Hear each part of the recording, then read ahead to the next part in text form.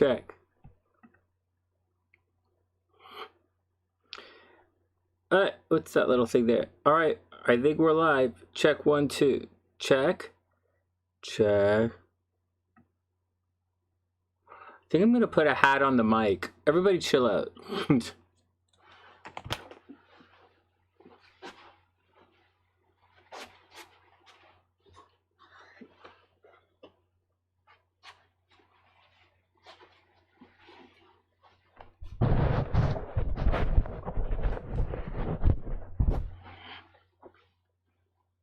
Now I can't see anything.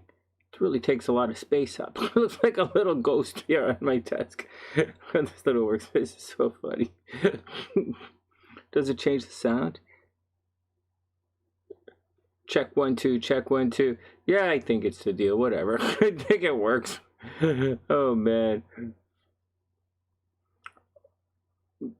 I was gonna start singing, but this really takes up too much space here. That's just a little weird.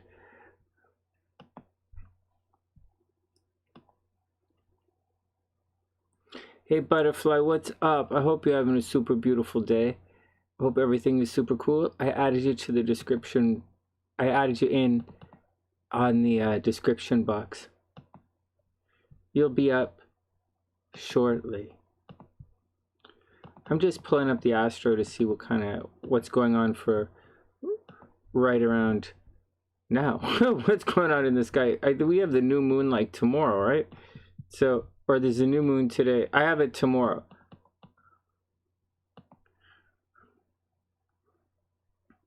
Everything is cool.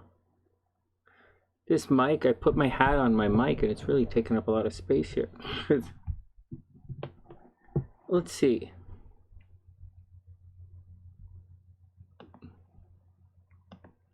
Check it out. Let's see what's going on. So, let's see what's going on. Let's draw a little picture. Whoops. Oh, man.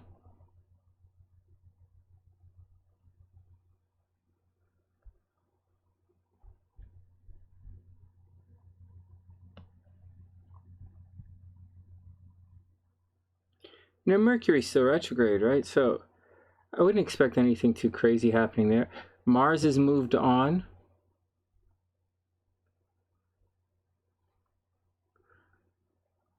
See, we'll have the new moon shortly. What the hell? What the hell kind of thing? Here we go. We'll have the new moon shortly right here. The nodes don't really, you know what? The nodes don't really like the sun and the moon. Like, actually, the north node very much does not like the sun. It's somewhat neutral to the moon, but the node, by definition and everything, every single possible way of looking at it, the sun doesn't like the north node. And so, but you know what does like the north node? Mercury actually likes the north node. Mercury gets along well with the north node, but the sun doesn't get along very well with the north node, and the moon is somewhat neutral, but whatever. It depends on what it is, what's going on. So that's a big deal. We are going through, tonight, we are going through the new moon eclipse. So it's still behind the sun, right? So a little bit of low key energy, low vibe energy. I guess it's kind of a little early for me to come on. It's kind of the weird time to come on with the moon right behind the sun like that. But it does herald new beginnings tomorrow. I'll explain that to you for the guys who haven't heard that yet. Oh no, I'm glitching. I hope I'm not glitching for you guys. I also feel a little blubbery. I've been eating way too much junk, and when I eat too much junk, I don't feel well. So, all right, here we go. I'll explain what's going on for you guys. And then we'll come back and we'll do the readings in a minute or so. So check this out. So this is it right here. That's cool, Butterfly. Yeah, I refreshed as well. So this is the deal. We have a new moon eclipse. Like, this is the deal. It's going to be there tomorrow, or tomorrow morning we should have it, or maybe tomorrow morning or so we should have it. And should be spectacular. It should be spectacular. It should be amazing.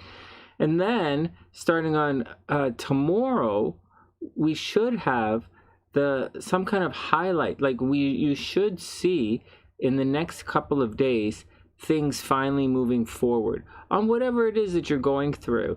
Like if you're waiting for an answer, or if it's time to move on, or it's some kind of goal or some kind of thing you're working towards. This is it. Like we're crossing the new moon in the North Node. This is the eclipse. This is what we're working towards. We're not going to be scot-free of, we're not out of that tunnel that, the analogy of the tunnel that I give you guys over and over again. It's, we're not at the end of the tunnel yet, but you should be able to, you should begin seeing signs of the light or the end of the tunnel as in your day-to-day life. You should be seeing the signs, especially right now at the new moon. Whatever has been holding you back, or if there's something that you wanted an answer for, like Gloria's going to get her job answers, right? Or like Ramel might become a rock star, or Monkeys might meet a new guy, finally get rid of that lame ass Virgo and get a new guy, like a really cool Scorpio. Hey Carmelida, I hope you're having a super amazing day. Oh, you got it. Let me put you to the list. And let me just see if my PayPal is up to speed tonight, and then add you to the list. You got it, Carmelida. Let me get you right here. Hey, just to remind you guys, I put you all in the description box now with timestamps. I'll start reading in a sec. I'll get to the readings in a sec. And it's great to see you, Carmelida. And it's great to see everybody. It really is great to see you guys. I'm just taking it a little bit easy. I'm a little tired, and but that's okay. I'm a little tired. Just stay on for a little bit. We went to the hospital this morning. CT scans for Mama Sunshine. So, like I said, guys, you're gonna begin seeing these breakthroughs. So if you're waiting on legal papers, so the Sunnysiders who are waiting on legal papers, in over there in Montreal-ish, right? You guys, so the Laval, right? You guys watch out for you might start to get the answers this week. You might receive some. You guys should receive some. People should be receiving legal papers this week. They should be receiving job opportunities this week. They should start new relationships this week. But keep in mind a couple of things. One, Mercury's still retrograde, so it might not entirely work out, right? Mercury's still retrograde. And at the same time, you could also find out the answer is no, right? So like, that's, keep that in mind. But you'll start receiving your answers this week. And the gate should be moving forward. This is the time to really move forward. So whatever you're doing, so I'd watch out the stock market. In the next week or so, I'd watch out for runs in the stock market, big run ups, big run down, and I would absolutely watch out for the weather. That's what I think, anyways. Yeah, that's my 2 cents. All right, well, whatever. I just wanted to see what was going on. It's hump day, and I don't really have a time to do the hump day horoscopes anymore. Anything else crazy that I should warn you guys about? You know what? I'm studying a lot of Vedic astrology these days. It's fascinating. I'm always reading different kind of astrology books, and these days I'm reading these Vedic astrology books. It's really interesting. And so I did do that video about a guy's penis size according to astrology. I thought that was a lot of fun. Instead, it's in the book too. And we'll do the size of let's see. Well, there's an interesting one in there that's a write-up that says about the size of a man's wife's breast size using astrology. What size the guy's wife's breasts are going to be, which is fascinating, because if you're dating somebody now, all you have to do is look at his astrology, and you'll know if you're the right girl for him or not. I know it seems messed up and it seems so mental, but I think that's what the author had in mind when she included it. And it's a long time ago, it's an old book, but that's the deal. It was really funny. Hey Lexus, what's up? I hope you're having a super beautiful day. I did receive a message from your friend. I got it this afternoon. I'll have to message her back. I'll probably message her back in the morning. And thanks, Lexus. I super appreciate all of the support. I super appreciate all of the help as well. What kind of stupidness was I talking about? That was kind of stupid. So those are the videos that I'm doing right now. So I finished the guy one, the woman one, and of course, but the thing is, the size of a woman's breast, of her breast in astrology, it's not that easy to dumb it down to a rising sign, or to dumb it down to, it really is a couple of planetary aspects, and you have to find the planet aspects sometimes. So it's not going to be the easiest to translate for super easy astrology for you guys, but I'm working on it. That's the tricky one. The one about the guy is easy. The one about the women and their breast size using astrology is not that easy. All right, next. Hey Jenny, what's up? Oh, you got it. Ooh, is that little Aries symbol? Okay, let's get down to it. What else is going on? I have a rap battle that's supposed to be done. Not yet, but I'm working on it. Hey, it's Jenni F. All right.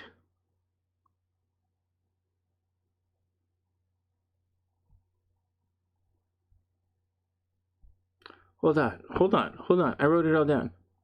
Hey, Ramyals, what's up? I hope you're having a beautiful day. Jenny, can you type in your birth information, please? So, Jenny, I popped you right on there. MiniAstro, you'll be after Ramyals Love. Can I get your birth information, please? Can you type it right in here in the chat, and I'll do your chart right away so I don't lose it. And hey, Divine, what's up? I hope you're having a beautiful day. Ramyals, you're heartbroken, Scorpio. Come on. Come on.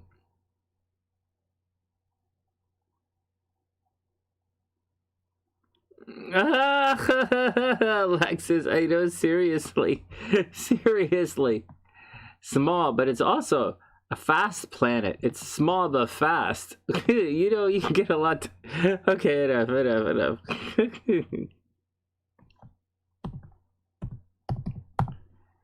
Okay, one sec. Let me just type in Jenny's information. February 24th. Okay, February 24th, 1985. At 8:59 a.m.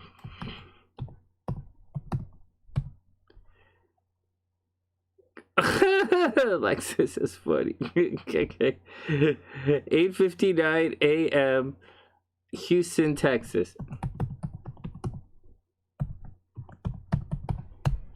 All right, Jenni F. February 24th, 1985, Houston, Texas, 8:59 a.m. Oh, you guys making me laugh.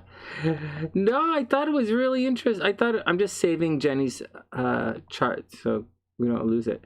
And the Ramyals will be there in a sec. Capricorn's in your 8th house. What? Capricorn's in your 8th house. Oh, that makes Gemini rising. Is that the Gemini? No, Capricorn was okay. Oh, Gemini's came in 3rd. Those rising signs came in the Capricorn. Saturn came in 3rd. Definitely a shower, not a grower. Oh my goodness. Oh man. Oh, Ramyals. That's funny. It's all cool. Oh my god. You guys are gonna ask everybody's rising signs now. Oh man. Okay, hold on. Okay, let's do the you guys are gonna oh man. But I'm serious. The next one is really, the next one really is crazy. And I'll figure out a way to do it, and you can be like, and I'll tell, and you'll figure it, you'll be like, what? Maybe I'm not supposed to date that guy. So Guys making me laugh tonight. Okay, stop it. All right, let's get up here and let's do our let's do a reading for everybody. See what's going on here. And it's great to see everyone tonight. I'm glad everyone is in a good mood. I'm glad I came online tonight. I'm happy to see everybody. Wait. Yeah, Ramel, that's exactly what we're talking about. That's exactly what we're talking about. Oh my goodness. Lexus, she doesn't know. Ramel, you don't know. Oh my God. Oh yeah. No, that's how it works. It is. Yep. That's exactly what they're talking about. No, seriously. It's the last video. The last video is all about it. It's in Vedic Astrology. It was a little tricky to do, but so, okay. Everyone is up.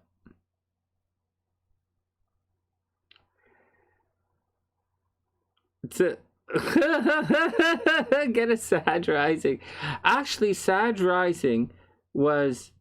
Sag rising is, I'm getting confused. The opposite of Sag is Gemini, and then Gemini, it's Venus. Hey Gloria, what's up? I hope you're having a wonderful day. Oh, I'm looking at the chart right here. Hold on. I have my astrology right here. We're looking at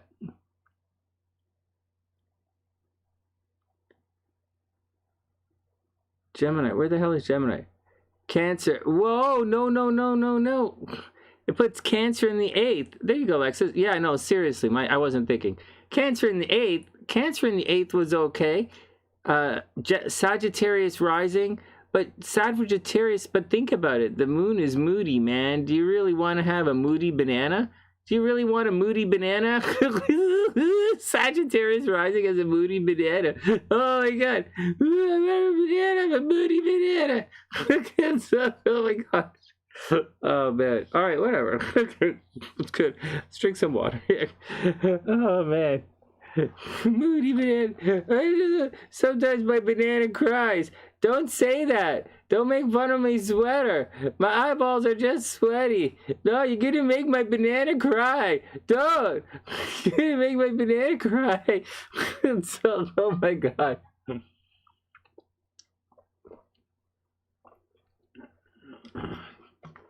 Nobody likes a sad banana. Oh.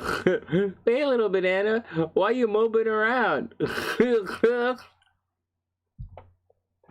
The guy broke your heart today. Well, he's moody. He's obviously moody. Maybe he doesn't. Maybe he has a sad banana. Maybe he is.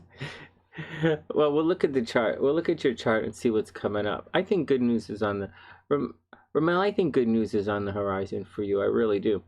And just keep in mind, keep in mind a couple of things. Mercury's retrograde right now, so anything that happens under Mercury retrograde could easily be redone. So people who break up during Mercury retrograde, you guys could easily get back together, right? It's not really that big of a deal. And after, you'll realize it's not really that big of a deal. They might come back. If they break up under Mercury retrograde, they might come back. So keep that in mind. So keep it in mind. So keep it in mind if you want them back. All right. Yeah, I know. He doesn't know. He sees a scorpion. Well, he's going to learn that the hard way ever. Like, but your mom doesn't like when everybody likes a happy banana. Plus, you guys live down in Florida somewhere. That's where all the bananas are happy. Up here in Canada, the bananas are cold. They're like this. Ooh, we're cold bananas. All the bananas in Canadian bananas are blue. It's really, they're partly frozen. The Canadian bananas. All right, enough. What's wrong with everybody? Sit here and giggle about bananas all night. We have to save Jenni. We have to save Jenni. We've got to go be all evil to Ramyals ex. WingOne's in the house. Oh man, she's looking for an ice emoji. Oh man. Hey Gloria, what's up? What?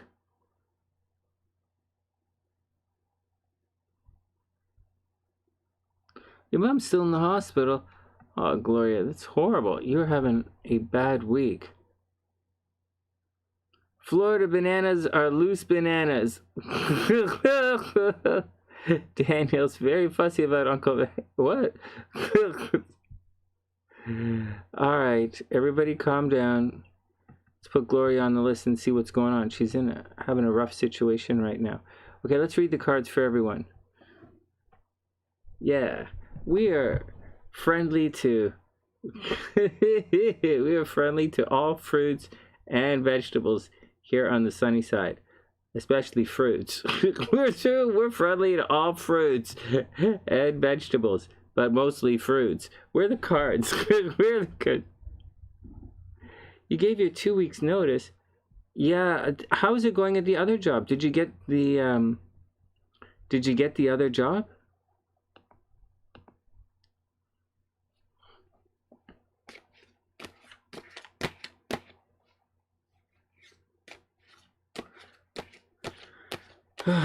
People are just going nuts, right? Yeah, it's a little crazy. Things are gonna, well, we're going through the eclipse, right? All the craziness. The parties arrived. Hey, monkeys.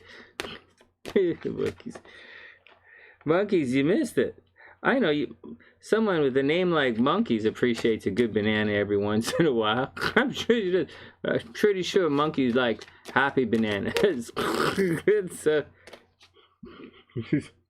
Monkey's got to get rid of her Virgo banana, and she gotta get a nice whatever stuff. All right, here we go, everyone. Ramyals loves bananas. Everybody loves bananas. All right, everybody calm down. Everybody calm down. Everybody calm down.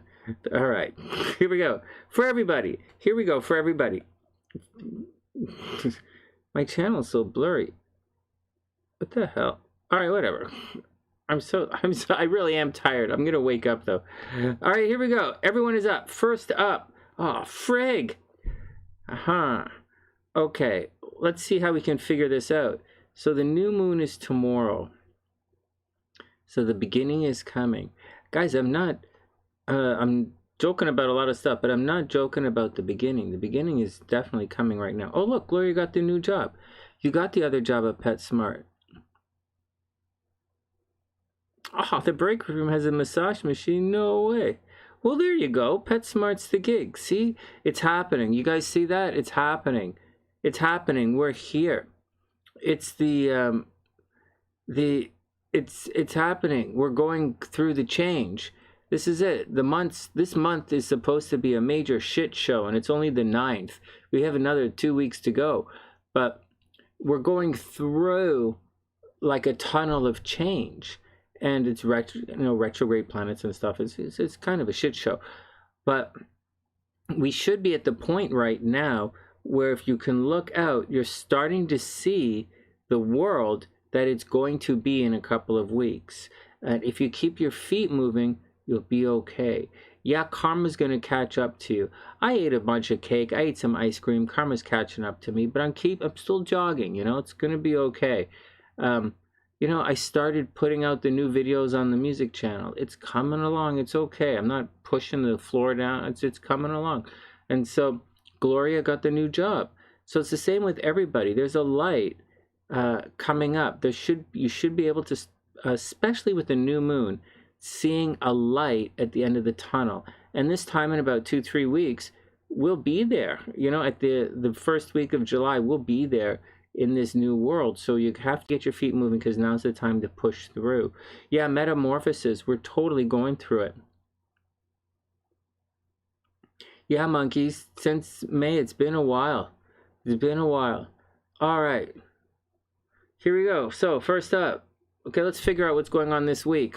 So what the hell? Tomorrow's the new moon, new beginnings. All right, well, 10 of Wands reversed. So this is messed up. You keep getting bad news for your mom, right? Seriously. No. My karma is ice cream. It is. My karma is ice cream. My big nemesis, my Superman, that's right, Sonny. You're definitely the Joker, and you are definitely, your nemesis is definitely Superman, Batman. All right. Here we go. Everyone, Ten of Wands reversed. So we are still doing too much for other people. We're trapped. It's reversed, guys. So whatever's happening, we're still trapped doing too much for other people. Don't worry about if you're not feeling appreciated or anything, right? Whatever. You do it because you do it.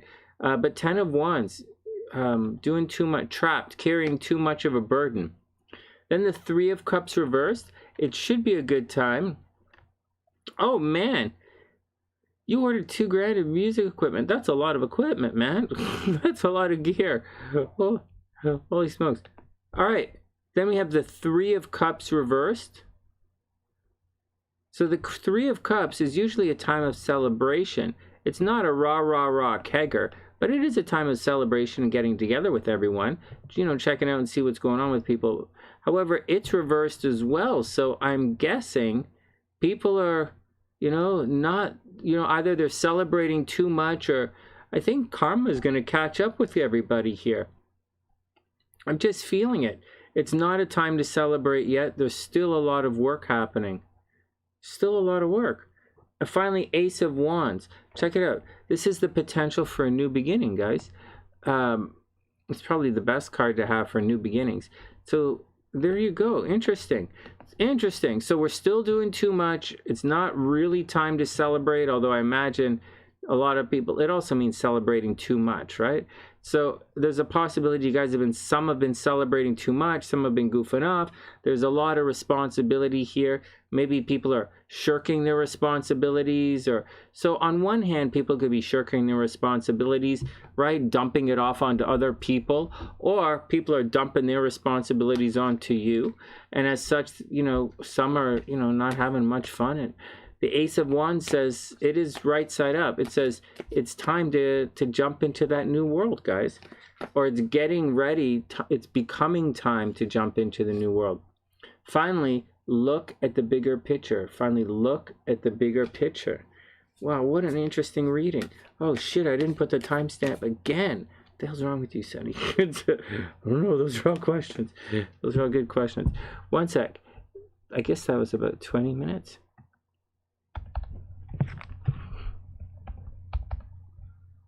All right, EleniG's up.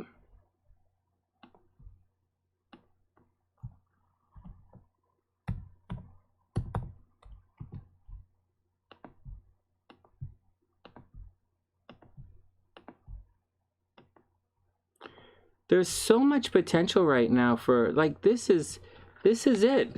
It should be a little bit scary for everybody. EleniG, 28 minutes. I would imagine it's a little scary for everyone. What was Empress saying? Good. Oh, semi-acoustic and electric and pink. Oh, very cute. Oh, you gotta show it to me. Show it. I'll see it on the weekend. Oh, you really went all out. Oh my goodness. Oh my goodness, you really went all out. Well, right on. Well.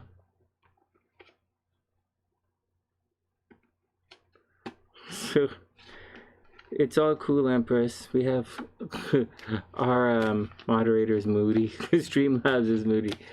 All right, hold on a sec. Gloria says, what will happen if a Cancer starts a lawsuit? Will the process be any good? If a Cancer starts a lawsuit right now, Cancer are arguing right now. Where's Mars? Mars is in Cancer, right? Cancer going into Gemini. I don't think it's a, I don't think, no, they're not a Cancer. I don't think, I'll tell you.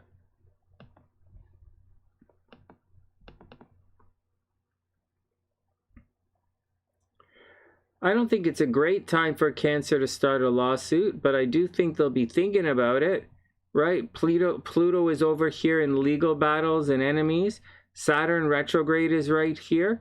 So Cancers are probably could be thinking about legal battles, more than likely trying to sue someone for money, right? This is, Saturn is retrograde in the 8th house, so Cancers, they might start legal battles, most notably to sue someone for finances, for money, suing them for money. it's probably a good time. If you want to, Cancers are very victorious right now. So it's a good time, Gloria. For Cancers, Cancers are winning right now. They're very victorious. So as such, it's a good time. All right, EleniG is up. Let's read EleniG's questions.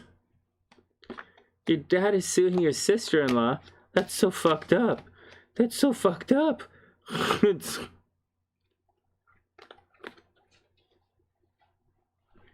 Why didn't she just pay?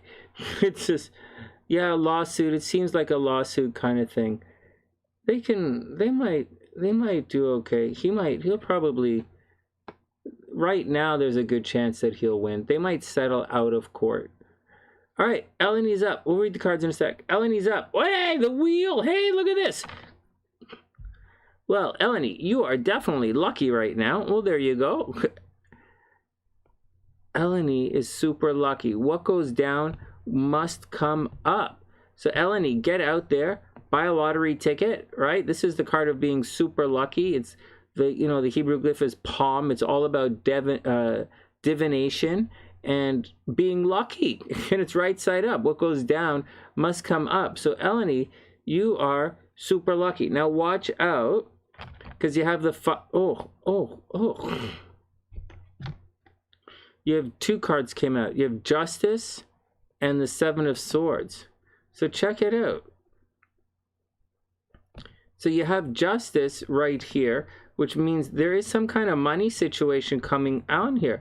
Like you might actually be making some money right now, EleniG. You might actually win some money. Like you might get a this card is really how much you're worth, right? So you might actually find out how much you're worth. You might get a raise at the office. Money should be on the way. Something lucky. Obviously, buy lottery tickets. Like, obviously, right? Totally buy lottery tickets.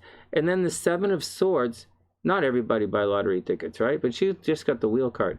Then the Seven of Swords. Something you have to watch out for, EleniG. Someone's going to be stealing something from you. Whether it's your idea or they're trying to steal your name, or identity theft, or people at work are stealing your lunch, or they're taking credit for your ideas. This is very much taking credit for your ideas. So be careful. Now, once again, you're super, super lucky, right? So get out there and do it. But then the Justice card is really good. You might get a promotion. There's a balance coming. Things should be really good for you. But then the Seven of Swords, someone's going to steal your ideas, so watch out for it. Then, the answers you need are coming. We don't get this card very often.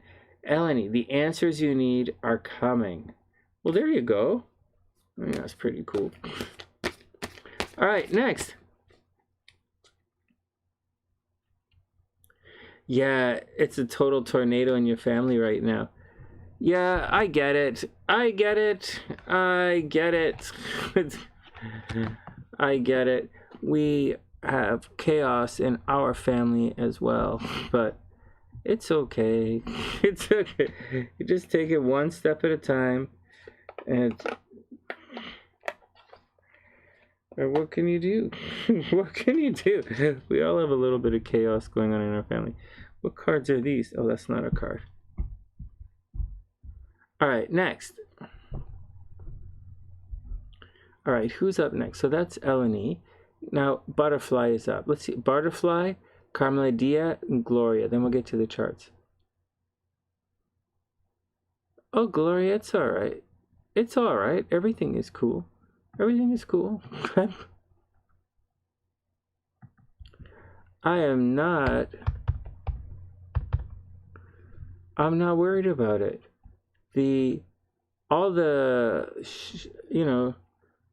What am I doing here? Butterfly is up next. All of the nonsense, I don't really care about.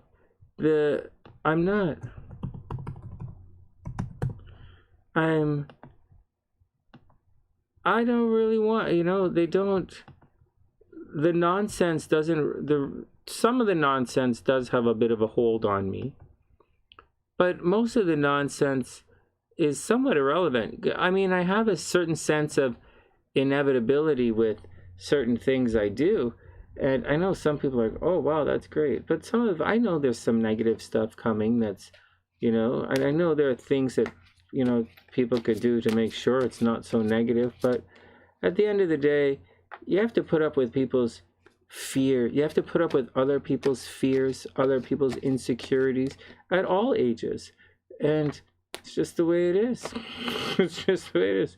All right, butterfly is up. She already metamorphosized. No way. That's cool. That's cool. That's cool. All right. I hope everybody's going to be okay. I think some of the stuff, you know, let's keep in mind Mercury's retrograde. And I'm not making excuses. I'm just saying Mercury's retrograde. There are technical difficulties. Mercury's retrograde. What are you going to do? Mercury retrograde or Mercury direct. We're still walking down this hallway. We're still going through this tunnel of adjustment. We're still in the cocoon. Metamorphosis is happening right now. The transformation is happening. I'm gonna have to transform some of this birthday cake and ice cream off of my love handles and back onto the like sweat. But I'm pretty sure I'll metamorphosize, or I will fall out of the tree. I won't be a butterfly. I'll be like a lumpy butterfly. It'll be like a butterfly that can't fly.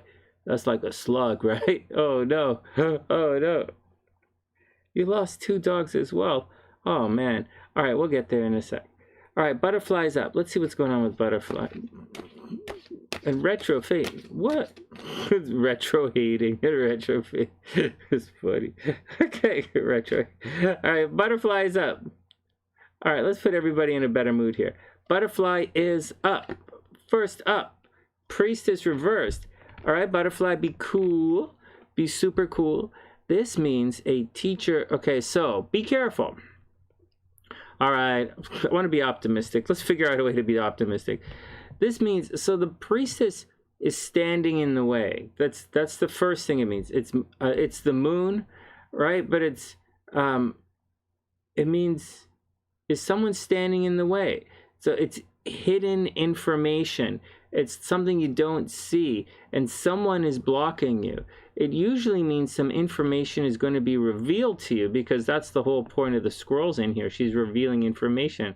We have a big thing in Freemasonry on this too. And so, but until the information is revealed, you're not sure what it is. But this card is also reversed. So someone might be hiding something from you. So butterfly, watch out. Someone might be hiding some information from you, or they might not be telling you everything just for your own good, right? Watch out. And then we have the death card. This does indicate that a change is on the way. So that's pretty good. So that's good. Butterfly, a change is on the way. So whether you're spearheading the change or the change is... This is usually you're spearheading the change. It's not, the death card doesn't usually indicate a situation where it's being forced upon you. So just take your time, you know, have confidence, know that you don't know the entire situation in advance, and some people are not telling you the entire situation, right? Priestess reversed. And then we have the Page of Coins. So watch out for money, butterfly.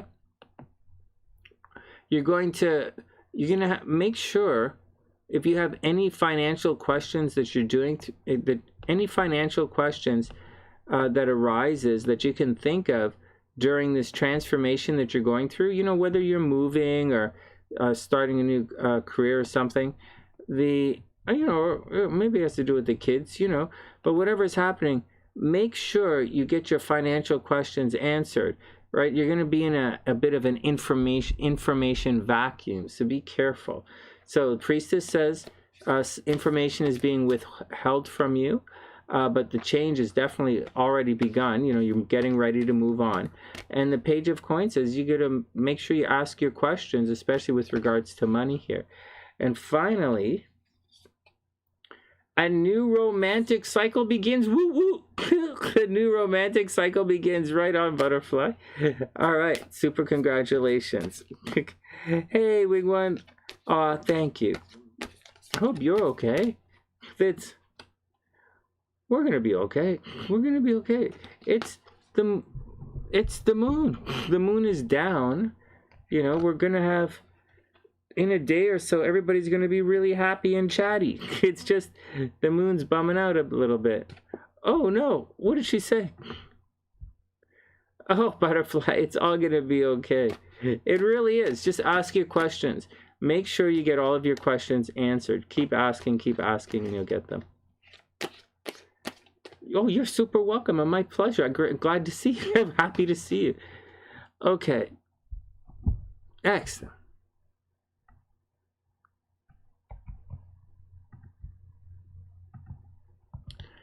Carmelida is up.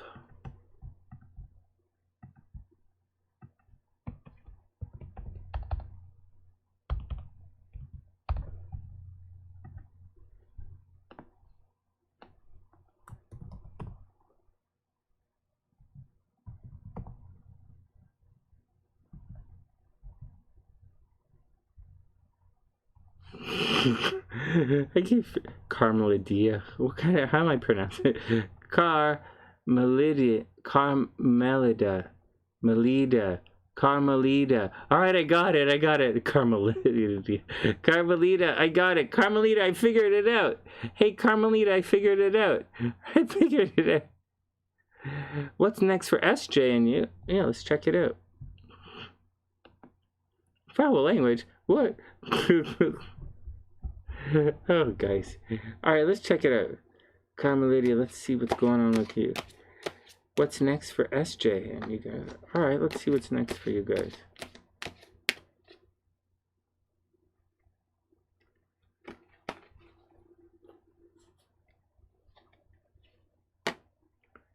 Oh, this doesn't look good. Okay, first up is the Tower card is reversed. Carmelida. Oh, I keep saying Dia, Carmelida. All right, here we go. Okay, here we go.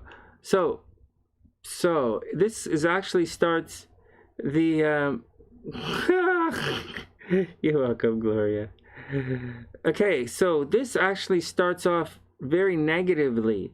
This is saying, this is the Tower card reversed. This is saying that something happened that, like, this card says that something happened that broke you guys up, or that there's a break in the relationship, or there was a big fight. There's like, this looks like there's a break in the relationship or a big fight happened. And if that's the case, it looks like it's going to be difficult for you guys to get back together if that's the case, because the Tower is reversed. But it looks like something happened which shook up the relationship, and it's a negative situation right now. Then we get the Nine of Cups reversed. It's supposed to be good, right? The Nine of Cups reversed indicates there were a lot of happy times. It might have been magical.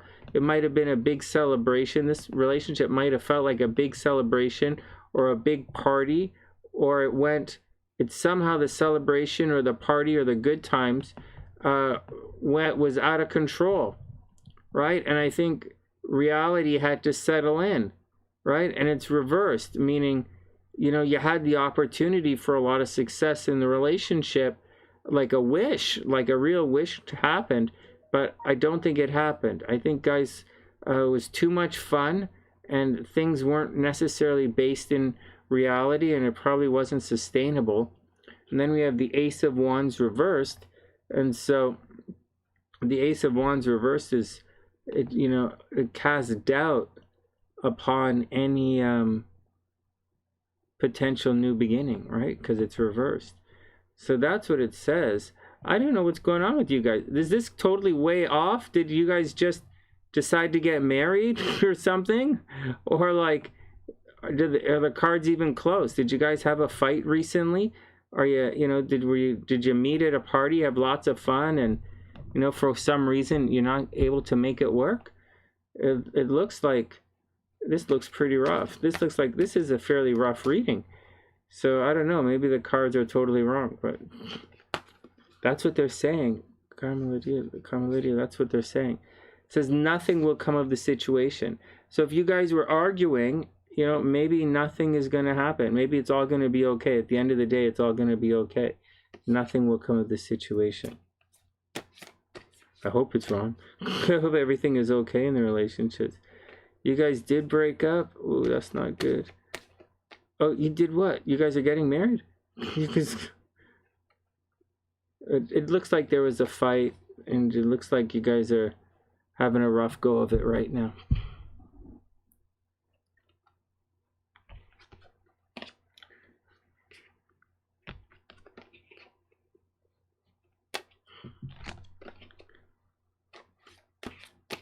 Well, that's a bummer. All right, let's get on next. Next, let's cheer up. Next, or else I'm going to eat a whole bunch of apples. Next. Hey, Adam, what's up? I hope you're having an amazing day. Okay, next. Next. Gloria's up. What's his rising, though? His rising ain't rising anytime soon. That's when she gets done with it. All right, let's see what's going on with Gloria. What's his rising? It's funny. His rising is foot. He's gonna have there's be nothing rising on him anymore. All right, Gloria's up. Let's see what's going on. Let's see some good news for Gloria here. You're welcome. You're super welcome, Carmelida. Hope everything works out. I really hope everything works out. It's banana smooshing time. Gonna turn those bananas into swollen eggplants. Ooh, 11/11, time to make a wish. All right, I have an 11/11 wish. So I haven't been entering any of those raffles recently, but hey, this is all. No, we always love our bananas here. Just like the 11/11 wish for me is, I don't know. I don't usually wish for things. I do sometimes. I usually wish to do things. I'm gonna make a bunch of money magnet hypnosis CDs for you guys. I was thinking about that when I was jogging today. Oh my goodness, I gained about 10 pounds. I feel it in my legs when I jog. I'm running so slow, it's not even funny. And so, anyways, at least I'm jogging. At least I'm doing it. And so, and I'm on an apple diet now. I pigged out on ice cream and stuff. So, but that's what I'm going to do. I'm going to do the hypnosis videos for you guys, money magnet videos. I was thinking about those when I was jogging. And I'm going to do the breast size videos for you guys as well. I was going to try a different style, but that I can't. The new style is, I like my style. I'm going to stick with the SunnySide style. And that's what we're going to do. Vegan ice cream. I know, really. I know. No, I just pigged out. It was my mom's birthday and I pigged out. Like 2 days in a row. Oh man, did I ever pig out though. But it's all cool. Is there a breast reduction hypnosis video? I could do a breast reduction hypnosis video for you. You know what? I'll tell you. I've been a master hypnotist for a long time. Long time. And a lot of the techniques that I use these days are my own techniques. But they're loosely based, right? Because my stuff's evolved over time. But at the beginning, there really were hypnosis approaches for breast augmentation and for breast reduction. And there really were, and I have the scripts in Chicago. I have a Scribd book in Chicago. Because my stuff's in Chicago, right? But I have one in Chicago that talks about body. I think it's body illumination is what it's called. And I know it sounds silly. But there's yeah, I know, for real. For real. Do you want me to do a video on that? Why not? Maybe. When I get back to Chicago, I'll think about doing those. Gloria. To stop smoking. Yeah, I have videos out there to stop smoking. Yeah, videos, hypnosis to get out of fears, of course. I think, Stephanie, I created a video, a hypnosis to stop smoking video. I'll send you the playlist right now. Let me just pull it up. Oh, it's not there. Let's see if I can find it. It should be right here on the channel somewhere. I'll just pull it up quickly. I'll just quickly grab it for you. It should be right here under, right here.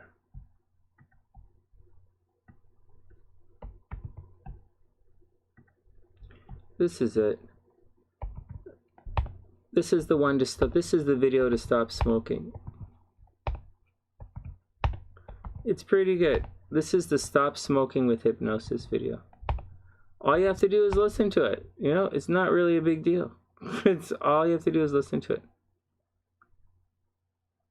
Yeah, I didn't make videos for them, Lexus, but I might make videos for them. All right. Nervous? Yeah, most of my videos, all of my videos are designed to help with anxiety. You can't do hypnosis when a guy's anxious. All right, Gloria's up. Let's see what's going on with her. Let's see what's going on right now with the cards. All right. So let's see what's going on with the cards with Gloria. Gloria had a rough week. It's pretty screwy around there, but trauma is a good one. Yeah, let me think about it when I jog. I'll start it up tomorrow. I'll see if there's time tomorrow to start it. Gloria, the Chariot. So first up, this is Cancer energy, no less. So first up is the Chariot. You know what? Like, it's so easy to say there's lots of running around, right? The Chariot's going to say there's lots of running around, there's lots of this, there's lots of that, lots of this, lots of that. But the reality of the Chariot is, Gloria, you're going to have to show everyone what you can do.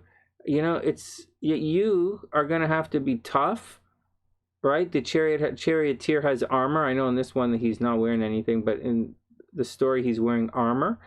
And like the crab has armor. So Gloria, you should, you know, show everybody what you can do. Put your best foot forward. Absolutely take control of the situation. And give everyone the best. Show them your best side right now. It's time, the Cancer card, Chariot. It's time, Gloria, you're going to have to take control of the situation. Just take control of the situation. Then the Hermit card. You know, some Virgo energy. This is a powerful reading for you, Gloria. Then the Virgo card, you're going to have to start taking control of the situation. Like, you're going to have to figure it out. Right? Whatever is happening, you're going to have to take some time for yourself and just figure it out, right? But the Chariot is the first card. Don't let anyone push you around. Don't let anyone mess with you. You know, take your time, multitask, get it done. And then the Hermit is, it's up to you. You know, it's up to you. You have to figure it out.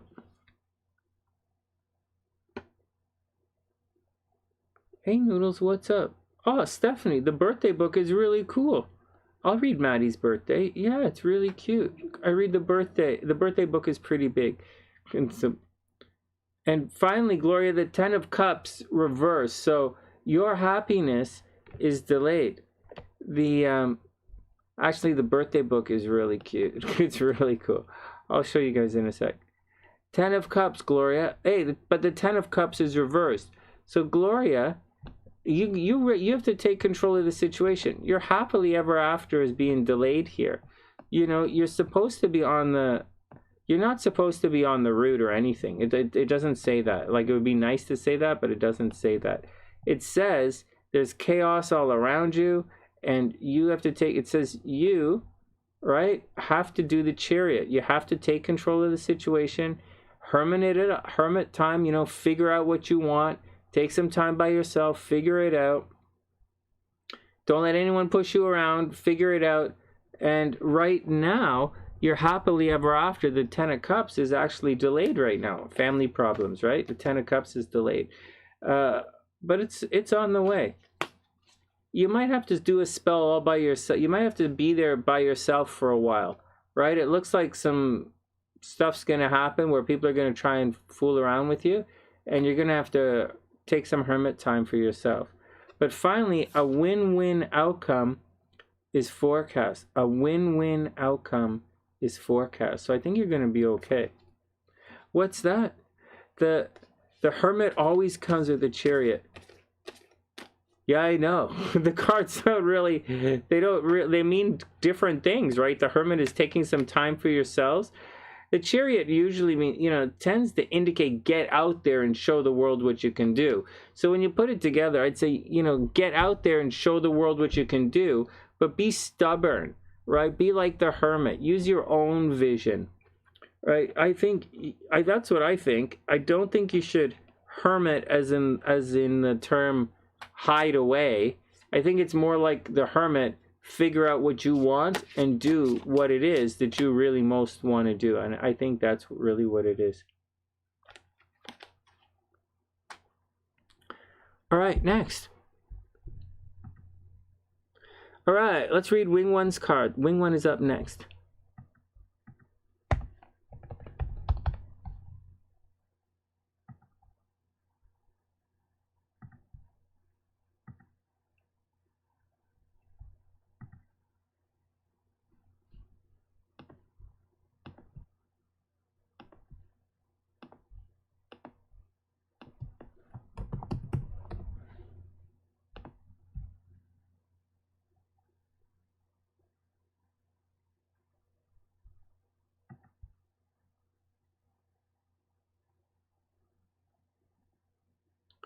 Do you want to do a positive spell on the 11th? A spell night on the 11th, on Friday night? Sure, okay, we could do that. That sounds like a good idea. All right. All right. We absolutely have spirits in this house. There's no joke. I'll tell you something spooky. You guys want to hear something spooky? I'll tell you guys something spooky. I already knew we have spirits in this house, right? You guys know we have spirits in this house. They're like, that's the obvious thing. And so, but that's not the thing. The thing is, I was talking to Mama Sunshine the other day, and so we obviously have spirits in the house, right? You guys, so whatever is whatever. And I was talking to Mama Sunshine, and she's like, she was talking about how she was having a nap one day. Hey, Erica, what's up? And hey, Mary Lee, I hope you're having a beautiful day. So I was talking to Mama Sunshine, and she said she experienced sleep paralysis while having a nap in one of the rooms in this house, one of the rooms upstairs. And I was like, because we were just talking, right? We were talking about Ouija boards, and we were talking about spirits, and she said, there's a spirit which, if she takes a nap in that room, there's a spirit that holds her down. And I thought, like, what the hell? What the hell? And then I realized quite quickly, actually, when I was listening to her, because I didn't know this before, because I didn't know she takes naps in there. I thought she had sleep paralysis in a different room. But I had sleep paralysis in that room as well. That's what happened to me. I had it a couple of times in that room, sleep paralysis in that room. So I'm starting to think, maybe in that room, there is a sleep paralysis monster. I don't know. I think that's how it works.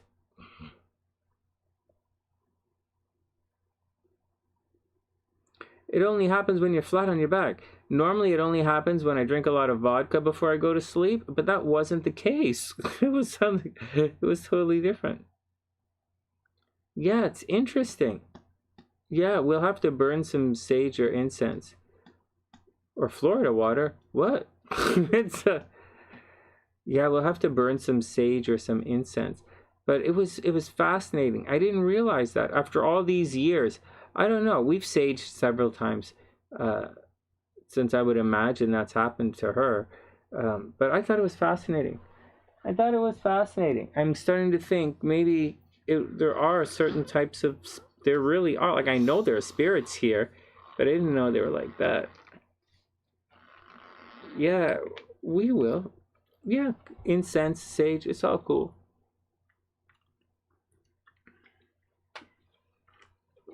It was neat. It was interesting.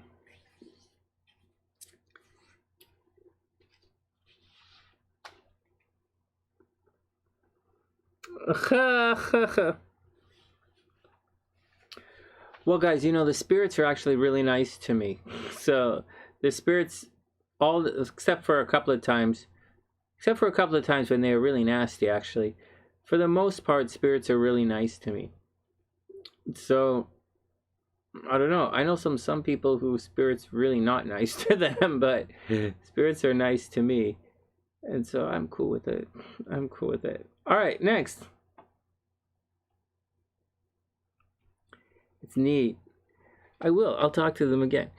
All right, I talk to the spirits all the time. You have to pray to the right oracles, right, man? You guys got to pray to the right oracles. You have to pray to the right angels. You have to pray to the right deity, to your right spirit guides. You don't really pray to your spirit guides or but you talk to them. But you have to talk to the right spirit guides. You have to talk to the correct spirit guides. You have to talk, you should be in pursuit of your destiny. And excuse me, if you could swing that, you're way, way, way ahead of the pack. If you can't swing that, then you're in a lot of trouble because you're praying to the wrong gods. Metatron. Hey, people have been talking about him, haven't they? Who is Metatron? Isn't he like isn't Metatron like another name for the devil? Metatron.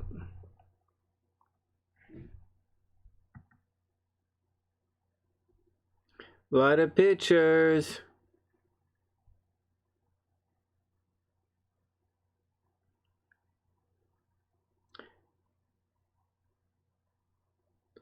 It says Metatron is the greatest of angels in Jewish myths and legends.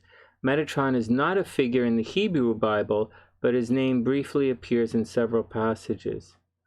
So Metatron is like, I guess he's the strongest angels of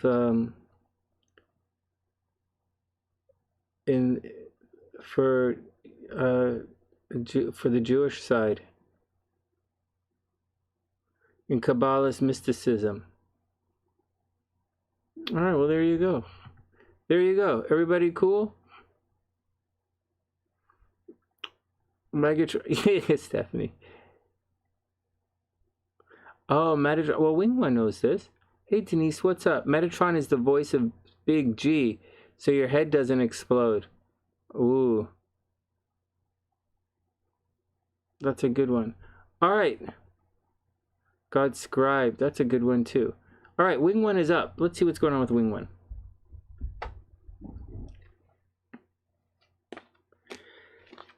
Well, it's going to be a long summer, WingOne, but I think you're going to be okay at the end. You just got to make it through the long summer. Here we go. WingOne is up. Fool card reversed. So, it's not, there's a new, the new beginning is on hold. Right, you should be having a new beginning. You obviously need a new beginning here, but it's on hold. So be careful. Be careful. Watch, keep in mind the same old.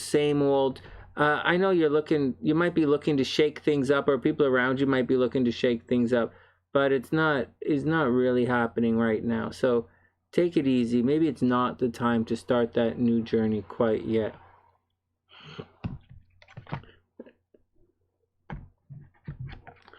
Oh, there you go, Stephanie. I have a class. All you have to do is send me an email at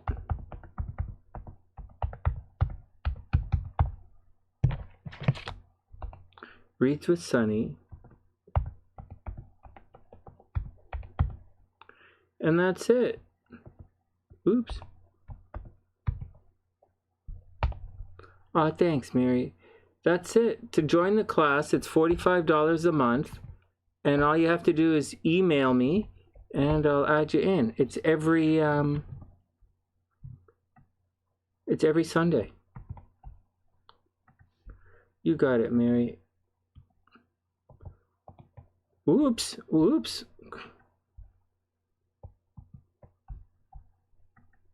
All right, let's get back to it. Let's get back to WingOne's reading. So WingOne, here you go. Ugh, watch out. Yeah, the classes are on Sunday evenings. All right, the Fool reversed, WingOne. So, you know, new beginning, watch out for it. You know, it looks like it's not going to happen. So don't stress it out. You know, don't force anything if it's not going to happen. Maybe not yet. Then you have the Justice card. So maybe there is some kind of balance coming out. You know, you're going to figure out what's going on. You're going to find out how much you're worth. And that's what it is. Actually, if you ask me, I would say that you were probably thinking of striking out on an adventure, and you found out something, you know, the balance, you know, the risk reward of the adventure wasn't worth it, so you're probably pulling the plug, is what I think. That's what I think. I think you were thinking about doing something, and you're pulling the plug on it. You're finding out it's not worth it, which is okay. And then finally, the Moon card.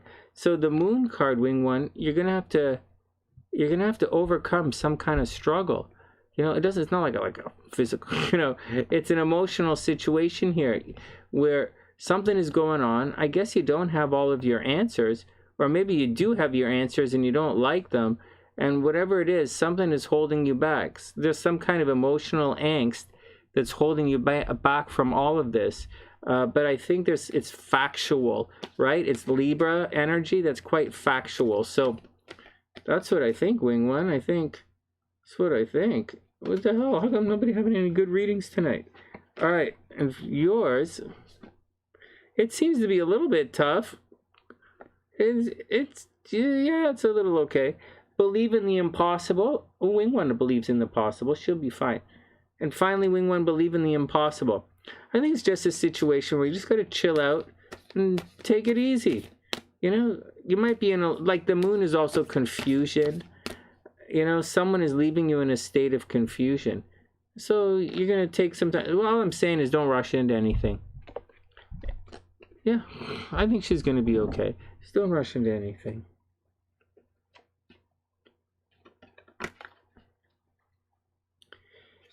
These guys are gonna be okay. You guys are gonna be okay.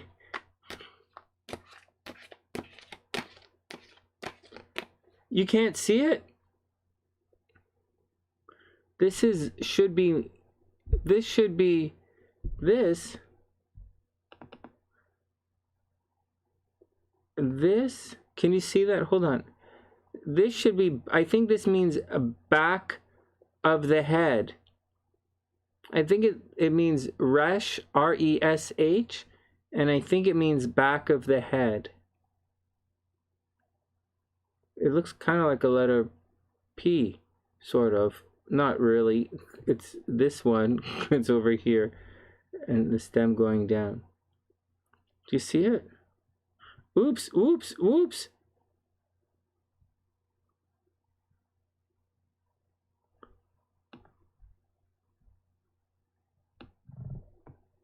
And this guy here is ox.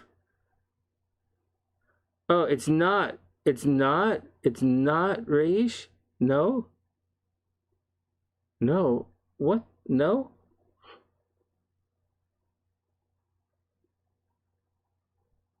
I think this guy is ox as well.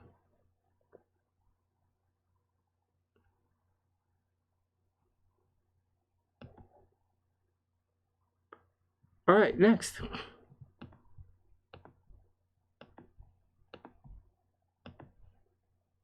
Okay, we'll leave that there. Are you guys still there? Okay, Ramyal is up. Ramyal, Jenni, and then we'll look at Mary's chart. Oh, I didn't type. Oh, I do have Jenni's chart up. Okay.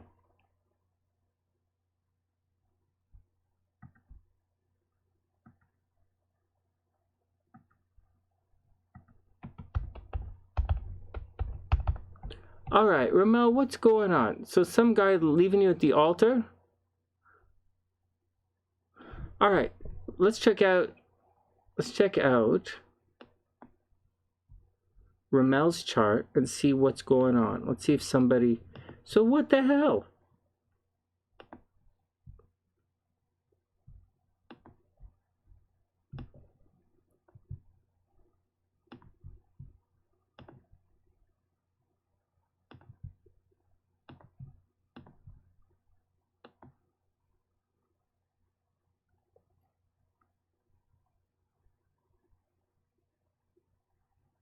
Oh, very cool, WingOne. Very, very cool.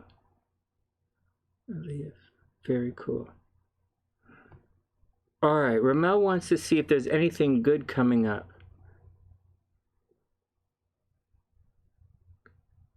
Oh, he was an intense Sagittarius, right? He's like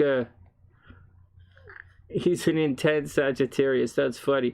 Well, you're like a, you know, I'll tell you guys something. Hey, Waitonit, what's up? I hope you're having a wonderful day. We'll oh, very cool, WingOne. Very cool. Oh, hold on.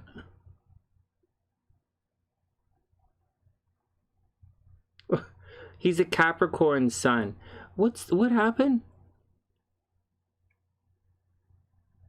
He's intimidating. A Capricorn sun? Oh, well, you know, you have the, you know what? Oh, very cool, WingOne. No, I don't think the numbers would, I think, I'm not sure why, I'm not sure how they came up with the numbers in the major arcana. That's a good one. Or on any of the tarot cards, actually. Thanks, Waitonit. That's really sweet. All right, let's look at Ramel's chart for a sec. So, he had the emotional capacity of a dead fish and got his ego bruised. Well, dead fish, they can feel too. they feel like that's you don't know what it's like to be a Pisces. No knocking the fish. Okay, no, stop. Well, what the hell? Hey, Jessica, what's up? I hope you're having a beautiful day. So this guy was a Capricorn, right? There's what's going on with Capricorns? Oh, I think there's a clash. There's a clash. So he has a Gemini. He has a Gemini moon, right? Yeah, I get it. Well, you would have liked the Gemini moon. I'll tell you something about you. You have your Venus is in Sagittarius, and so people with Venus in Sag, these guys are fun. Remember, these guys are fun. They're creative. They could make money teaching, and they're fun. I know you're a Scorpio. I get it. Okay, I'm a Scorpio too. I get it, and I think when people see you, or they hear you, or that you speak, or they sense that Scorpio side of you, a Scorpio intensity is not what people think. A Scorpio intensity is not a facade. It's not a face that a Scorpio wears. It's not, you know, it's not how you look. I know the Scorpios have the Scorpio stare, but that's not, Scorpio's intensity is different. It comes from within. And that's why you can get some fluffy Scorpios and some really, you know, hardened Scorpios. Or you can get some chatty Scorpios, or you can get some quite silent Scorpios. But it's not the same, because, you know, it's not Capricorn. You know, Capricorn is really, you know, it's the axis of, like, they don't speak, like, Capricorn really is kind of uptight. You know, Scorpios, they uncover secrets. Scorpios aren't really uptight. They're more just like, they're not necessarily aloof. They are loners. They are. So, whereas a Capricorn is kind of aloof, wanting to fit in. Scorpio probably doesn't want to fit in. It probably doesn't want to fit in, you know, or they might, but neither here nor there.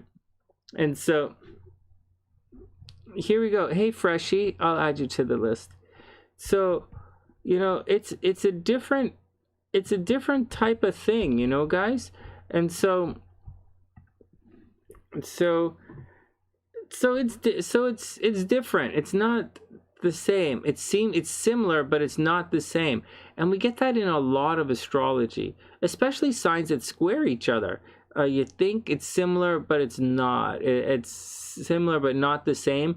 And sometimes the differences or the juxtapositions in the symmetry can be really garish at times or painful for certain people at times. Anyways, Ramyals, her Venus is in Sagittarius.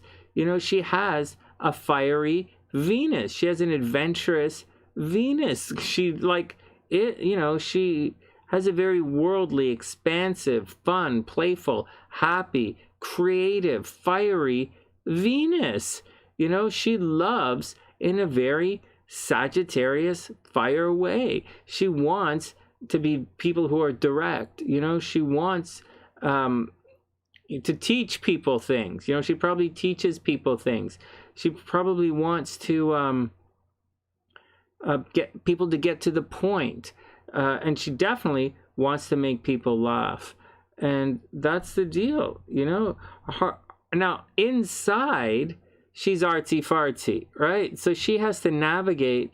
So Ramyals has to navigate this moon in Pisces, this healing, artsy-fartsy, wait for everybody moon, and this Venus, which is to, you know, get on with everything, you know, get on, make everybody happy. And it's in the 7th house, and it would behoove her to work on that. You have to be extremely careful. Ramyals has to be extremely careful because that moon in Pisces is going to make you kind of a sucker for guys who are losers, right? Or you're going to be take a lot of you are going to take a lot of abuse in relationships or put up with a lot of nonsense. Because generally, you know, you're kind of into guys who are give off that vibe of down on their luck a little bit. Maybe they're a little artsy, you know, maybe they're a little unattainable, and they're kind of like kryptonite for you. And so that's the stuff that's happening. He was a Pisces Venus. Lots and lots and lots of love, right? Yeah, his Venus is in Pisces, right? Yeah, I can imagine there's a lot of attraction there. Oh, we looked at this chart, right? We looked at his chart. There was a lot of attraction. You know what? I don't think he's going anywhere. Denise is like loser magnet monkeys. Guys, give her a break, man. Maybe she really likes the guy. You know, I think he's probably coming back. Like I don't see. I don't really, I do see a situation where he's probably gonna come back. And so I wouldn't overly stress it out. I'd say, unless he's dating somebody else, I think he's coming back. Remember, Pluto's messing up all Capricorns, right? Pluto's messing up Capricorns. The nodes are, well, those are your nodes. And so it's, the guy's probably going through a mental trip right now. It's really, oh, Stephanie, come on. Oh, monkeys. Well, you're really hard on her, aren't you? Whoa. You guys are really hard on this guy. All right, well, let's look it up. Let's see. I don't think it's you. I think it's...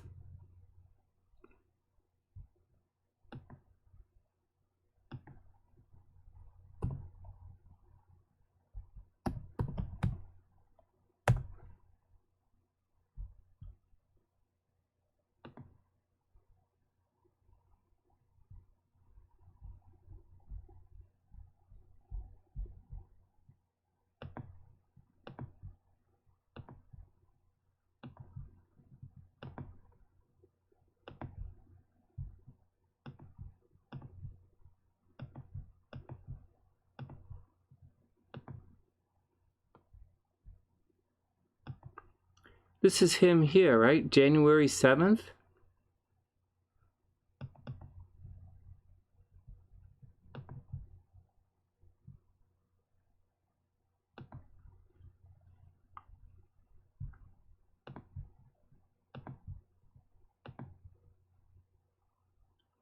So, hey David, what's up? Venus in Pisces. Yeah, so this is the January 7th guy, right? Yeah, we better start the stopwatch or we're going to be here all night.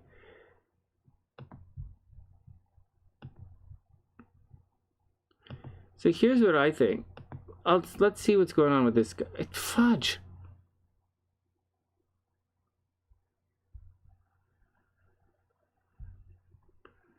So maybe he's going through a bad situation right now. First, I bet you he is going through a bad situation. He is. So what's going on here? So he has all this stuff. Okay, so he has a lot of stuff in Capricorn. 26 degrees is coming backwards. It's not going to hit his sun. Mars was just opposite. He spent a week where Mars is opposite. All right, so he's fighting in relationships. So he was fighting in relationships. Hey, Ramyals, he was fighting in relationships. Saturn is here, so he's going to have money problems right now. I would imagine for the rest of the summer, he's going to have money problems. And I imagine that right now, he has money problems. And so you got to shake it off. He was having love problems, right? He was having love problems when Mars was cruising through his 7th house here, especially when it crossed the nodes, right?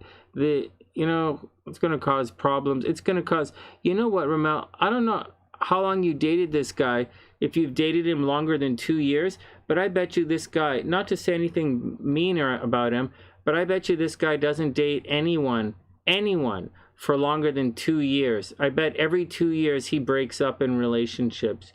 Quite sincerely, I bet you that. Every 2 years this guy breaks up in relationships. And so, seriously, what are you guys talking about? Anyways. So, no, you didn't last long at all. No, I bet you this guy breaks up every 2 years. But you know what? I think it doesn't. First, with Mercury retrograde, there's a possibility he's going to come back to you. Very sincerely, very seriously, very sincerely, he might come back. Because I do think there's a lot of love in the chart. I think something, and he's really into you, right? His Mars is in Scorpio. He's really into you. But I also think he might be going through some money problems and things are really expensive for him right now. And he's not really the type of person to lose face, right? He likes to maintain face at all times. And he gets really enthusiastic in relationships. Like last month when Mars was crossing his North Node, like these are some people who have, wherever your North Node is, you feel a sense of entitlement even though you didn't earn it. So in the 7th house, this is someone who could walk around, feeling entitled about relationships. Like, I need this, I do this, you're lucky to be in a relationship with me. And so this guy's going to have problems in relationships. So on one hand, it gets good, but on the other hand, it really does get pretty rough sometimes. And so you got to be careful with that. Plus, the Mars doesn't really jive with the North Node. Mars is more of a South Node kind of planet. So he would have had it rough in the last couple of weeks. I would imagine last month he really went all out in relationships. I think this guy has unrealistic expectations in relationships. What are you guys talking about? Oh, your talking stage didn't last. What? Oh, yeah, this is what's going on. So that's the deal. Yeah, I think I agree with Jesse on this one. I think it is him. Ramyals, I think it is him. I don't really see you going through anything too crazy right now. Not really.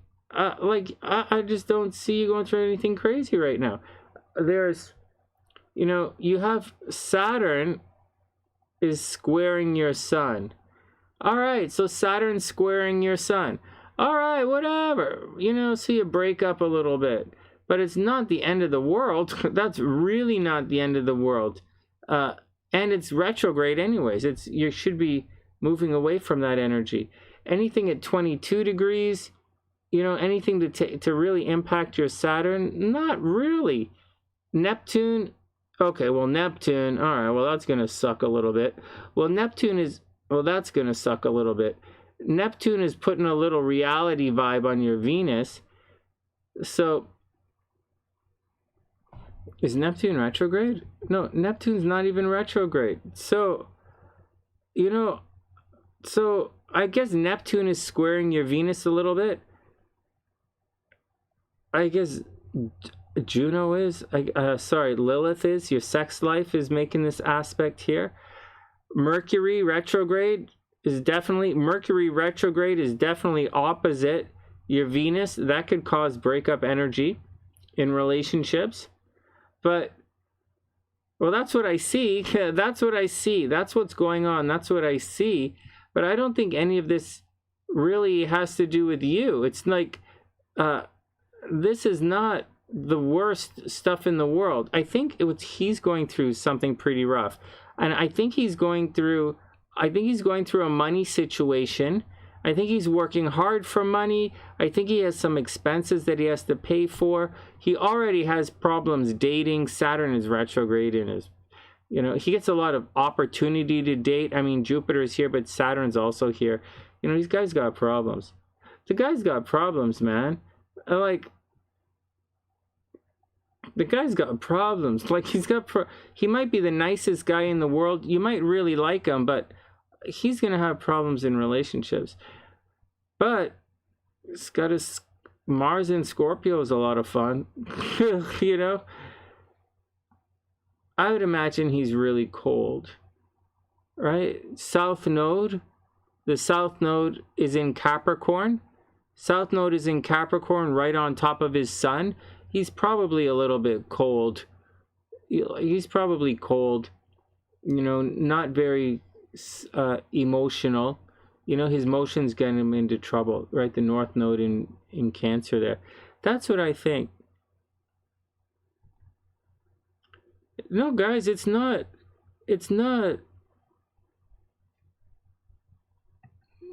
Yeah, and he didn't say anything, right? Yeah, he wouldn't say. He's because Mars is in Scorpio. He's not gonna say anything. No, he's not. He's curious. He's curious, but he's cold. He's curious. He's cold. I don't think he's unfeeling. He's not unfeeling. He's just not very expressive. But like, so what? So what? It doesn't mean he's a bad guy. It just means he's going through a difficult situation right now. I think he's going through money problems right now, and that's what I think. I think he's going through money problems, and I think he doesn't want you to know about it. Ramel, I think that's the answer. I think he's going through money problems, and I think he doesn't want to tell anybody about it. I think that really sucks.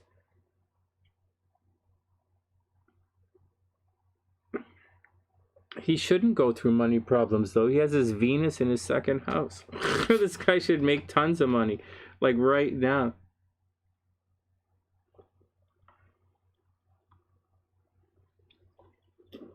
That's what I think. That's what I think.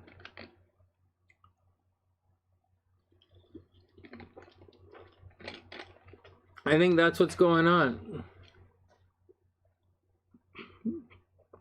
Hey, Jazz. Nah, it's not the worst placement for Mars.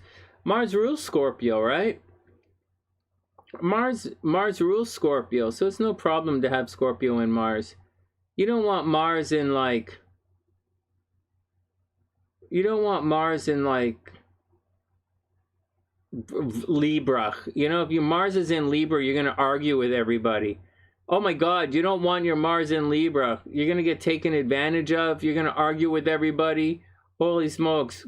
So, or like, Mars doesn't really like it in like Taurus. You know, it's going to upset things. It's going to make things garish. You know, probably keep Mars away from Gemini. They ask too many questions. A little slutty. So it all depends. What do you guys like? Oh, sorry, Jay. It's Oh yeah, Mars and Aries. Oh god, you guys are gonna argue with everybody. But you know, it's alright. It's alright, it all depends. Look at Jenny laughing her ass off. I'm tired tonight. You're lucky I'm tired tonight and we making all this stupid stuff. We go on and on about this nonsense. Jay's Mars is in Libra. Well, yeah, Mars in Libra is gonna make someone argumentative, right? But more so than argumentative, you know, always sticking up for the underdog, always seeing the other guy's side of the argument. And the problem with seeing the other person's side of the argument is when you're sitting there talking to your partner and your partner says something bad happened to them that day at work, you're going to see the other side of this argument. And when you're talking, you're going to tell your partner the other side of the argument. And even though you're being totally supportive and you're just talking, your partner's going to feel unsupported by you. He's going to think your partner is going to always think you're taking the other person's side, even though that's not what you're doing. And so that's how one of the ways that a Mars in Libra could get you into a lot of problems. That and venereal diseases. All right, next sluttiest side. I have that. I have the most loosen the zipper sign. I think, is it loosen the zipper? I called it promiscuous, but I think we'll do it most loosen the zipper.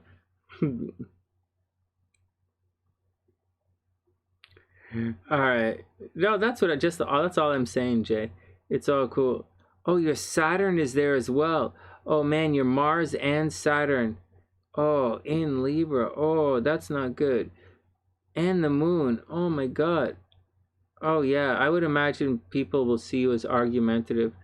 Hey, you know what? I would imagine, Jay, you might end up having kidney problems. Kidney problems, lower back problems, chest problems, kidney problems, lower back problems. You'd have to watch that entire thing out. All right, Jenny's up. Jenny's eyes here, eyeballs there. All right, hold on. Let me do the timestamp here. Well, that's what I think. Ramel, I don't think it's your fault. I think the guy's going through a money problem situation, and I think he just doesn't want to say anything. And that's what I think. But I also believe he'll come back to you. And I think he's okay. He just fucked up in relationships. All right, Jenny is up. Jenny, 133.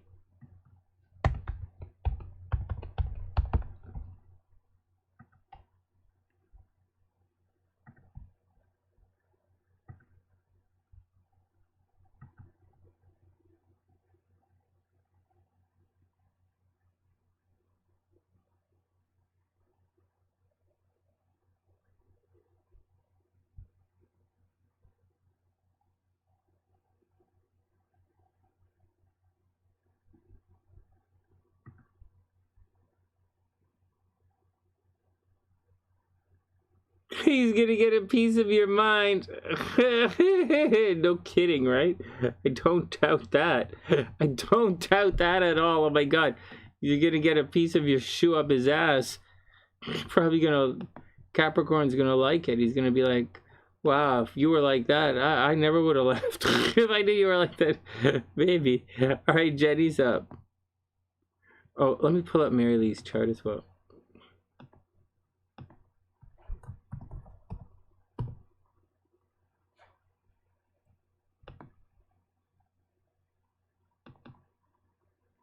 Mary Lee, one sec.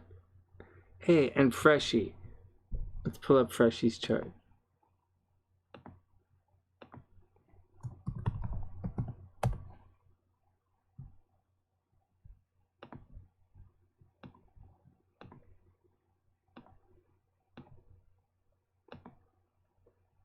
Uh-oh.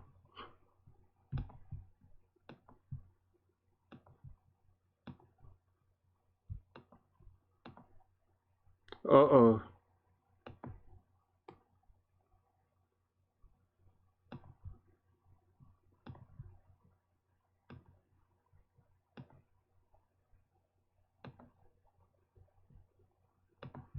Freshie, I can't find your chart.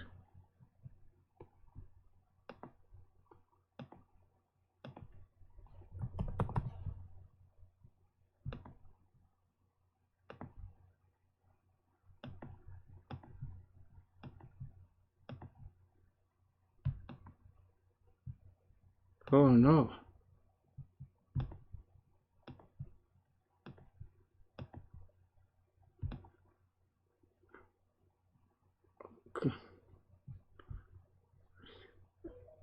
Freshie, I can't find your chart. You're gonna have to...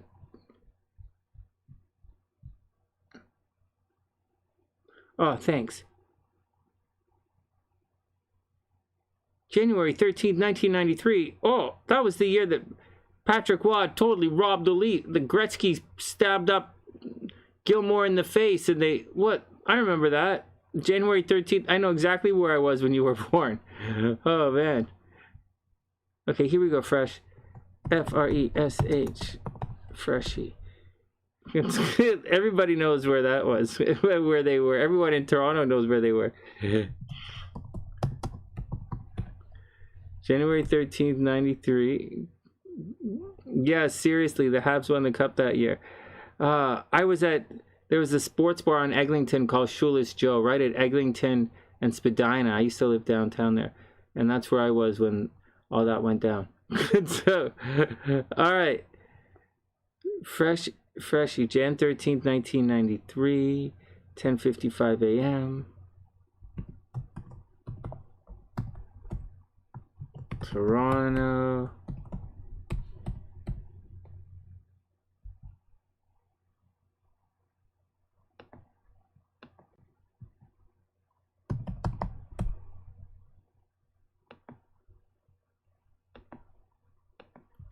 Save the file.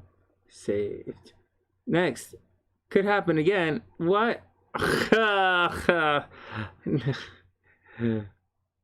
Maybe. I think the Leafs have a better chance of winning the Stanley Cup than I do of going to a bar in Toronto anytime soon.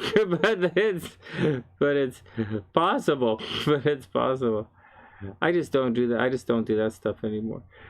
All right. Okay. Jenny's up. Jenny's been patient. Jenny's up.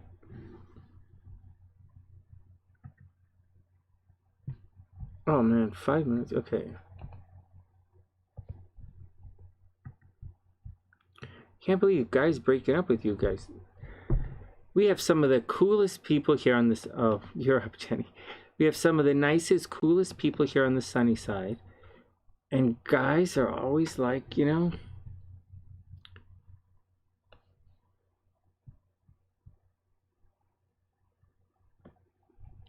Wow, look at this chart. Oh, wow. Interesting. This is an interesting chart. Okay. Jenny, here we go. February 24th, 1985, 8:59 a.m. in Houston, Texas. Jenny is an interesting chart. Let's start the zombies. Any questions before we get going? Okay, so here we go. Starting the zombies. So, Jenny, you have an interesting chart. Holy smokes. Jenny is a Pisces, early Pisces, right? 5-degree Pisces, Aries rising. Excuse me. So this makes her as somewhat of a competitive Pisces, which is kind of fun to be. And now, competitive, and this is an interesting chart. So if Jenny watches her Pisces horoscope in the newspaper or watches her Pisces horoscope, they should be fairly accurate because, I mean, it's only 5 degrees Pisces. The Aries horoscope, her rising sign horoscopes, probably not going to be as accurate because, you know, she's halfway, you know, more 2/3 of the way through the sign. So it's probably not going to be that accurate. All right. Yeah, I think you have an interesting chart. Who's topped in the house? Salinas is in the house. All right, so here we go. So the moon in the first house, you have some interesting stuff in your chart. So what stands out here? So the moon is in the first house. It's right on the cusp of Aries and Taurus. So you're actually going to be a fairly possessive person. You're a Pisces, so you obviously care about people. Mercury is there, so you like to help people. But the moon is technically Aries moving into Taurus. So your desire is to, you know, you're very competitive. You know, you're aggressive, competitive. You like to be first, and it's in your first house. So people with the moon in the first house, you know, one, they might sleepwalk. almost guaranteed they talk in their sleep. So you almost guarantee that you would talk in your sleep. There's always thinking about yourself, you know, not necessarily putting yourself first, but often focused upon your looks and your identity. You might be the type of person who sits there and practices how they sign their name, you know, or how they look to the world. And it's very important to you. And it's important. It's your identity. Now we have the North Node here. So there are times you're going to be very popular. But at other times, sometimes the way you look can get you into a lot of trouble. Now I'm just going to tell you right off the top, before we move around too much, I see some problems in your chart. I see strongly, on one hand, you're very, very lucky, right? This is very lucky. You're probably in really good, well, I'll say a couple of things. You might have a nice body, but I think you probably have a fairly nice body, but there's a strong possibility you have some kind of sickness with you, right? This indicates that you have some kind of sickness or a malaise or something that the doctors can't quite figure out, and you're always sick and you have to watch out for it. Now over here, having said that, and you absolutely have to watch out for people stealing money from you, or especially stealing an inheritance from you. Now Pluto and the South Node are cruising through your 7th house. This is a possibility now, and with the Mars here in your 12th house, there's a possibility that you're a widower, that you married somebody and that your husband died. A strong possibility that your husband died, or I see the death of a relationship. So a strong possibility you might have been divorced, or you had to take care of your husband all the time. If you were married, maybe he got sick and you had to take care of him. There's a lot of death in your chart. There's absolutely cheating in relationships, cheating and abuse, and there's cheating and abuse in this chart from relationships. Almost definitely divorce, almost definitely someone died, almost definitely abuse, cheating in the relationships. You have a tendency to get into secret relationships as well, where someone has a crush on you. Your ex was the big cheater, right? Well, maybe that's the way to do it. Oh, the looks get you in trouble, right? Yeah, your looks gonna always get you in trouble. Whatever, man, and your looks get you in trouble. And so yeah, definitely see cheating in relationships, or see a divorce or a death of a relationship, or maybe you get into secret relationships. There's also a possibility people don't you might end up feeling alone in relationships, or feeling isolated in relationships. There's also a very strong possibility that you get blamed for things you didn't do. Mars in the 12th house, you get blamed for things you didn't do, and people are always trying to stab you in the back. That's a lot. That's a lot. So 1, secret relationships. 2, the guaranteed cheating in relationships. 3, strong possibility your partner is going to die. They're going to die a young death. I see the death of relationships, and, you know, I see cheating and people trying to steal money from you, especially in relationships. That really sucks. That really sucks. There you go. Sudden and unexpected. Oh, well, you're obviously way over the top intuitive. Look at this. Boom, boom, boom, boom. You know, you attract sudden and unexpected opportunity, right? Uranus there. You're going to get the sudden and unexpected opportunities to invest money. You might suddenly win some kind of financial award, right? Those are all really good. You're supposed to be very, very popular, maybe successful in government if you went to work at the government. You're a very competitive person, right? So competitive, but at the same time, you're kind of a little behind the scenes. But Jupiter says you should be very, very popular, maybe a politician. The Sun in the 11th house, you should always be winning awards, always naturally win awards. You should have a ton of friends and a large social network. What is that? For cheating in relationships, oh, you do work for the government. Yeah, you can be successful working for the government. Cheating in relationships, there are a number of signs that point to it, but both Mars and Venus in a woman's horoscope that will point to cheating in relationships. If you have Saturn up here in the 8th house, that's going to cause people to steal money from her. And it's going to delay an inheritance. She might lose a legal battle, or it's money leaving the chart, right? People are going to steal money from her, or she's going to have to lose some legal battles. Pluto is going to add endings in the 7th house, right? So that's one of the aspects of a partner possibly dying or the death of her relationships. On top of that, we have the South Node is right here. That could easily indicate divorce, right? There's too many opportunities for marriage. But I have a feeling that Jenni's going to end up in an alternative type of marriage. You know, so those are all signs. Those are all signs of cheating in relationships. There are a bunch of them. And abuse, right? Mars in the 12th house is abuse. But anyways, should be super popular. You know, lots of friends, do well in politics if you wanted to. And then we have Mercury in the 12th house, right? Watch out for people talking about you behind the scenes. Hey, where did you go? What did she say? You definitely have to work your ass off, right? Definitely, definitely. Oh, it's in the 12th house. Cheating in relationships are Mars or Mars and or Venus in the 12th house. Or that's one of the aspects for them. Okay, where did it go? Jenni. Let's see if we can find some good news for Jenni.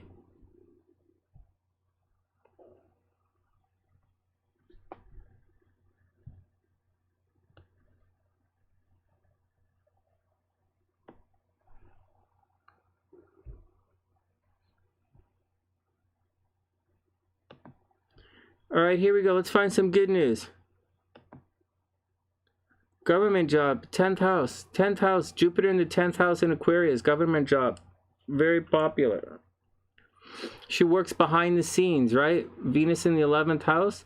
She gets her money from working behind the scenes in administration or health, but I don't think this is health, is more of a over here.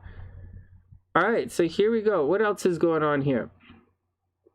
So right now, you might be thinking about, so Jenni might be thinking new car, computer, or cell phone. Don't, okay? You might be thinking buying a new car, computer. Don't, right? Wait till the end of the month, right? Obviously, wait until the end of the month if you're going to buy a computer or car or something. Right now, you might be thinking about moving. There might be, it's a health institution. Well, there you go. Health institute, there you go. 12th house, it's in the 12th house. Mental health, there you go. Physical health, mental health. Anyways, Mars in the 4th, you might be thinking about moving right now, right? Or there might be problems. You might be getting an increase in your rent. So watch out for problems at home.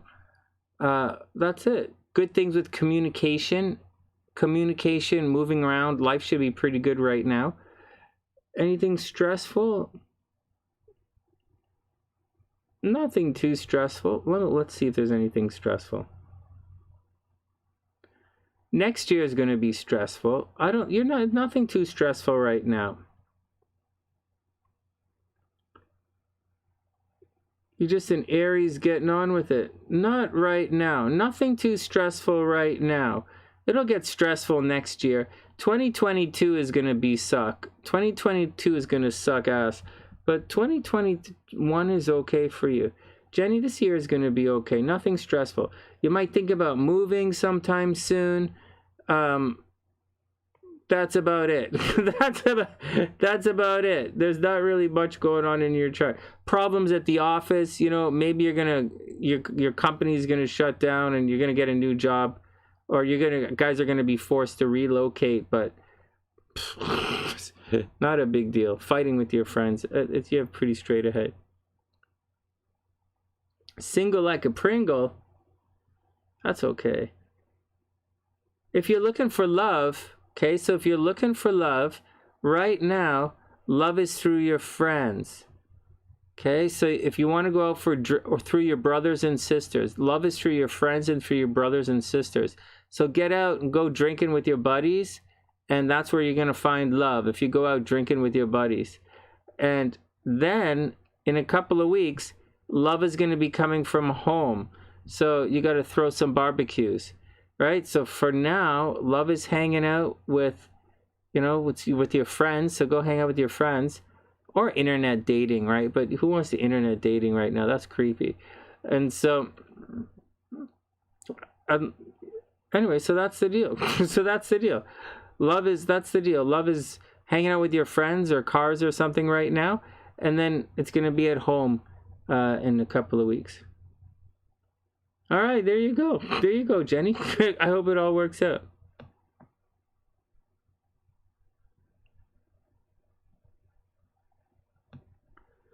Well, usually when you have Mars transiting the 4th house, Mars transiting the 4th is going to bring disruptions at home.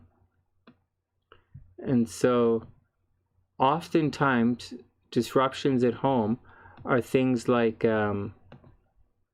moving. You know, whenever Mars travels the 4th house, it's there's a 2-year cycle that people are on, and they get that 2-year. There are a couple of cycles, but usually Mars transiting the 4th house is going to put a lot of energy at the house. So either a lot of people are coming over, right? That's one thing. A lot of people are coming over, or perhaps there's going to be a situation where pipes burst, right? There's problems at the home, pipes burst, or you might get a rent increase, or there's a possibility that you're going to move. You know, Mars is shaking things up in the 4th house. All right, Mary's up. Oh, no way. You're planning on moving and the rent is going up. Yeah, there you go. There you go. Those are all signs of what's going on. You have a wonderful chart, Jenny. Hey, please subscribe to the channel, right? And yeah, that's all pretty much textbook stuff. All right, next. No, it's pretty straight ahead.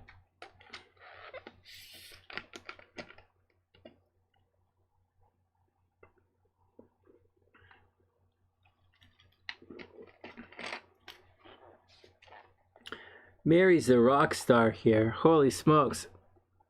Mary has a nice chart. So, holy jeez.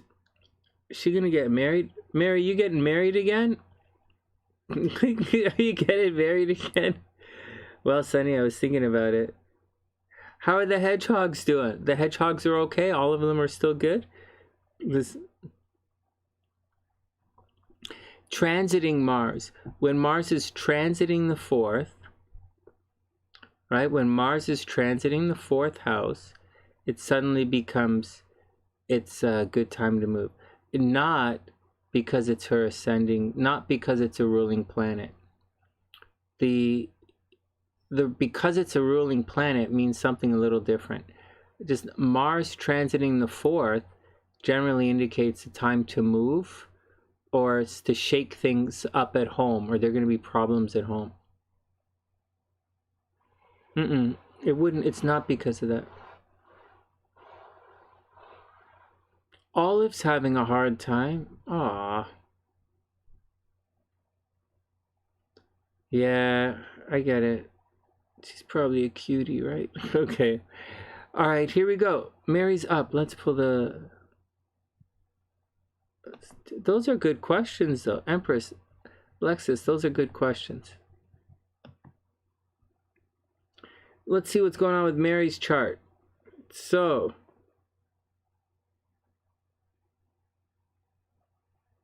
okay, so let's see. So, first,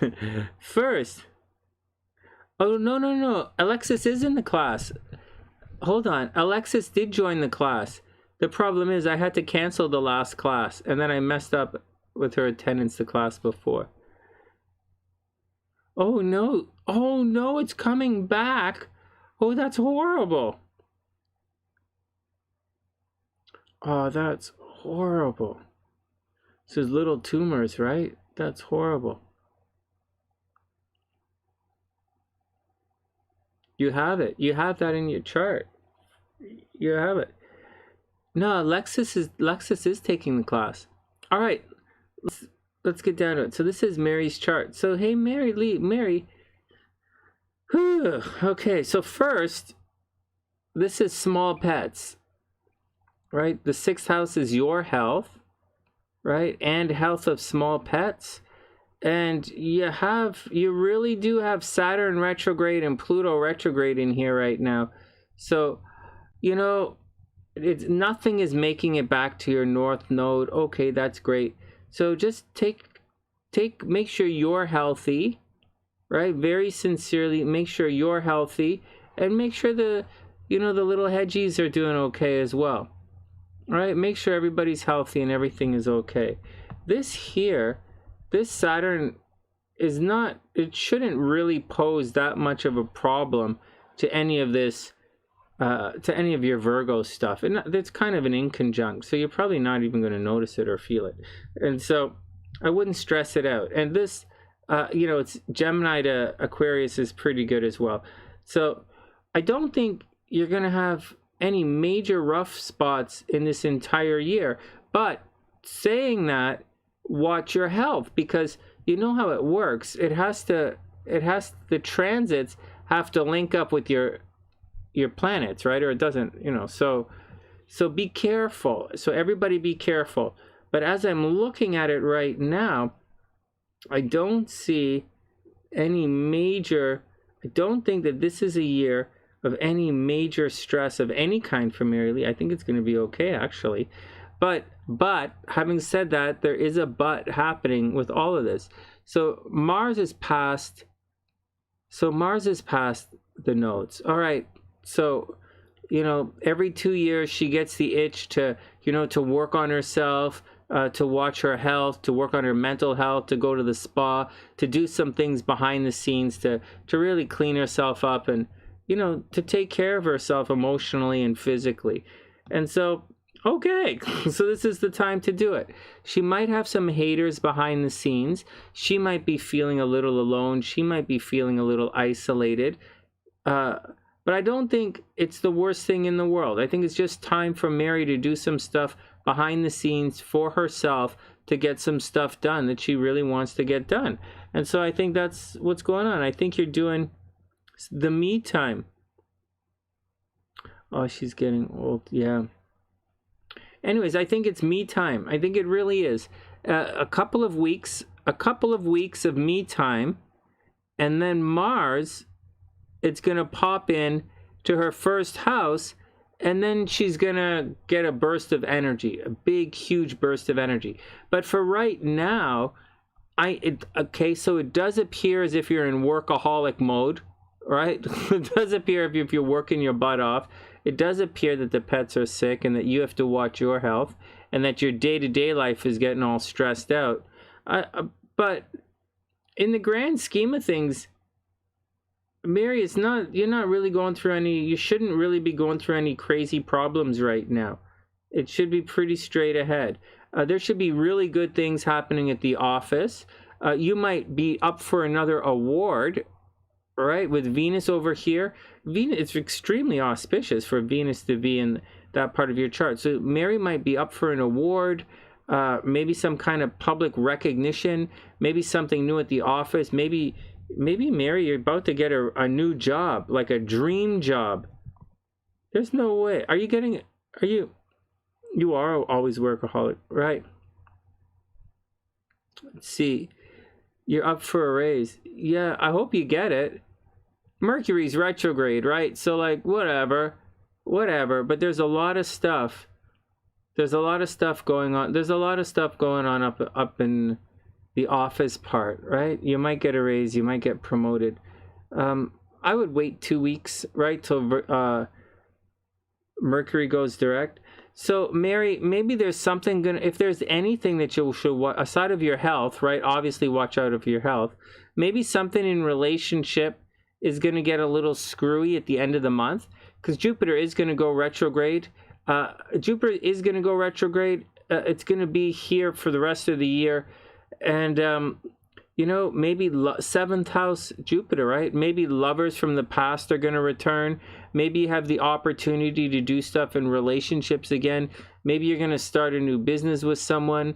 Maybe you're going to do something in sales. Maybe you're going to have a legal battle right? Jupiter in the 7th house could mean legal battles. So watch out. So watch out that you might, you know, legal battle problems, you know, watch out for them.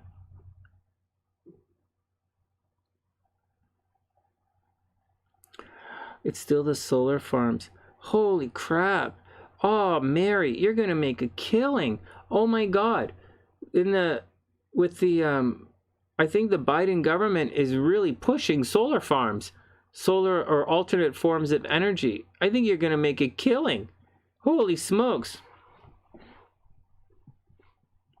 Yeah, I think you're going to make a killing, Mary, seriously.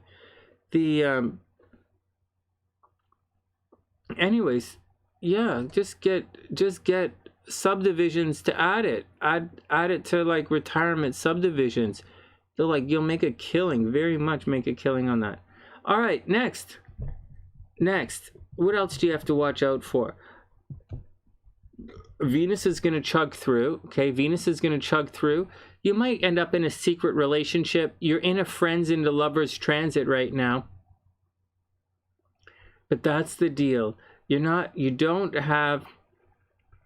that's the deal. This is work. It's all work, but work is bringing in beautiful rewards. Work is bringing rewards. Money should be okay. Neptune is there. Borrowing money is okay. And then, you know, behind the scenes, some haters going on behind the scenes. It's time to take some time for yourself. Lovers from the past might return. And once again, it's all about your health. That's what's going on. That's what I see. That's what's going on. You know, maybe your mom's going to come live with you, but like, probably not. Probably not.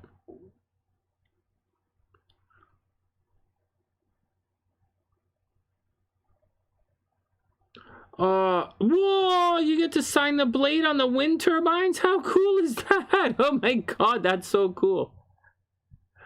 Well, that's what I see, Mary. I see everything working out for you. I really do. Again, next year, 2022 is going to be rough, but you're not going through any major transits of any kind. Like none. Nothing. There's no Saturn, anything. Saturn is fine. Jupiter is whatever. Jupiter is okay. The nodes aren't even close to anything. Well, Pluto's past it, really.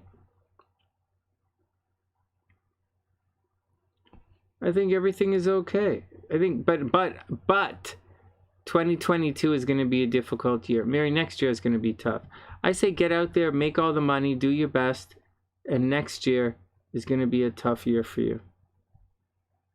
But this year is good. Get out and enjoy yourself. This year is good. Get that promotion, and everything is going to be awesome. This is pretty simple. Mary's chart is pretty simple. She's got a good thing going on right now. All right, freshies up. You do need some good times. Oh, well, come on, Mary. You did so much. You started a new career. Didn't you just finish your master's degree? Like you've got stuff going on. You know, you got stuff going on. It's been busy, you know, but you're like, you got it going on. You're going to be really successful. It's even more successful. You have the Jenni, you have one of the nodes in your first house, and your moon, and I think your south node is in your first house, or the north node is in your first house. Either way, it's going to cause problems. You probably spend a lot of time working on your looks and your appearance, right? Your moon is right there, but at the same time, the nodes are going to cause a lot of problem. People are going to notice you, and it's going to be a problem. And it was I think it was Aries rising. I can't remember, but you probably have a mark on your neck, right around here, or maybe up around here, right? You probably have a mark on your face of the node. The node in the first house is probably leaving a mark on your face. I think Aries rising might be on your face somewhere, and so that's the thing. Hey, Waitonit, what's up? Oh, let me write it down.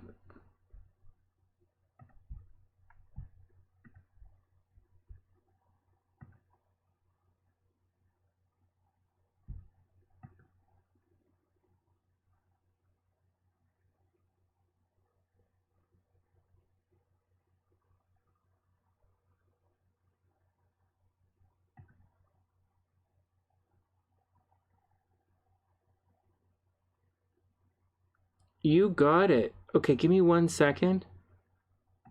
Let me put weight on it in the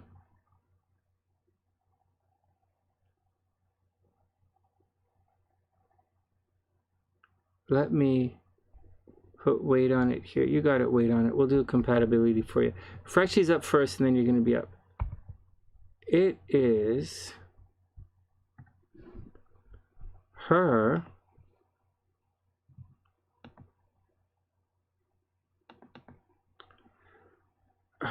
north node is at 22 degrees, right on the cusp of her first and second house. Do you see that? Her north node is at 22 degrees, right? And the cusp is at 23 degrees. The sign changes at 23 degrees. So it's technically in the first house. So in her first house, she has the moon in Aries on the cusp and the north node in the first house as well.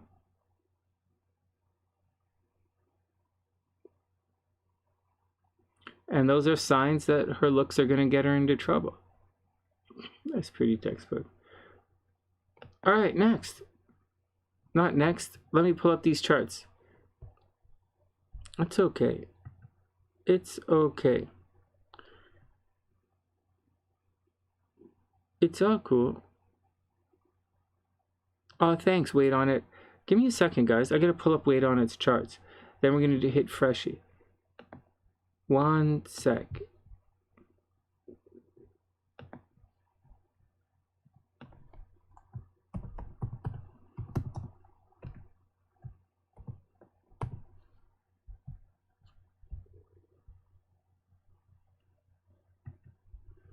Oh, it'll be fun. Wait on it. October 23rd, 84. 23 October 1984. October 23rd, 1984. 10 a.m. Tulsa, Oklahoma. October 23rd, 84. 10 a.m. Tulsa, Oklahoma. Gotcha. 10 a.m.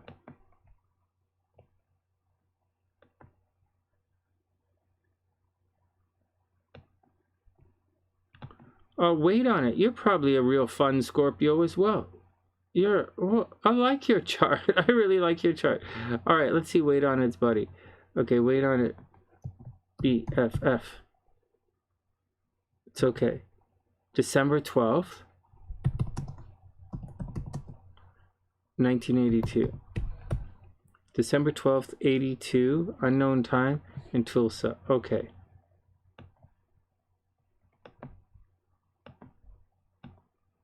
All right, Freshie's up. Freshie is an interesting chart. All right, let's see what's going on. Okay, Freshie, and then wait on it. Driller and Turbo. That's so cute. Oh, that's sad when after your brother-in-law passed. That really is sad.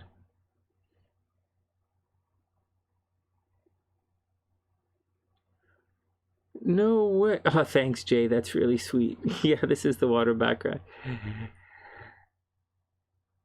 The roomie had a magazine thrown at her. No way. Yeah, there are definitely spirits here. Oh, new dog. Oh, very cute, guys.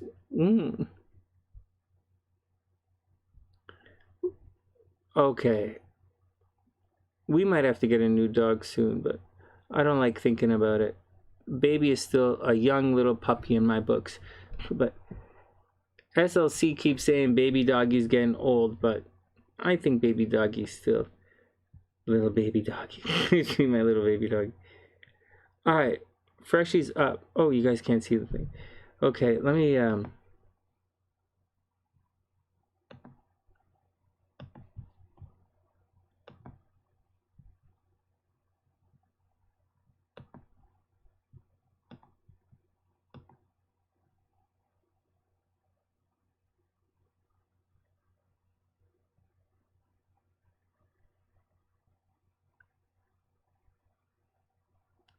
No, Lexus, it doesn't work like that. It doesn't work like that. The moon is not bad in the first house. It just makes a person, the moon in the first house is going to make a person want to focus on their looks. They're going to focus on their appearance. They're going to be somewhat self-centered. It also brings your subconscious to light. So people who have their moon in the first house might not have a lot of secrets, or their secrets are always getting exposed, or they talk in their sleep, or they sleepwalk. It doesn't mean it's bad things are going to happen to the person. It depends on what happens to the moon. But with the node there, the north node, that's going to cause different type of attraction, a different type of energy. It's going to be a positive influence at times and a negative influence at times. And so with the moon in the first house, it you know, she's going to be, you know, this person's going to be a little bit vain. You know, they're a little bit thinking about themselves often and how it relates to them. And then that's, you know, it attracts, and with the north node, you'll attract some negative attention based on your appearance. It's kind of how it works.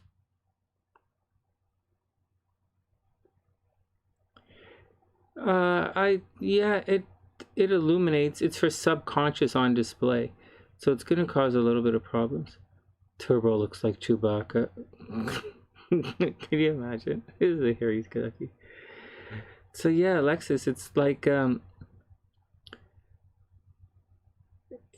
it's not that kind of attention. She wants attention.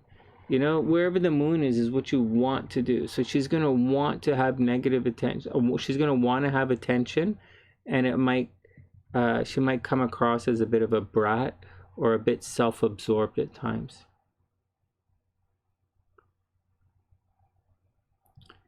So yeah, no, it's not negative attention.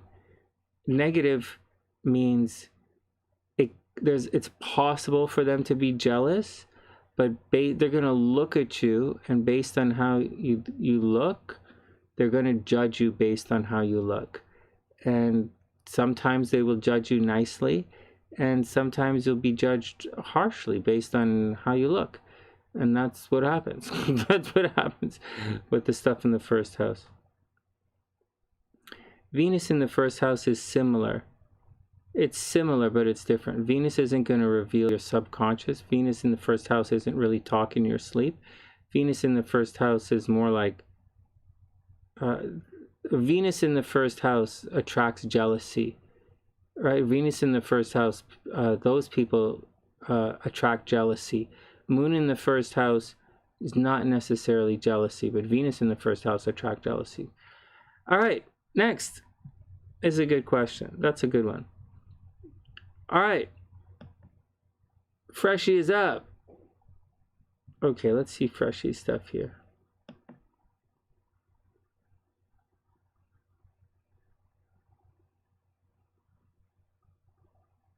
Jenni has Venus in the 12th house. Oh, you guys are welcome. All right, WingOne, have a wonderful night, and we'll see you later. All right, Freshie, let's do it. Freshie is a Capricorn. Oh, no. Finally, someone's sticking up for the Capricorns. Oh, no. Freshie. Oh, no, Freshie. Your chart looks just like the one we were... What? No. So, Freshie's a Capricorn at 23 degrees. So, Freshie's probably feeling a lot of the stress that's happening in the sky right now. It's a little past him, but he's probably feeling it, and it's stressed out. Anyways, Freshie, you have Venus in the 12th house as well. This is a situation. Look at, you have a lot of red in your chart. Holy crap, man. All right, let's go through it. So, South Node in the third house. This is going to pour a lot of energy into your third house. And so, you have to watch out for it. Sometimes you could have problems with your brothers and sisters, right? Maybe you don't care so much about your brothers and sisters. You might be a little disconnected from your brothers and sisters. I would imagine that you might have car problems every once in a while, like you always end up buying crappy cars, or you might have gotten a really bad car accident at one point in your life. Maybe the same thing with computers and stuff. You'd probably be a very good computer programmer if you wanted to, but it's probably not your thing. And so that's the deal. You could communicate if you want, but sometimes your communication gets you into a lot of trouble. Your words can get you into trouble. Over here, you also have North Node in the 9th house. So there would have been, you know, that works in tandems. There's stops and starts in your education. Meaning if you wanted to, you could easily go on to do your master's degree. But, you know, stops and starts in education. You might have been kicked out of school a couple of times kind of thing. But, you know, you should be really successful. Also, some very big highs at school. Big highs, big lows at school. Anyways, Mars in the 4th house, a lot of energy at home, right? A lot of energy at home growing up. Maybe there was a lot of people coming back and forth at home all the time. Maybe there was divorce when maybe your parents got divorced, or there was a lot of violence. Maybe there was a lot of violence at home, and maybe there was a divorce, or maybe people arguing all the time at home. Like, when people arguing all the time at home, maybe you ended up living with your grandmother or something like that. But there's always problems. There were always problems at home growing up. That really sucks. Yeah, seriously. Then, all right, Mary, have a wonderful night. Yeah, problems at home, right? Divorced parents, maybe. Lots of people coming around. Then we have over here in the 6th house. Wow. Well, you're obviously very psychic. The moon, it makes a direct angle right there at 3 degrees.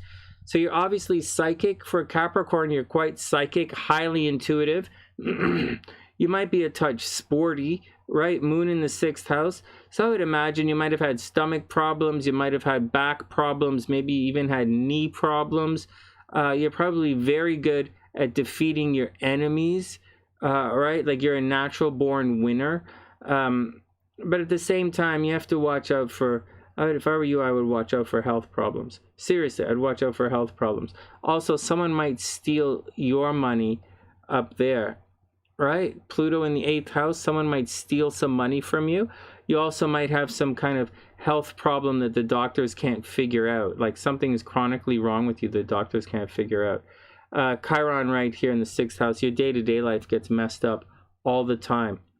So someone might steal some money. Freshie, someone might steal some money from you. So watch out for that. Jupiter in the 7th house. Freshie. Venus in the 12th. Come on, man. Venus in the 12th house. Jupiter in the 7th. You're probably going to get divorced. There's probably going to be cheating in your relationships. You get into secret relationships. You get into some really freaky Freshie, you could get into some real freaky sex problems, man. Anyways, you probably have secret relationships. You might end up going to swingers clubs, you know, whatever. You should be very popular, though. With Venus in Pisces, though, you could easily make your money as, like, say, a psychotherapist, or you can make your money in the healing arts, or you can make your money, like, as a nurse, psychotherapist, someone behind the scenes, a counselor working with people with depression. You have to watch out for depression as well, right? Depressive tendencies, you know, or psychological malaise every once in a while. Just watch your health, right? Just watch your health. The moon in the 6th house, watch your health. All right, cruising back around. You should be very popular. You have the opportunity to be very popular. If you wanted, you have the opportunity to be popular.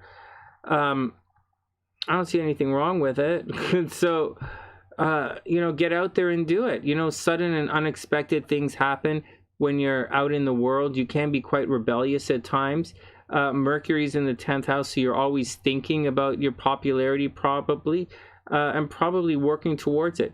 The only downside is the Mars is actually in your 4th house. So instead of putting all your energy working towards popularity, you probably put a lot of energy to doing stuff at home, or taking care of the home, or maybe one of your parents is sick and you have to take care of one of your parents. But it looks like you spend all your time with the energy moving homeward bound, as opposed to being out in the public eye, which is too bad, because you really could be quite popular if you wanted to do it. On the negative side, we do have Saturn in your astro sector of friends, so you're going to get tormented by your friends. You know, your friends are always going to leave you behind a little bit. So That's the deal. That's the deal, Freshie. I like your chart. I like your chart. Let's see what the transits say.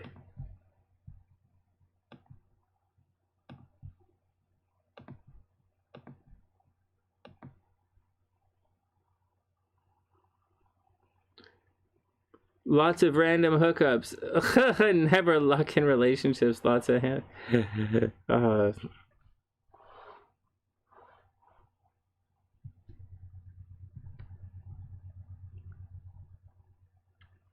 why is that?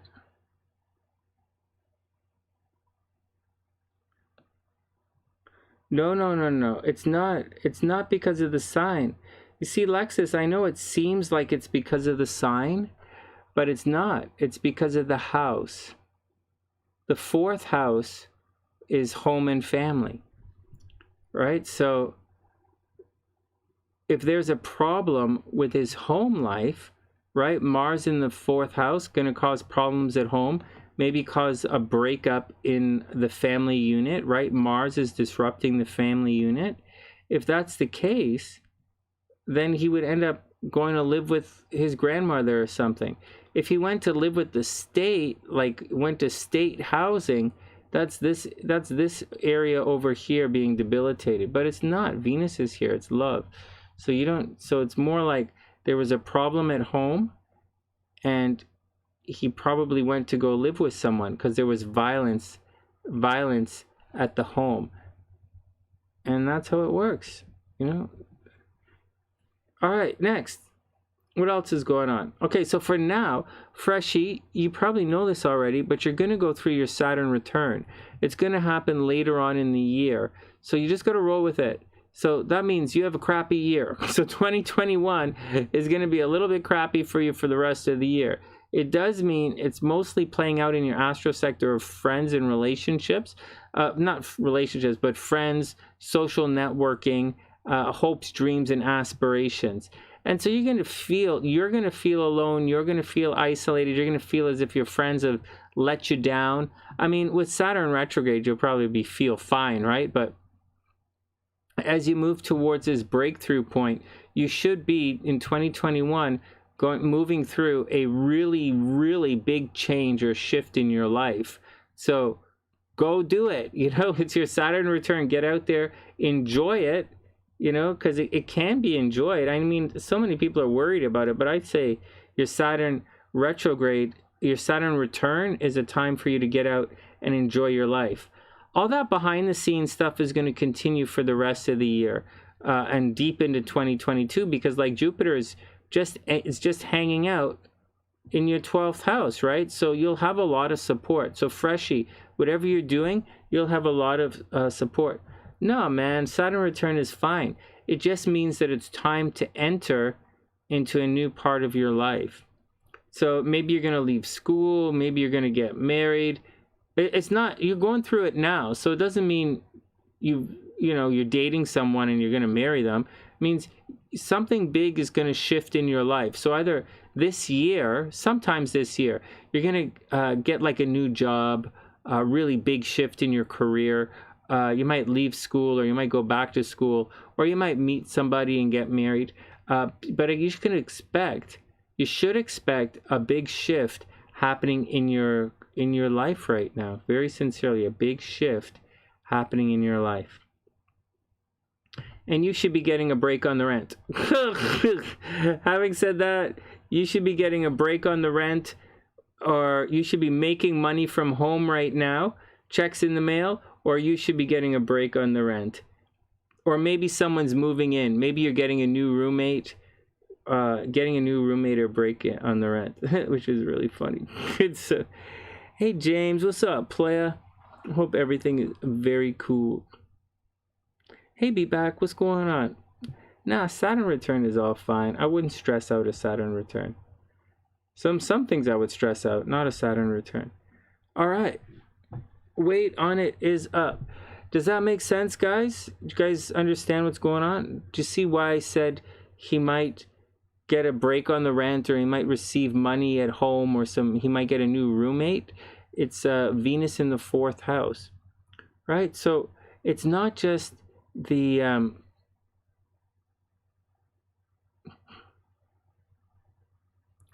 so Venus transiting her 4th house, transiting Freshy's 4th house, is going to bring attraction and love to the house. So if Freshy's looking for love, it's going to come from home right now because it's transiting the 4th house. So people should be coming to his house. You know, love is literally coming to his house. But what else does it mean? You know, he might be making money from home right now. He also might get a break on the rent, right? He might get a break on the bills somehow. Money is coming to the house and love is coming to the house. Be back. What's up, player? Hope everything is cool.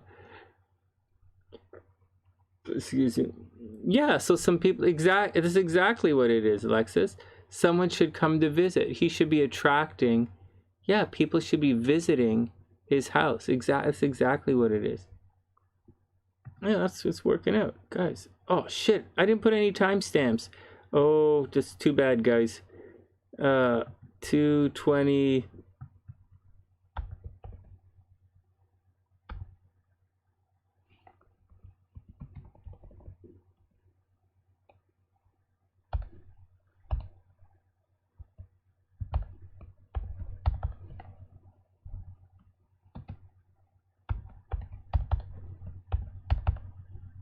All right, close enough. Weight on it is 226.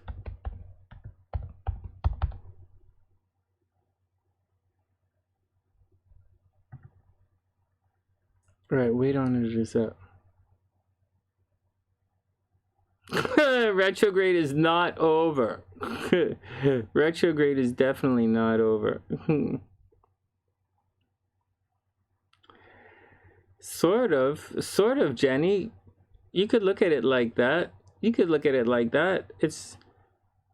means a little bit more than that, but that's a fun way to think of it. I would think of it like that. It's one of the things I would think of.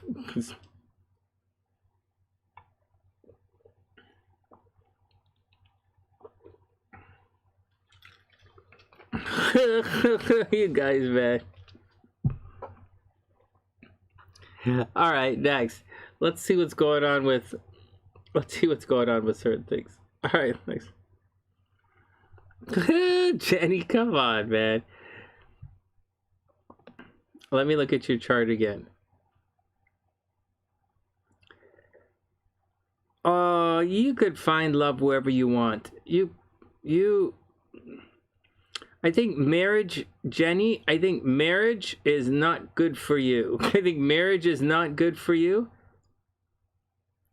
But I do think guys come on to you. I think guys think you're really good. I think guys are really attracted to you. I think there is a problem in your chart, though, that people stay away from you, or you feel it. I think you have trouble feeling connected to people in relationships. And I just think that's what it is. Like, love is behind the scenes. You might not feel it. Like, I don't think you have a problem meeting guys at all. You're a Pisces. Like, I don't think you have problems meeting guys at all. I think you just don't feel the love from them. And they're sneaky. Everybody wants to do things behind the scenes. No one wants to take you out in public. They just want to be with you in private. Or maybe it's you, Jenny, maybe you're really popular and you want to keep relationships private. Maybe you're the one who wants to keep relationships private.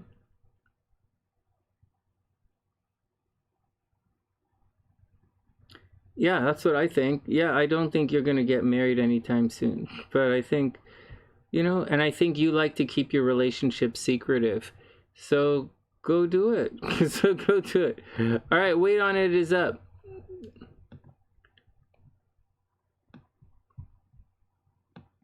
Whoops.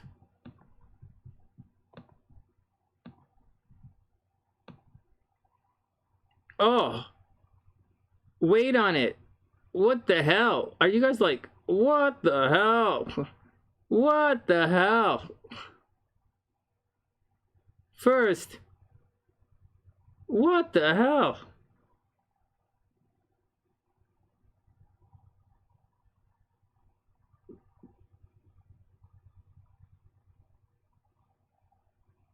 Okay, let's see what the hell is going on with this chart.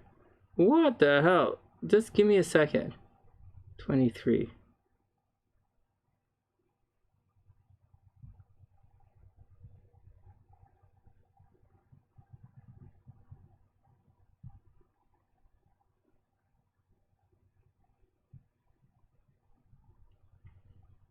All right, why not? All right, let's look at it. All right, let's do it. I think you guys are past. I don't see any really negative stuff in here. I see a couple of fucked up things, but I don't see it, anything too negative.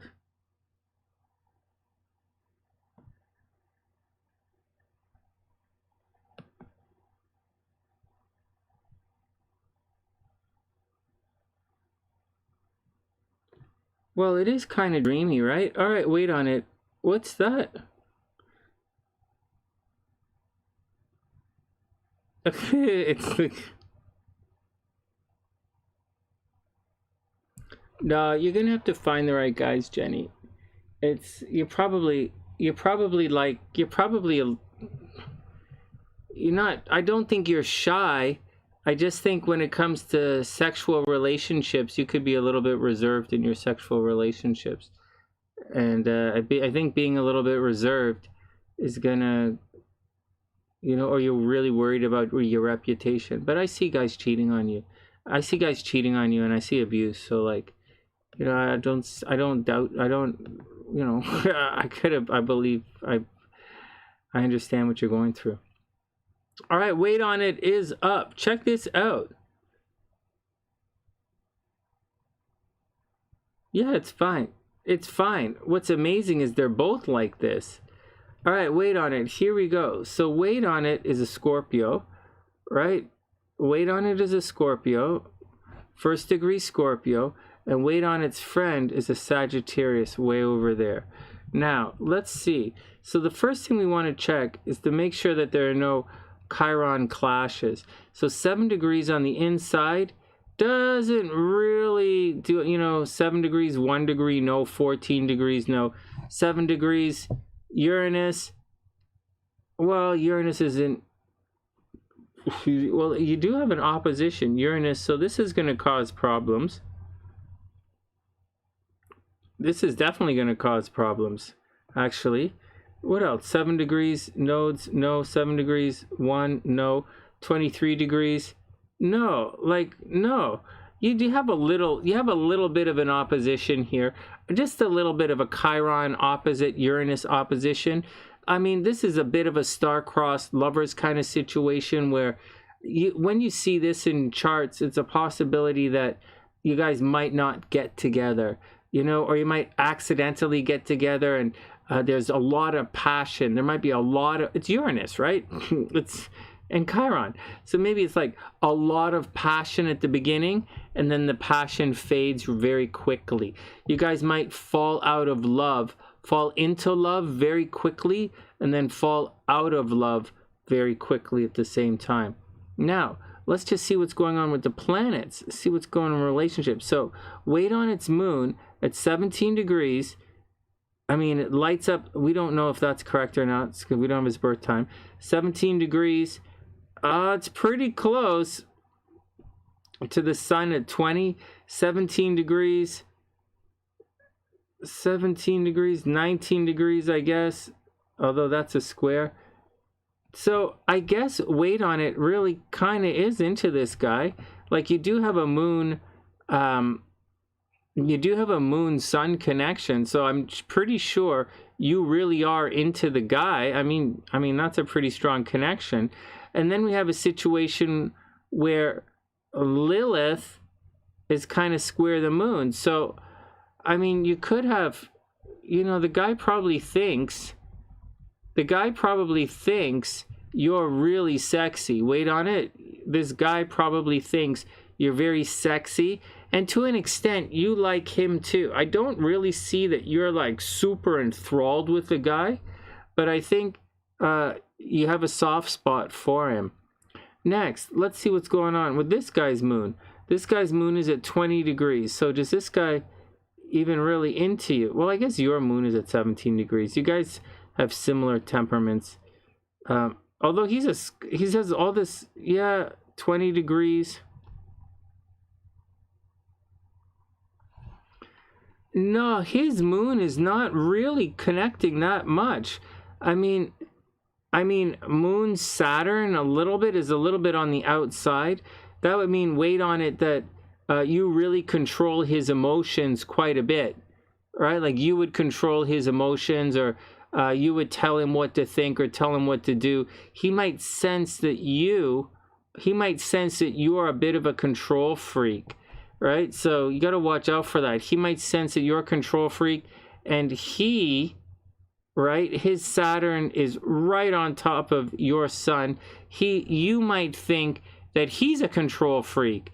Actually, you guys are both going to control freak each other for a little bit messed up, right? But you guys are both going to control freak each other, but he's going to feel it worse. He's going to feel it in a negative way. You're probably not going to mind it so much. What else is going on? But normally you'd want a stronger moon connection. But you do have some interesting things here. You do have your Uranus makes a nice aspect to his sun. Like there's a lot of aspects to this Sun-Pluto thing right here, conjunction right here. You know, Venus makes an aspect to the Sun, Pluto, right? Venus is right on top of Neptune. Venus conjunct Neptune is definitely a true love kind of indicator. Then we have the Mercury is making an aspect to the Sun. Mars is making an aspect to the Sun. He has a lot. He probably, wait on it, this guy probably thinks you're like the best looking thing he's ever seen in his entire life. I think he is so attracted to you, it's not even funny. I think I think he is absolutely ridiculously attracted to you, and I think he's mesmerized by the way you look, and I think it's interesting. I think he's gonna give you stuff. I think he's the type of guy who is he's with you anyways, I think he's very giving when it comes to you. He's very, I bet he buys stuff for you, or you make money because of him. Like if you guys work together, he might be the boss. Like you make money because of him, or he makes money, some kind of thing like that. He's probably a teacher, right? He's in Sagittarius, like he's a teacher or a doctor or a pilot or something like that. But you are not. Wait on it is not. Wait on it is probably a model, right? Like wait on it is probably a model. Her Venus is in the first house. Wait on it is probably an entrepreneur. She probably makes money from her looks. She probably has an unusual and quirky way of looking and expressing herself. So I would, bet something like that. He keeps ghosting you. Really, he keeps ghosting you. Yeah, well, this is the guy's problem. Yeah, Jenny, of course we can do a compatibility. I think you guys have control issues in the relationship. I think he's trying to control you. I think he's trying to be a little weird when it comes to it.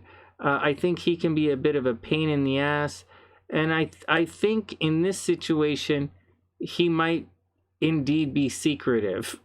Like, I think he might be a little secretive when it comes to telling you stuff that's going on, right? The moon is in the 12th house, and I think we can't do it the other way around, right? We don't have his birth time, but I think he's secretive. Actually, wait on it. I don't really see...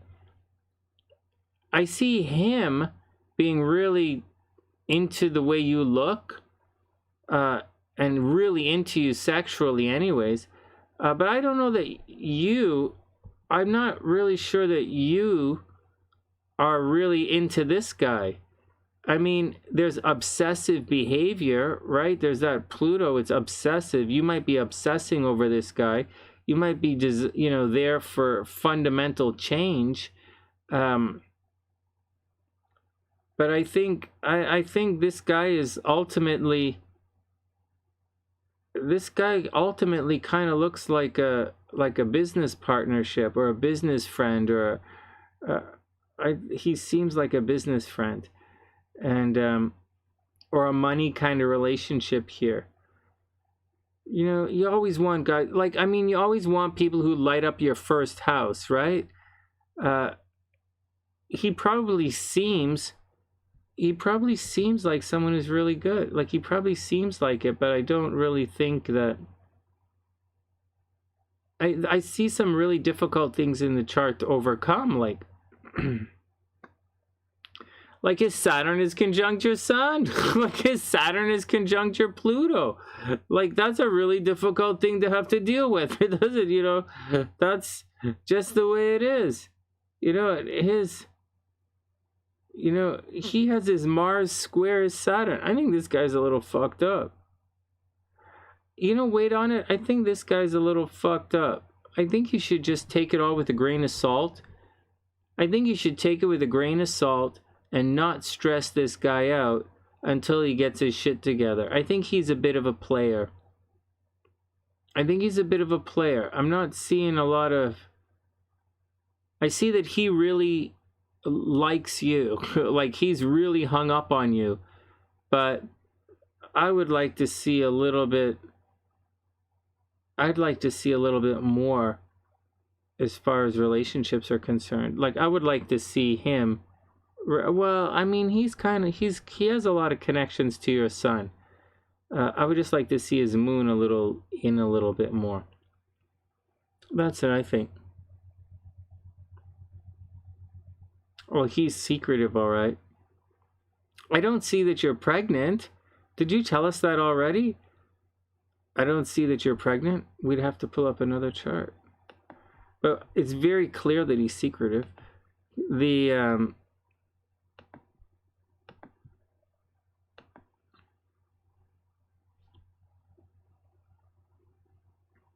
Yeah, it's very possible that you're pregnant. I could see that. You can definitely see that.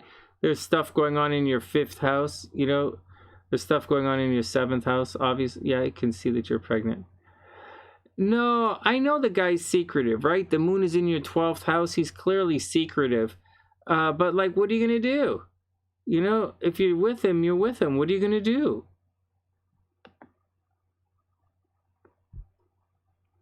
Right? It's very clear. Moon in the 12th house is secretive. And so, what are you going to do? It's behind his Sun. What are you going to do? Like, he is a secretive guy. And you guys are going to get it together. But he is going to spend money on you. That I know. He is going to spend money on you. So, make sure he spends money on you. That's the deal. Make sure he spends money on you. See, right there, shared resources, right? 8th house, North Node, 8th house, shared resources. He's going to do it. It's a freaking, yeah, really. Your moon in Scorpio can be secretive. Yeah, 12th house is definitely secretive. He never does, right? He will. You're going to have to fight. You're going to have to fight for it. You're going to have to fight for it, but he's eventually going to spend the money on you. This is almost the lock. Well, that's the deal. Wait on it. You're going to have to fight him. You know, you're going to have to fight him. And, but you can get your money. Venus is right here. Mars is right here. You know, Lilith is right here. You know, it's all here in the 2nd house. It's why I'm saying this looks more like a financial thing than a relationship thing. This looks way more like a financial thing than a relationship thing, right? Like, but that's what it is. He's got money problems. This guy has money problems as well.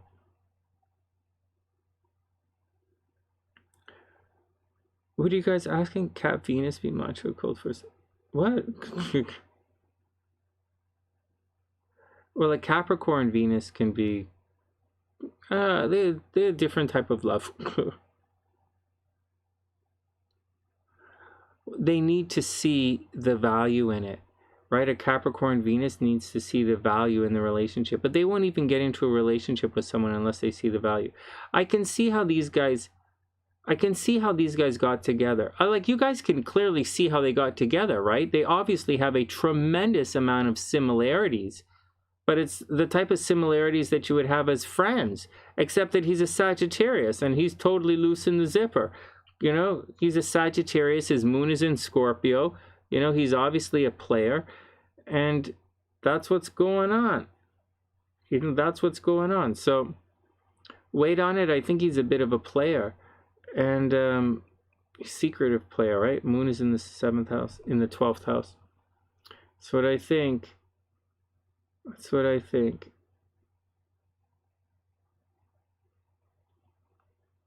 That's what I think. Bullshit behind the scenes. That's what I think. Wait on it.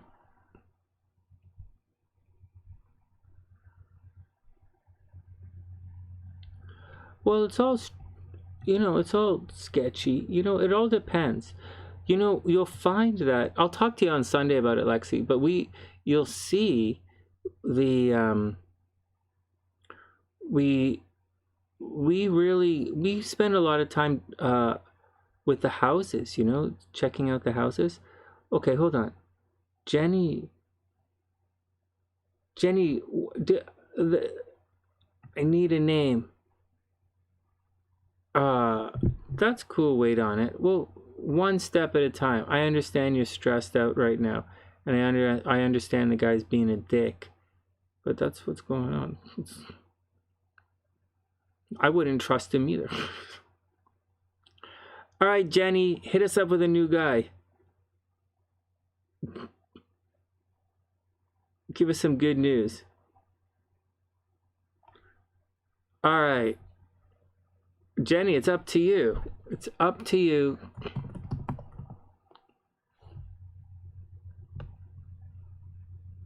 To have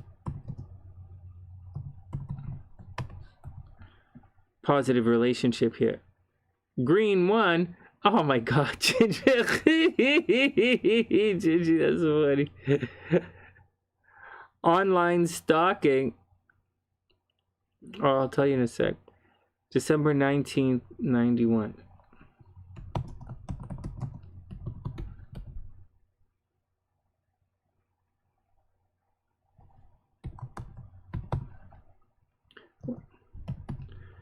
Stalking on the internet. Oh, thanks, Empress. Lexus. Stalking on the internet could be, one sec. Houston. Houston. Okay, Jenni's buddy is 19th of December, 91. 1:09 a.m. Stalking on the internet, that's someone who has, like, stalking is the 12th house, right? So stalking is the 12th house. Internet might be a relationship to the 3rd house or the 11th house. Those are generally internet traits. Places 3rd or 11th. Stalking is usually Mars in the 12th house is usually someone who's a stalker, or Mars in the 8th house can be a stalker as well. Yeah, those are the two places. That's where you're going to see stalking. All right, Jenni is up. Let's check it out. That's a good, stalking is a good one.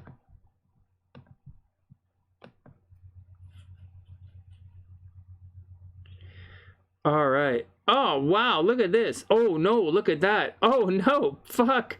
Oh, no. Jenni, did you kill this guy? Jenni, did you kill this guy? What the hell? Hold on.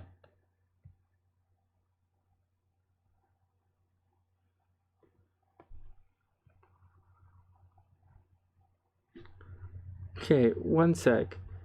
249.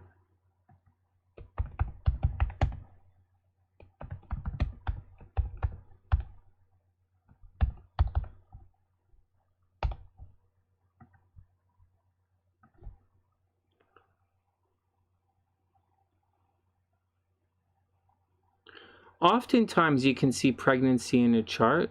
Yeah, we'd look for transit. I would look for pregnancy transits in your chart, or we'd look for, you could look at it for it in your progressed chart, but it's pretty easy in transits.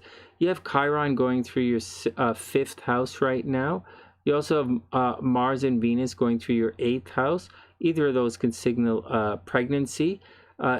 kind of, with Chiron in your 5th house, it signals more of a problem with pregnancy, like an accidental pregnancy, or the pregnancy is going to cause a problem in your life. And that seems to, with Chiron in the 5th, it's going to do that, cause a problem. With the pregnancy is going to cause some kind of pain in your life. Platonic. All right, Jenny, let's do it. Platonic. I don't get it. All right, Ginger. This is for Ginger. Let's shuffle them up. New zombies. New zombies. You told them that you should just be friends. What? Here we go. Let's look at it. So first up, let's just see what's going on. Do you have any heartbreak transits in this thing? So let's see. Chiron, 8 degrees. What do you have at 8 degrees? 8. Well, that's Pluto's not so good. That's not so good. 8 degrees. This is really good, actually.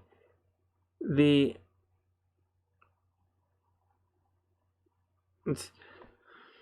know what, Jenny? You guys have a pretty close Cinderella transit right there. I think it might behoove you to see if you can make this relationship work.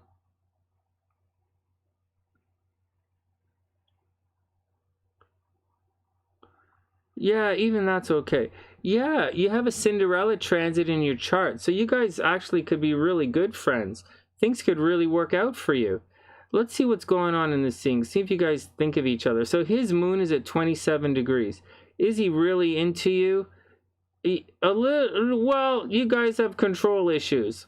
So his moon is at 27 degrees and it's directly opposite of your Saturn. So I have a feeling that maybe you were the boss, maybe you were his boss, or he was working for you somehow, or something happened where, yeah, I would say that maybe he was working for you and you were in control somehow and he couldn't really let loose, right? Your Saturn is directly opposite his moon.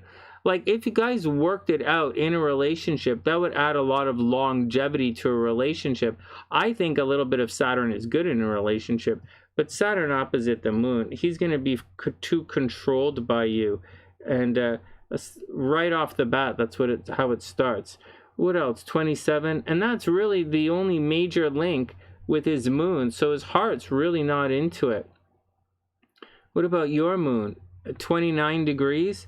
Are you really into him? 29. Well, your moons are kind of compatible to a degree.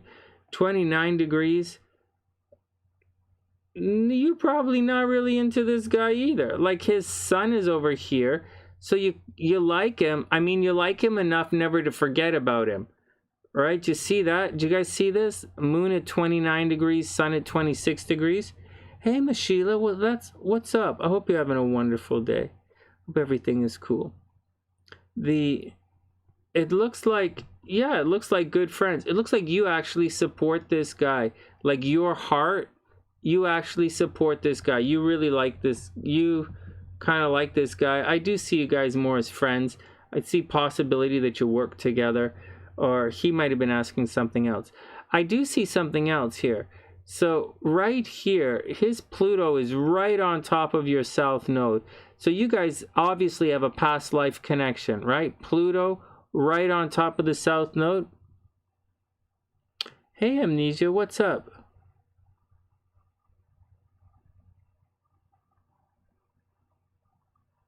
We'll have a look. We'll check it out. 1 second. 1 sec. So Jenny, I mean, you guys, like, there's a strong possibility that you guys have a past life connection right here. But do I really see any massive, like, lovey-dovey stuff? Maybe a little bit. Maybe a little bit. So not a lot of moon. Not a lot of moon, right? On either side.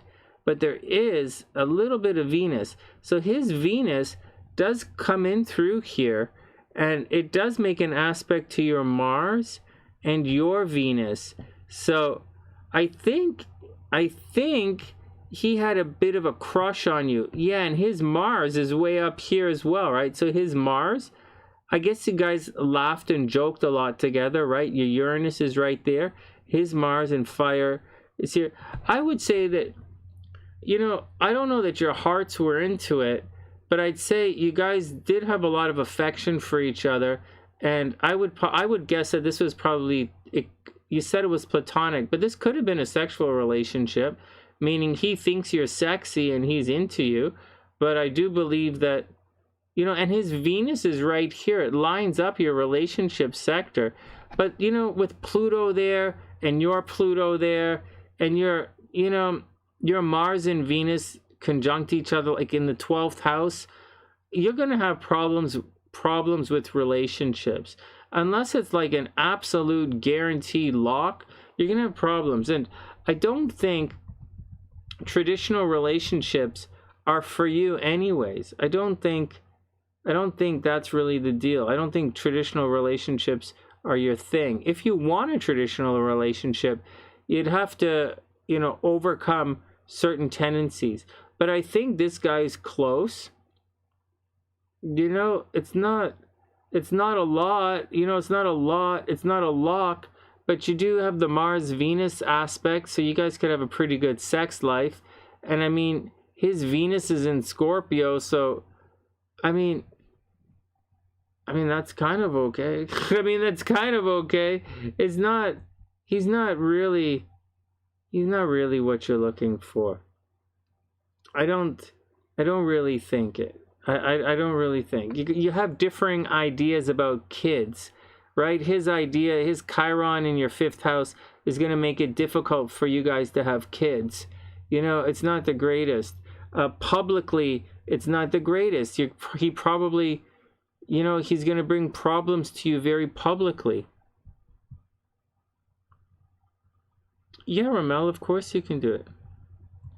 Venus square Neptune. I thought you had Venus conjunct Neptune. Oh, that was in the last chart. Venus square Neptune. Well, your Neptune is at 3 degrees, or this is at 15 degrees. Yeah, you have Venus square Neptune, but that's not a problem. Venus square Neptune. You see, Venus square Neptune, that is not the problem. The problem is, it's, you guys have problems, you know, not getting it together. You know, Venus square Neptune, all that means is reality in a relationship. It's all it means. And so it means, actually, you don't have Venus square Neptune. He has Venus square Neptune. Well, I guess you're talking about this, right? Your Venus right here, your Venus and your Mars, your Venus and Mars squaring his Neptune in Capricorn. I don't think that's a problem. I don't think that's a problem. I think it's just you're not going to gloss over all the problems, right? Like if there's a sticking problem or a sticking point in the relationship, they're not going to gloss over it. You're not, it means you're not going to give each other the benefit of the doubt. Jenny, I think this is for friends. I think this is a chart for friends. Or I think it's a chart of friends with benefits. I really do. That's all right. Or Ramel, we can do it on Friday. I'll be back Friday, Ramel. If you guys are around, I'll be back on Friday. And then we'll give us something to do on Friday. Well, Jenny, I think that's what's going on. I think, like, guys, when you see charts of couples that work out, there's usually a whole bunch of connections, like a lot. And there's usually the moon, like, is usually making a strong connection, right? Or one of them, and if it's not, then you're going to see a whole bunch of Venus connections, right? Like the guy totally wants to have sex with you nonstop, right? Or there's a lot of money situation going on. And so I think that's the deal. And there's usually a bunch of connections. There's also usually a bunch of problems in the chart as well, like squares. you don't usually see a Neptune-Venus square in a relationship chart, to be honest. But you often see this Pluto on top of causing problems, or you'll see Saturn causing problems. Like right here, Saturn causing a little bit of a problem, but that's part of relationship stuff.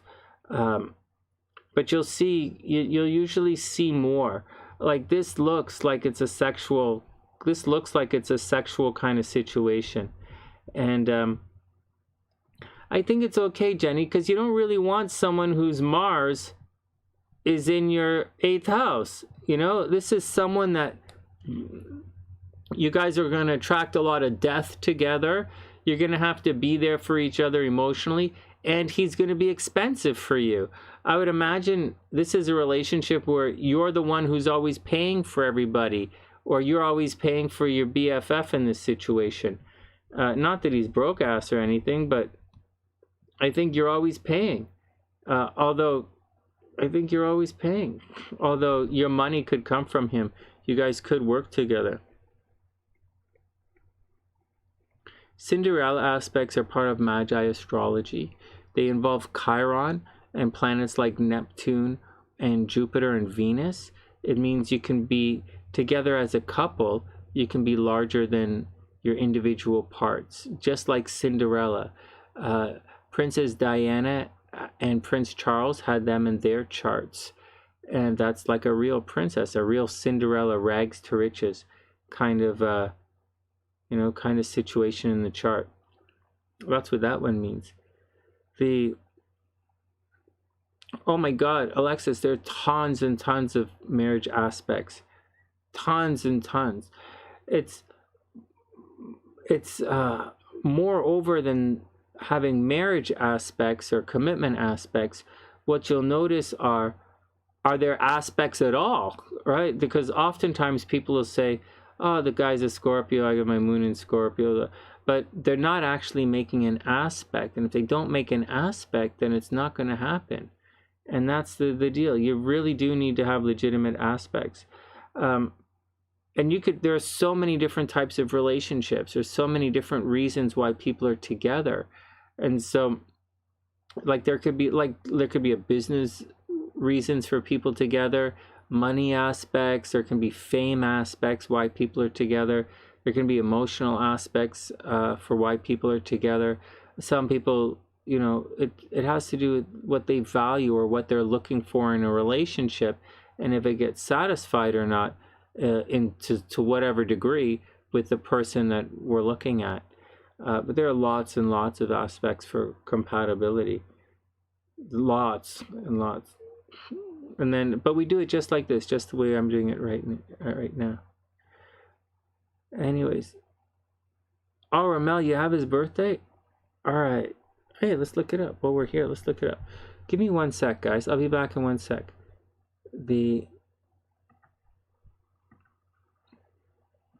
Lots and lots of compatibility aspects.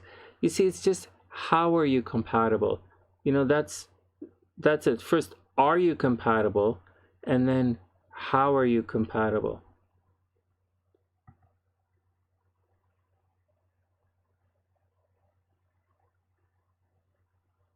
Yeah. You're also going to have, oh, you're welcome, Jenny. You're also going to have things like, you're going to have, it's not that difficult, but again, it comes down to why people are together. And so you're going to have, some people are going to have some positive Cinderella transits and some negative Cinderella transits at the same time. It just might so happen that, Saturn might oppose the Chiron, right? At the same time as, say, it makes a trine to Jupiter. So and none of this includes something else, right? I'm not telling you guys about it, but there's something just as important in Magi astrology that we're not using here. And so, anyways, those are Cinderella transits.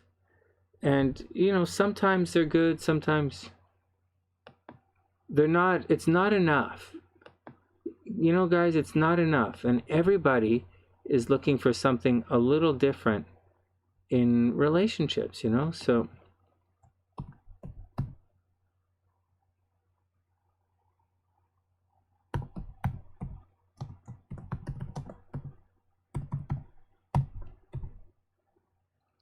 I'll show you guys. I'll show you as we go along.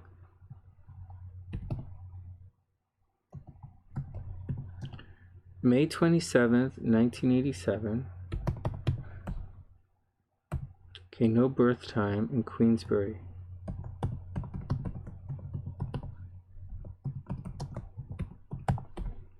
You'll see. I'll show you. Well, I'm showing you right now. Okay, Ramel is up. Let's look at Ramel's buddy here.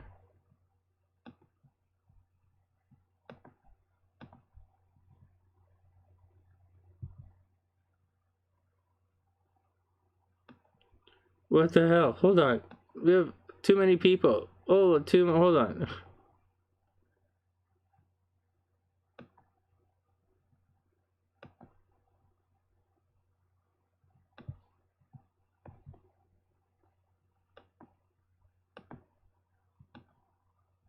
Okay, let's try it again. Let's try it again.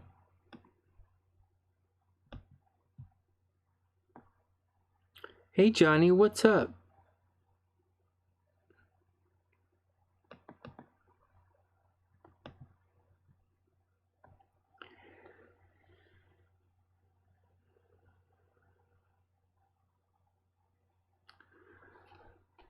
Well, that's Alexis. If I were to recommend one person over another, it's usually the first up. It's usually because I want to make sure guys are into you, right? As opposed to I look at both ways, and I tell you guys whether you're into the guy more or whether he's into you more. In the last chart, they're not really, he was really into the way she looks, but there was something missing. There's something missing in Jenni's relationship with that guy is why it wasn't working out. Or there's something going on with the sparky stuff there. And so that's the deal with that. With your two charts, I think with the second guy, there were a lot more connections. And it seemed a little less fishy, but at the same time not perfect. I think the second guy gave off a little bit of a scammy vibe. I think they both gave off a little bit of a scammy vibe, but there's something, it's that whole Saturn in the third house is never a good sign. All right, back in one sec. All right, back in one sec.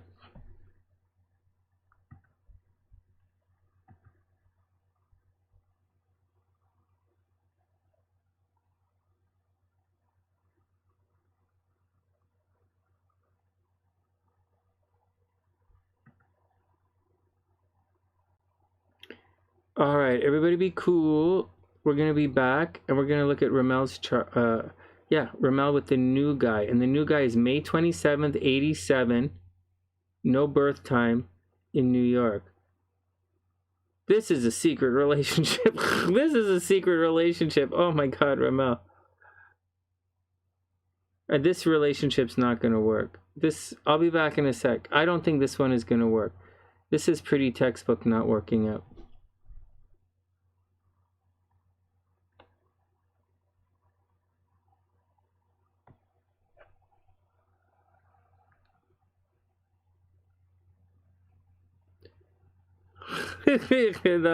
I'll show you. No, this is a secret. Or this guy is not for you. But I'll show you. I'll come back in a second. I'll show you why it's not going to work out. This is a really good one. A really, really good one to look at. Okay, one sec. Because there's nothing wrong with the guy. I don't really know the guy, and but I'll show you the transit. It sticks right out. I'll be back in one sec.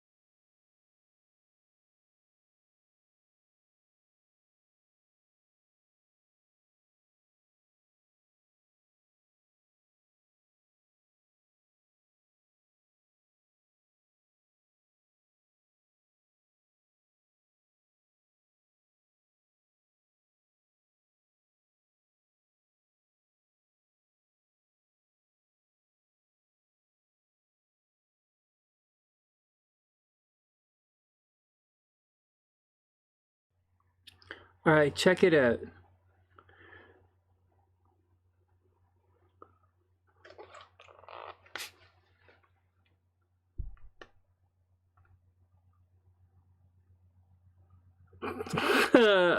Johnny, that's the new timer, man. It's the new timer.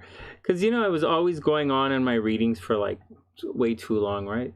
So I put the zombies up there and they're kind of cute. Well, they're for Gingy. They're for Gingy. All right, one sec. Let's do Rebecca's, Ramyals chart.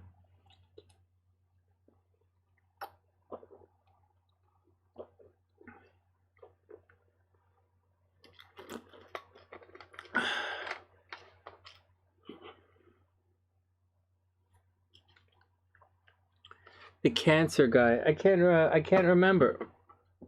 For stalking, like I said, stalking might be a 12th house. You know, someone is being sneaky. They might have some kind of energy in the 12th house. It might be, or the energy might be, he might have Mars behind his sun. And those are those are guys who are sneaky guys who do things behind the scenes. I'm guessing to say he was stalking you, he would probably Cancer stalk. So Cancers are probably stalking, and it would have to have a lot of 12th house energy. But Cancers have a reputation for stalking people. All right, Ramel, let's do it. 12th house Jupiter Gemini, maybe. Oh, Cancers tend to be stalkerish.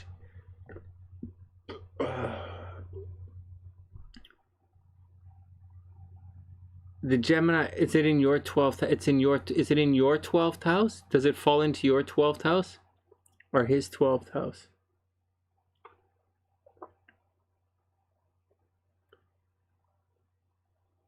Yeah, it fell into his 12th house. Yeah, that doesn't necessarily mean someone's stalkerish. We'd have to check again to see if it fell into your where these planets fall into your chart, is how we would behave towards you. But Cancers, as a general rule, tend to be a little stalkerish. Did he have his Mars or his Moon in Cancer as well? That would cause a bit of a problem with it.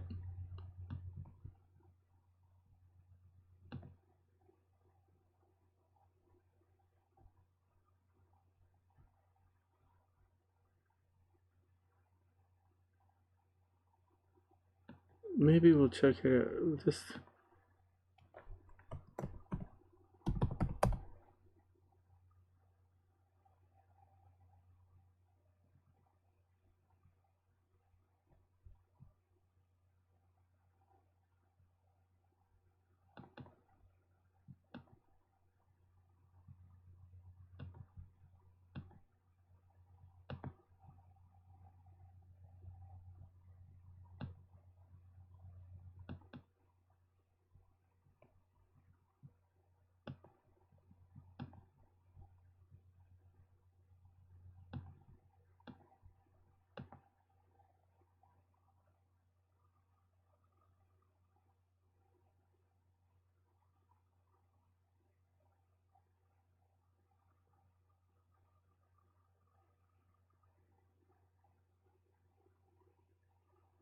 Yeah, I would imagine that this guy is a bit stalkerish.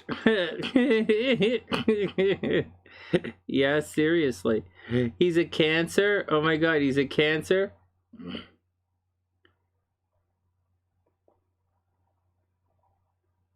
His Chiron is in Cancer behind his sun. Yeah, I would imagine this guy's a little bit stalkerish. I would imagine he's got a little bit stalkerish. Right? He's all over social media. This guy's pretty textbook stalkerish. He attracts things on the internet. He seems like a nice guy, though. I gotta confess, he seems like a nice guy, but he stalks on the internet. This guy's an internet stalker. See, Mars and Venus and the South Node all in his 11th house. This guy is definitely a stalker. All right, next. Let's look through Ramel's new buddy.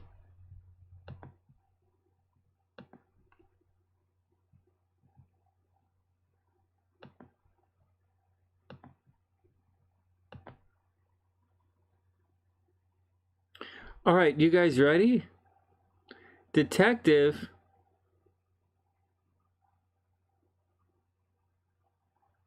Yeah, maybe he's not super interested. He's a Cancer, though. I would, just because... No. You guys got to learn to read the signals. You guys have to learn to read people's signals. He's a Cancer. His Chiron is in Cancer. You have to learn to read his signs, you know? All right. Well, Johnny, detective is probably a thing. All right. Ramel, you guys are going to want to know this one.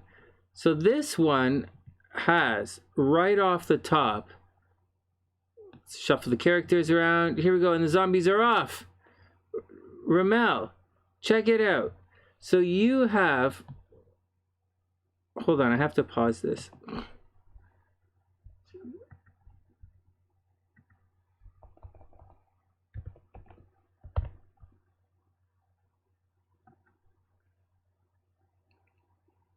I say Jenny's BFF, it's Ramel, so... One sec. Hey, Ramels. This guy... Okay, you guys ready? Watch this. Hey, Ramels. See this? This is what you have to avoid at all costs. This right here, right? Chiron making an aspect like that to Saturn. This tends to be a heartbreak kind of situation. Whether you meant to do it or not, or blah, blah, blah, or blah, blah, blah. It tends to be, these guys just can't get it together somehow.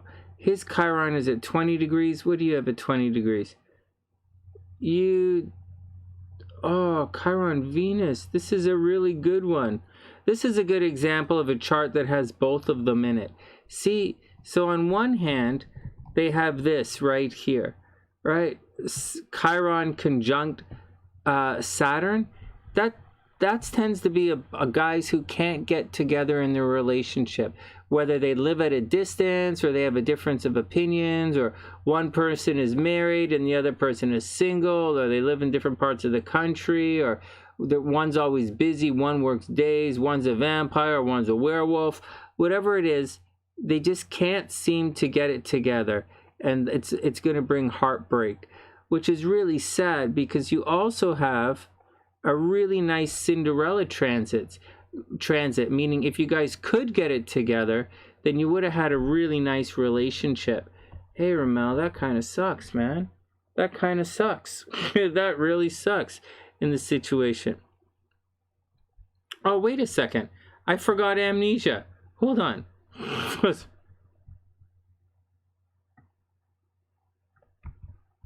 I did forget you. Guys, give me one sec.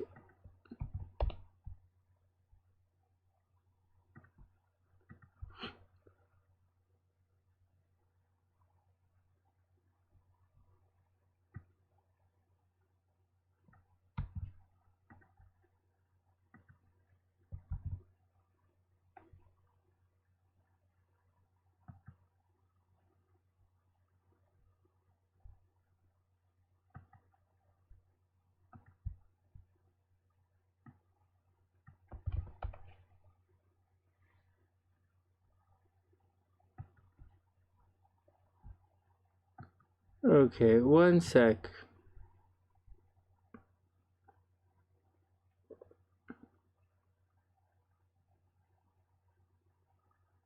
Oh, you got it, Amnesia. I'll read your cards. I got it right there. I'll read your cards.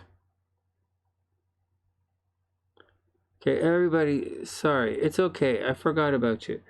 I'll write it down. I'll do your cards in a sec. I think I have you for a card reading. All right, here we go.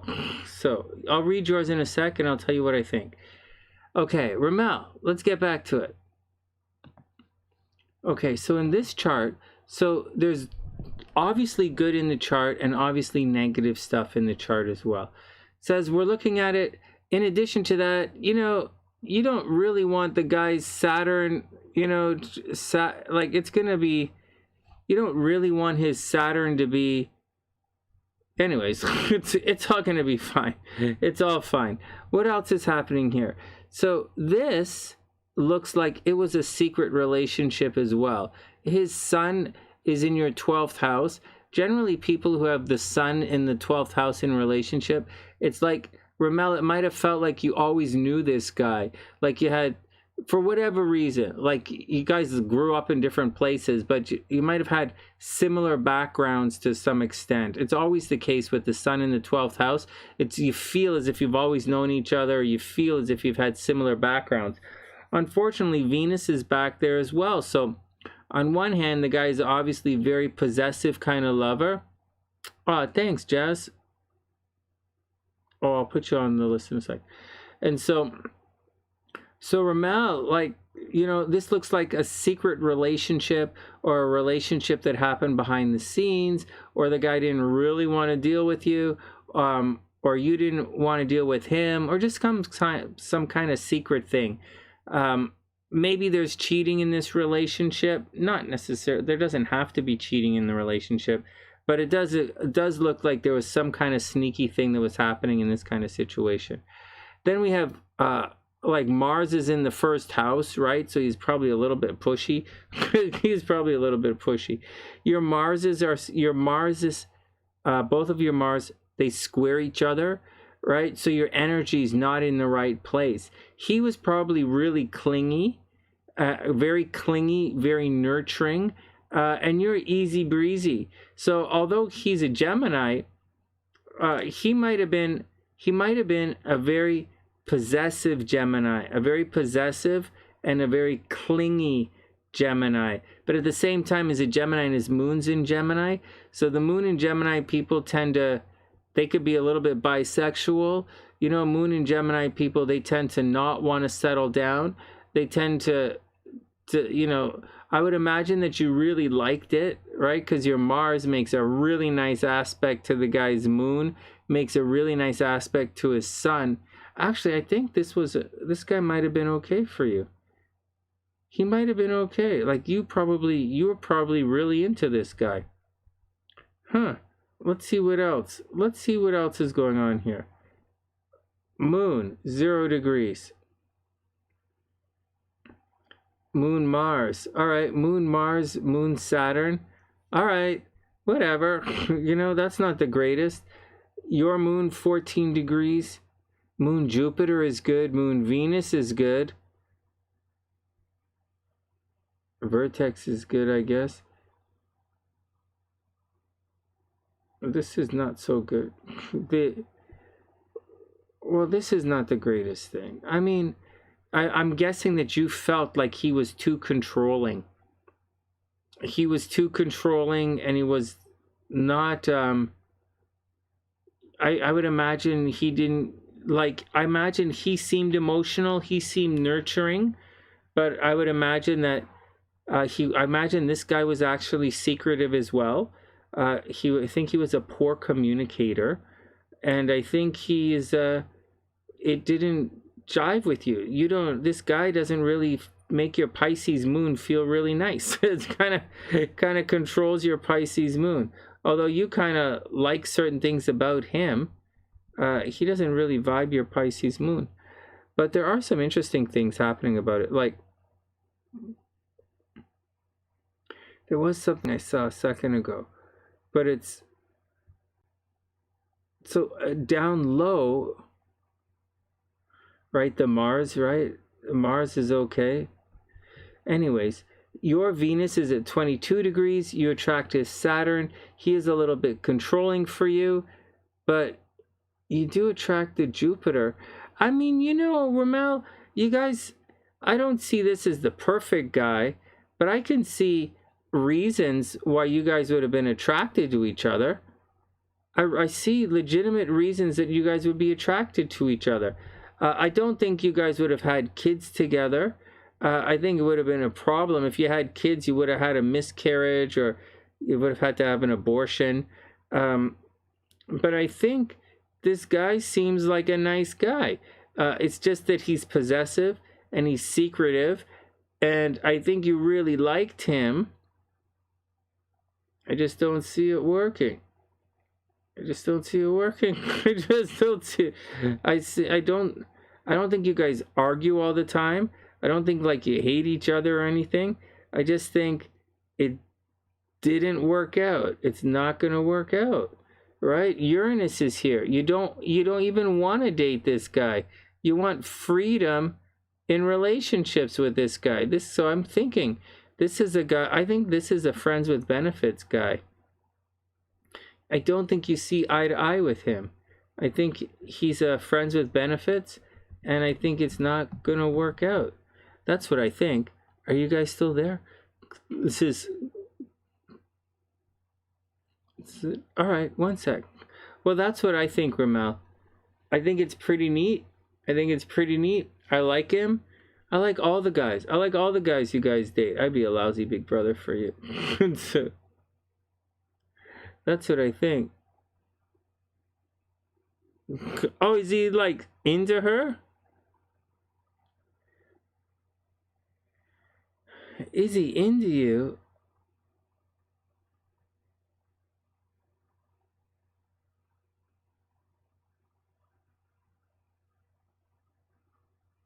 I think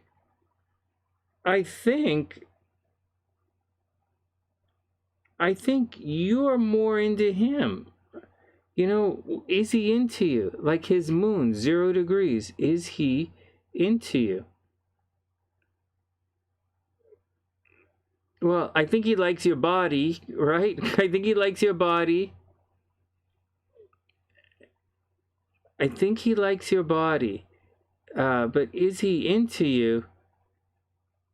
I don't really think he's that into you. You know, Mars at 3 degrees.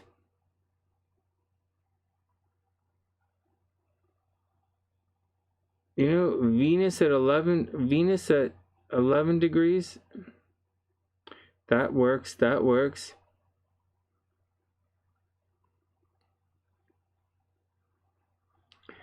I don't think he's gonna stick around. Hey, Ramel, I don't think he's gonna stick around. I think he's definitely into you. I think he's definitely into you, but I don't think he's gonna stick around.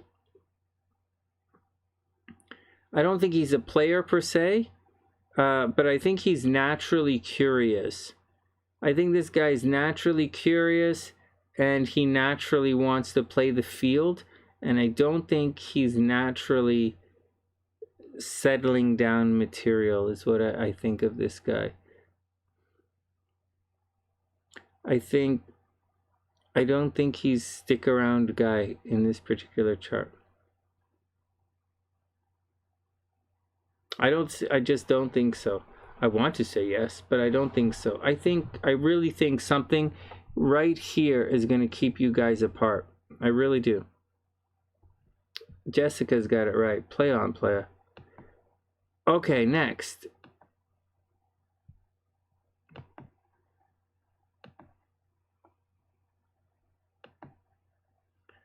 Okay, we have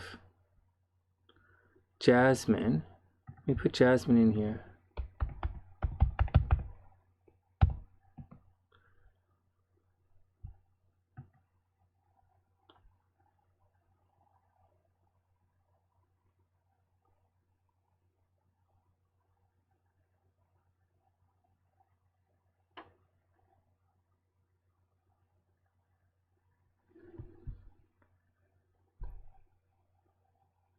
I'll check it out. Amnesia. Okay, so Amnesia, I'll look at your chart. Unless you want me to read your tarot cards. I'll look at your chart and I'll tell you what I see.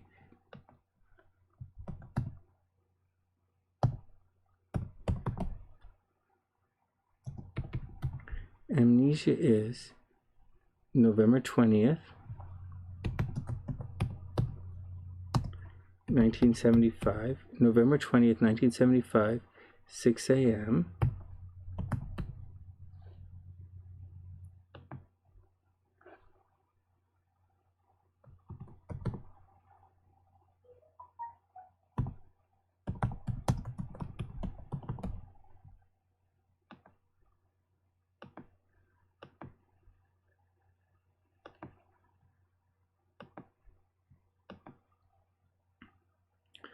All right, Amnesia is up. right, Gingy, have a super, super amazing night. Sweet dreams and congratulations on winning the zombie race. Yeah. Okay, Amnesia, and then we're going to check out Jasmine's chart.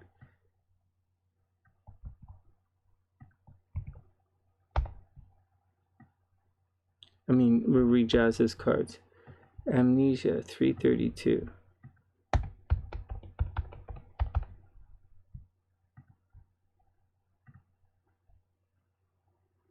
All right, check it out, Amnesia. Let's see what's going on with your chart. You have some similar stuff to what's going on, what happened earlier. Your chart. So what did you say? The compatibility is $30, Johnny. Yeah.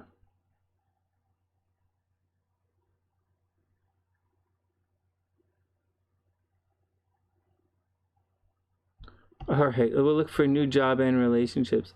Hey, Jarrah, what's up? I hope you're having a super amazing day. I'm definitely doing live still. Yeah, I'm definitely doing it. Now that I'm in Toronto and Chicago, I'm definitely doing live still. It's great to see you.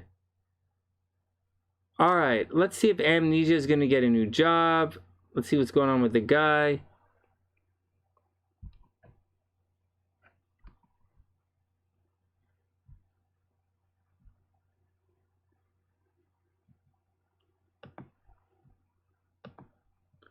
All right, Amnesia is up. Here we go.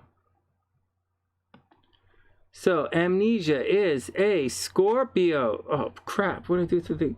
She is a Scorpio. Scorpio rising. She is absolutely a double Scorpio. Holy smokes.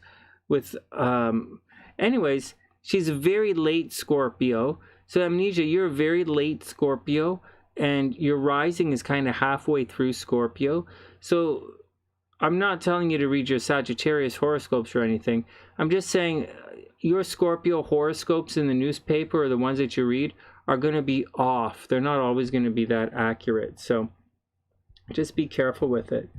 I do see problems in relationships in this chart. You see, you have a lot of energy in the first house. Anyways, first off, Scorpio risings are highly polarizing people. People either love you or hate you just by looking at you. So that's stuff that you got to watch out for. Then we have the North Node in the first house, along with Mercury and the Sun and Neptune, obviously. So that indicates someone, you probably spend a lot of time working on your looks. You know, there's a possibility that, you know, you might, so there's a possibility that so you focus on your looks a lot. Like you think about your looks, you think about your appearance, you think about your name, you focus on yourself. And you focus on you. As a result, there are definitely going to be problems in relationships. There's a strong, you might since I would guess that you're probably divorced.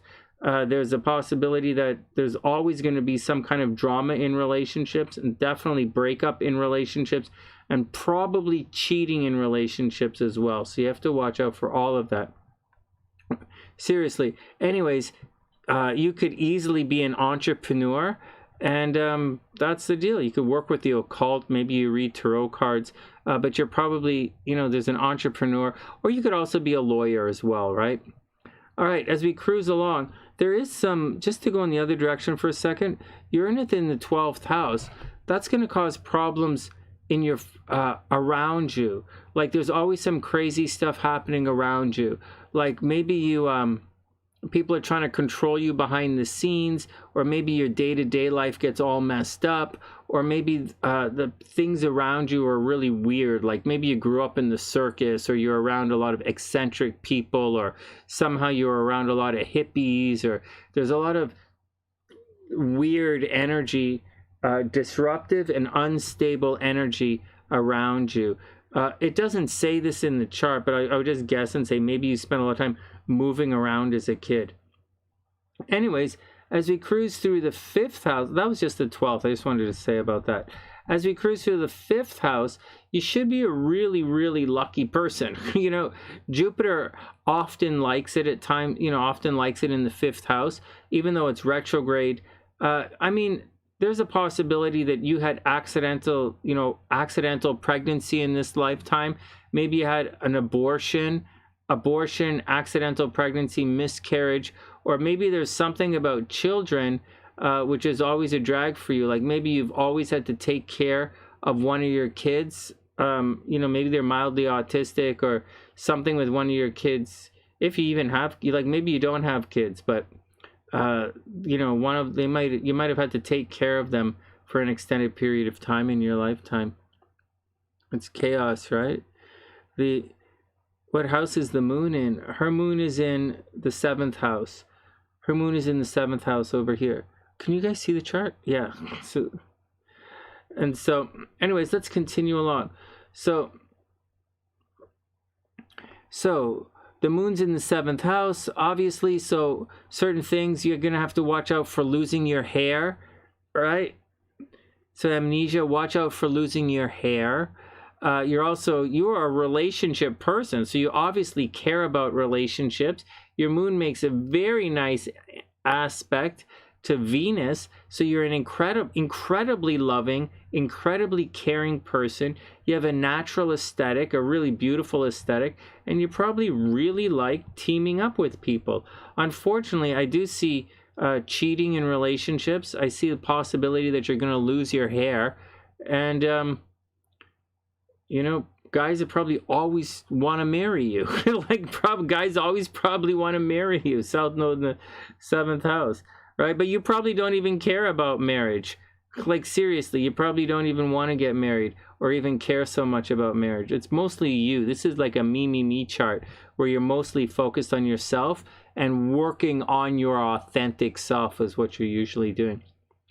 Up here, Mars in the 8th house, retrograde in Cancer. There's a possibility that people steal from you, like you were supposed to have an inheritance. You were supposed to inherit some money, and the inheritance was stolen from you.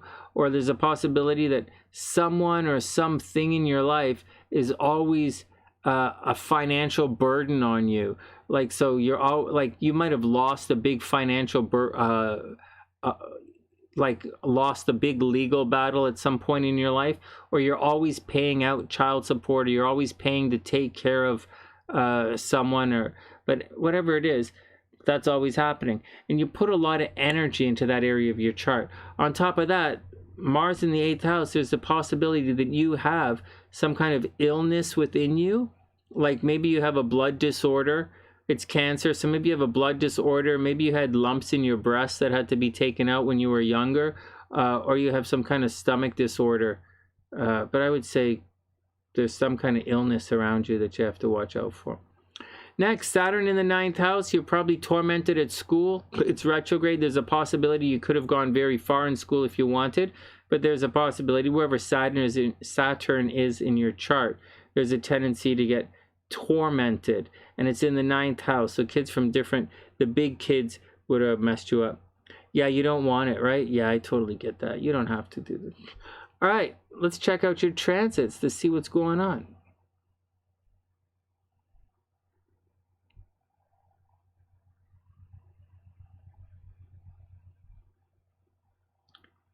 Amnesia.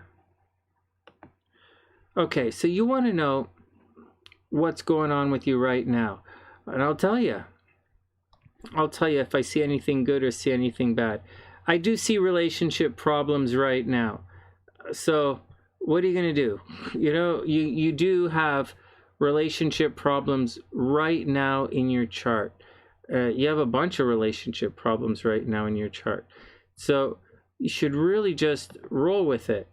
Chiron is moving through your 5th house of dating, so this is going to cause problems in love. Then we have, you know, the North Node just entered, and it's going to sweep backwards like this. Wherever the North Node is transiting in your chart, it's going to cause problems. And so, yeah, you're going through relationship problems. Is there anything acute, anything happening right away that's going to cause problems? Saturn is at 13 degrees Aquarius retrograde. Yeah, not really. Saturn is not really. It is a little bit. It is a little bit. It really is. Saturn is making an aspect, although it's a harmonious aspect, it is making an aspect to your Venus and your Pluto. It is. You guys might get back together. Like, very sincerely, Amnesia, you guys might get back together. I don't think you're really going to get back together until, like, say, October. But yeah, you guys have a possibility that you're going to get back together. I'm not joking. I'm, like, very sincerely, you have an opportunity to get back together. So, money is not the greatest, right? Like, seriously, money is not the greatest. But if you need money for anything, you could borrow it. Like, if you wanted to borrow money or to have someone lend you money for some reason, it's a very good time for people to lend you money, very good time to borrow money, and it's a good time to invest your money. All three. Good time to borrow money, good time to invest money. If you need money for anything, just ask, and the people should be there to support you financially. Having said all of that, maybe there's a possibility you're thinking about going back to school right now, or you're thinking about traveling, one or the other, thinking about going back to school or thinking about traveling. And that's the gist of what's going on. Right now, watch out for car accidents in the worst possible way, right? Watch out for car accidents, watch out for computer problems, watch out for fighting with your brothers and your sisters. You know, watch out that your brothers and sisters don't get sick. But aside of that, just keep going. You know, aside of that, keep going. You know, you might think about moving a little bit, you know. You might make some money from real estate right now, actually. You might make some money from real estate. Like, you might sell a house right now.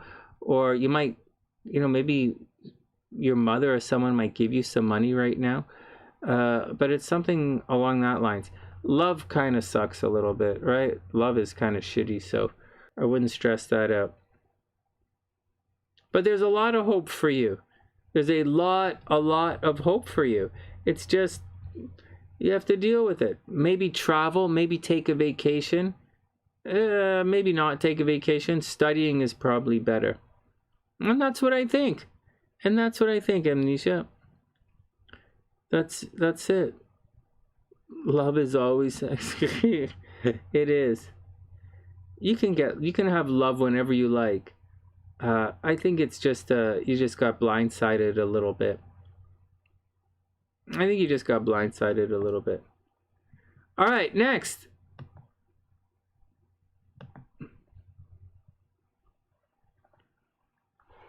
Pluto and Saturn in the third. No, Pluto and the what? Pluto and Saturn in the third. Oh, car accidents. Yeah, Pluto and Saturn in the third. That's going to cause car accidents, especially if they not just by themselves in the third. They have to make aspects to things, right? But when they are aspected, like say the moon or say Mars, then they're probably going to have some kind of accident. Yeah. No, seriously. Yeah, seriously. All right, next.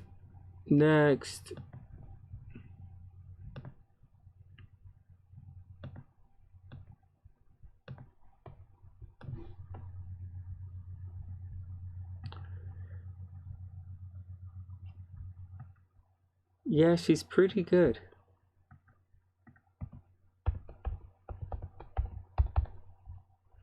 All right, Jazz, here we go.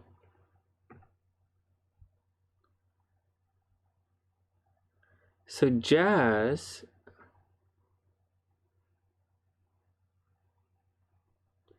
let's figure it out. Yeah, seriously, Jessica, let's do it. Let us check out. So you guys saw Jazz's question, right?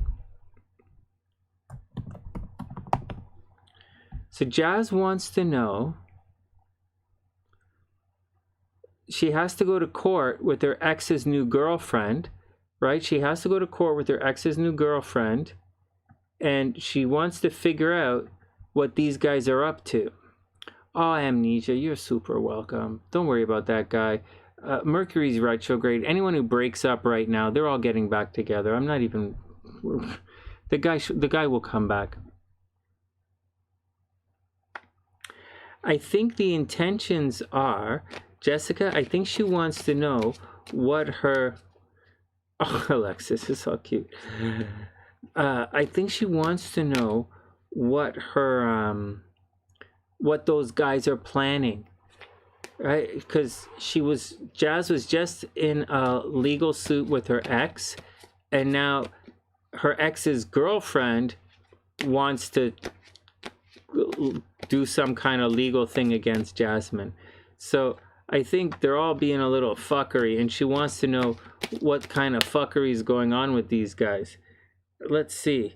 So we don't want to see things like Six of Cups, right? We don't want to see Six of Cups. We don't want to see problems with the kids. We don't want to see things like, we'll probably see things like Ten of Swords and Eight of Swords, right? We don't want to see the Devil reversed. We'll probably see the Devil reversed, or the Tower card, or some kind of bullshit, or deception, right? Like maybe the Moon card or the Priestess card. Let's see what's going on. Let's see. Oh, there you go. Called it. There you go. Ten of Swords right there. Good call, Sonny. Thanks. Hey, Lala, what's up? Seriously. Ten of Swords right up. Good call, Sonny. Wow, you know, I'm pretty good at this. And so, all right, Ten of Swords reversed. So Jazz, there's no redemption from this. These guys, Ten of Swords reversed. These guys are trying to absolutely fuck you over. So Jazz, you know, so Jazz, like straight up, Ten of Swords reversed.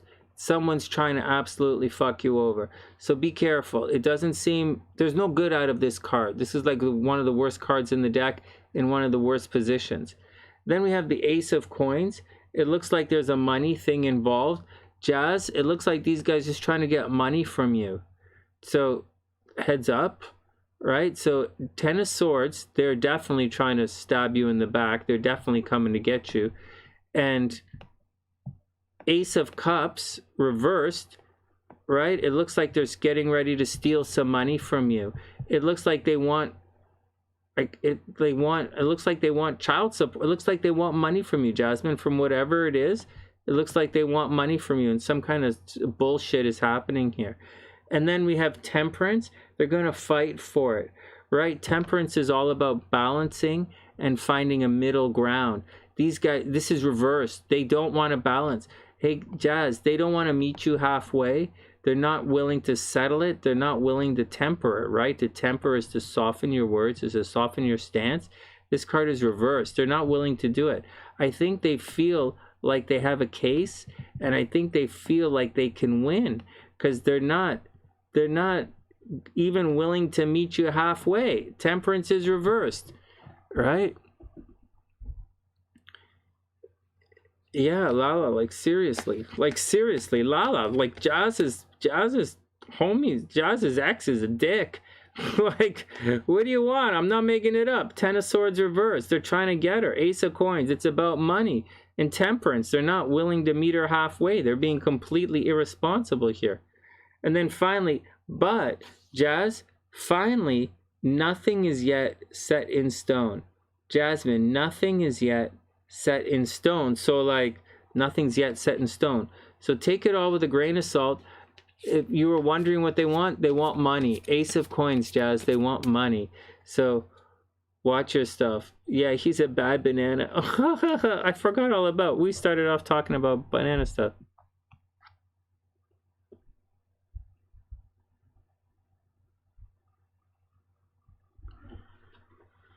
She's contesting your husband. What? Your husband, your ex, told you to kick your own kids out. What the fuck? That's so fucked up.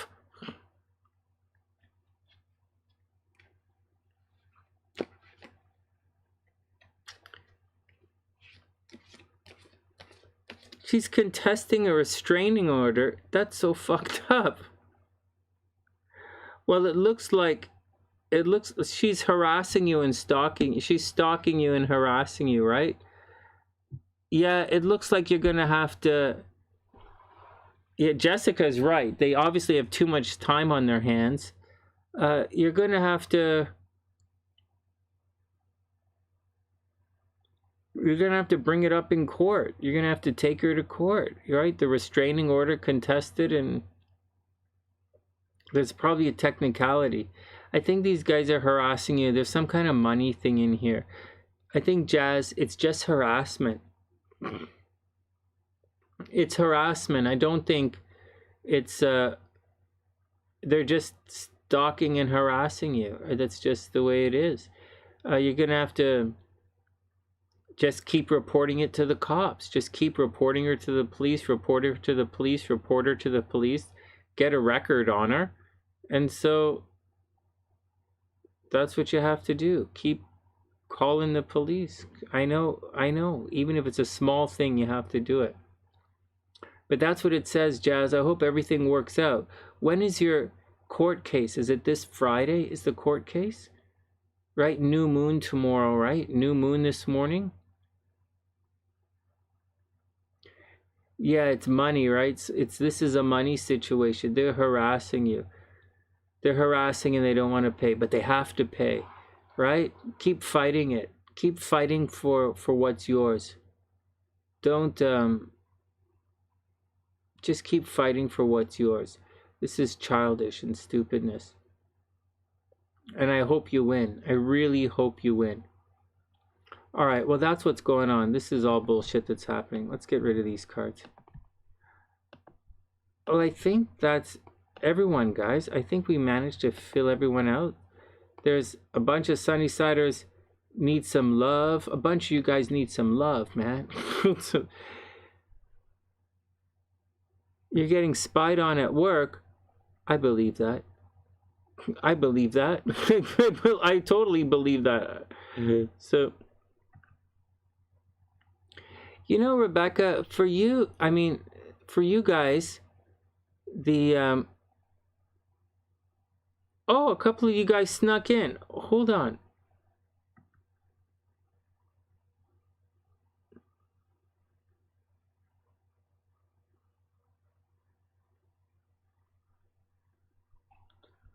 Hold on. One sec.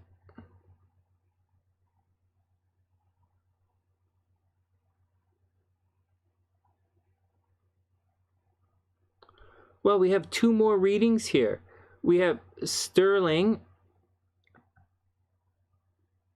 One sec.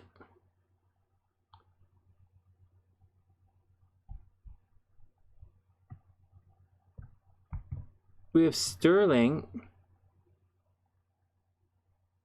Hey, Lord Virgo, what's up? Yeah, I remember. Oh, we'll do that right now. Okay, so Sterling is here.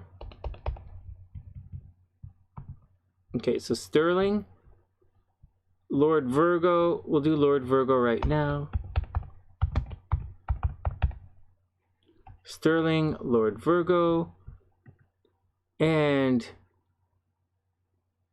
there you go. I was looking for you, Jarrah. I got you right there.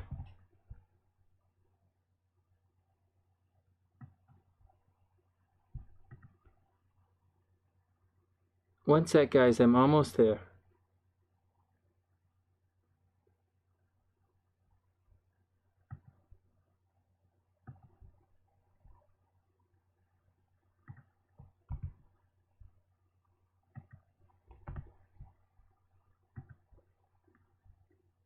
All right, let's do Lord Virgo right up, quick. Well, everyone else is away. Hey, Leon, what's up? Ah, right on, Leon. I hope you're having a beautiful day.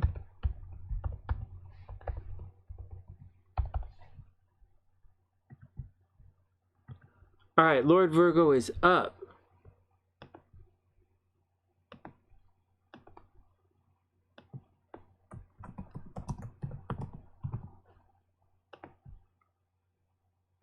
All right, let's see what's going on with the cards.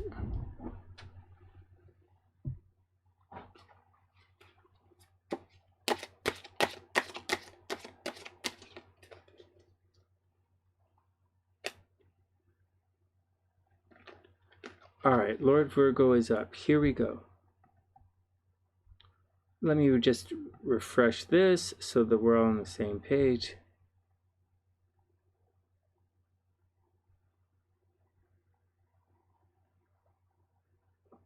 I remember. I totally remember. You guys are getting... Anyways, all right. Oh, Jazz, you're super welcome. Let me know what happens. I'm curious. Let me know what happens. Okay, Lord Virgo. Hey, King of Cups. King of Cups is a good one. King of Cups, Lord Virgo. So this is an emotional card. So the King of Cups... This is the wrong one. King of Cups. Here we go. The King of Cups is the man. He's the guy who's always taking control of everyone. He thinks through emotions. Like he's a highly intuitive person, a highly emotive person. It's like spreading consciousness in a non-verbal way. So Lord Virgo, so it's spreading consciousness in a non-verbal way. It's extremely heightened intuition, and it's taking care of people emotionally. But it's not like the Queen of Cups. It's not like a soft love kind of way. It's more like a tough love, not like a tough, hard Taurus love, but it's more like, you know, it's emotional intelligence right now. It's emotional intelligence and being there for each other emotionally. Then we have the Moon card. So the Moon card indicates a time of darkness, right? It's the Moon card. So it's a time of darkness, a time of darkness, a time of confusion. It's kind of a time of options, I guess, but you don't really have that many options. It's really about moving forward or staying back. This card is about overcoming personal fears and personal demons. So you have the King of Cups on one hand, which is saying emotionally you're ready to go. You'll take care of everything. Emotionally you're ready to go. But the Moon card says there's a bit of confusion, a bit of emotional confusion and emotional steps that you still have to take to make it to your next step. And then we have the Two of Wands reversed. So the Two of Wands, Lord Virgo, indicates a situation where you might be feeling short of options right now. You should have a lot of options. You should be ready to go, ready to go, lots of options. Unfortunately, the Two of Wands is reversed, right? The Two of Wands is reversed. So there's a possibility you're going to feel as if you don't have any options, or you're being forced into a particular situation right now. Hey, you have a job offer on the table. Right on. Well, think it. You have to think it. So let's see what the next card says. But I'm thinking right now it's the Moon card, right? You have to overcome some of your concerns so that you can really step up and do the next thing. You probably feel as if you don't have a lot of options, though. Anyways, oh my God. And then Virgo, Lord Virgo, a new start is coming. Finally, a new start is coming. A new start is coming. What's that? It's between self-employed with you or a better position than where you are right now. Oh, you're going to have to think about that one. Remember, Mercury's retrograde, so take your time to think about it. It says a new start is coming. So, I don't know what to say. Definitely.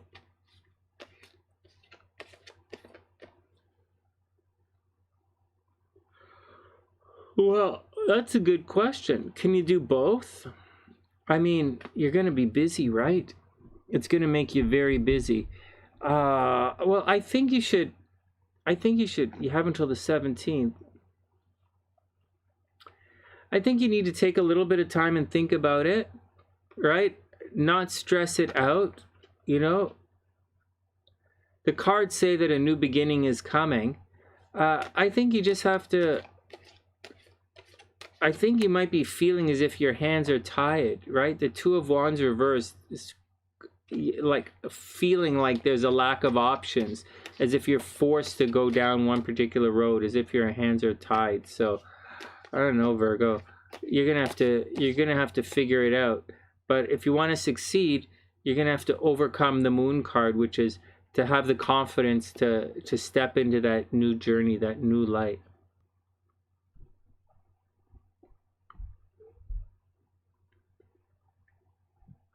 Yeah, I believe that happens sometimes. Yeah, they probably need you in there right away. Well, I think you should think about it. You have some time to think about it. I think Mercury is retrograde. And what I think is, Lord Virgo, I think what's, yeah, faith is going to be needed. I think whatever happens, if you take Mercury's retrograde. So I believe whatever you decide to do, you're going to end up not doing it in the end. So if you decide to take the job, then you have to, you might end up not liking the job and leaving the job, and just leave a lot of room in the relationship to forgive each other, because people are going to feel betrayed. And but just leave room. Make sure that even if you choose a different direction, that there's the egos aren't bruised enough so that you can come back. And that's the biggest takeaway from this time right now. Whatever you do, don't hurt any egos as you're going through it, because you might change your mind down the road.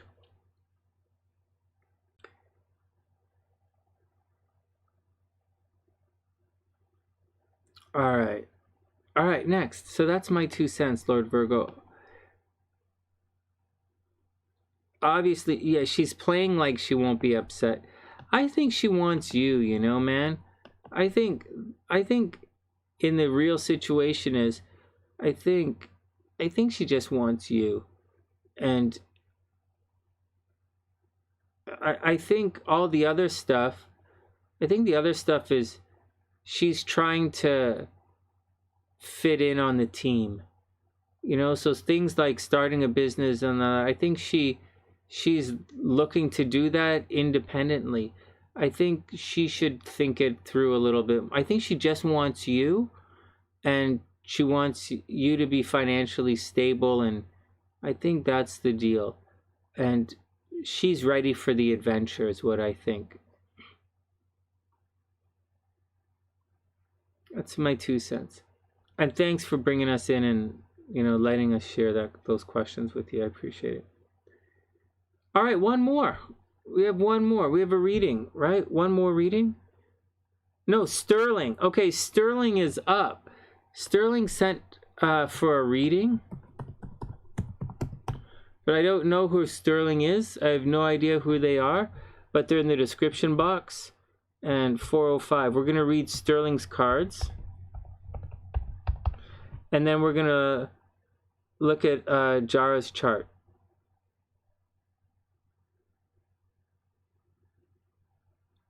Okay, Sterling is up.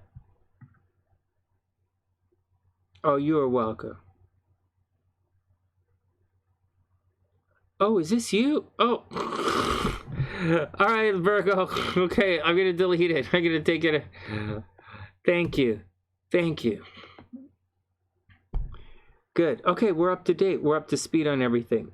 All right, thanks, Virgo. I think she just wants to be with you, And the other part is, I think you guys are going to be okay. Okay, here we go. Here we go. So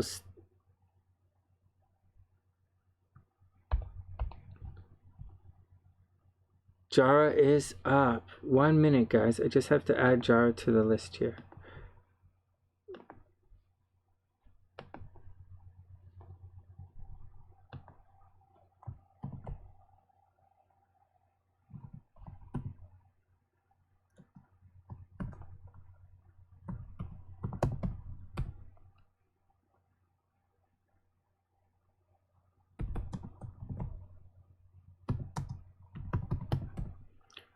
January 23rd, 1997 at 7 a.m.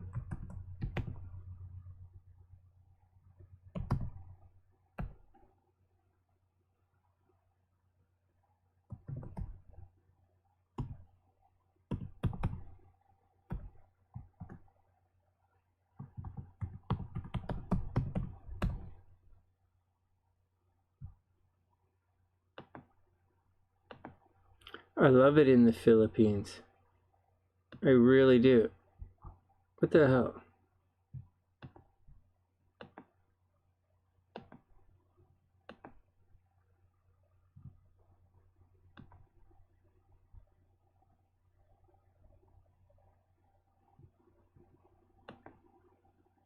What the fuck? Hold on.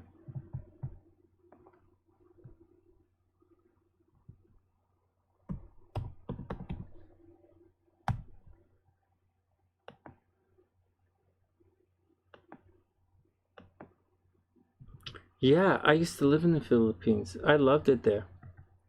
Let me just put Jarrah's timestamp in here. Aw, thanks, Lord Virgo. I really appreciate that. Oh. That's not you.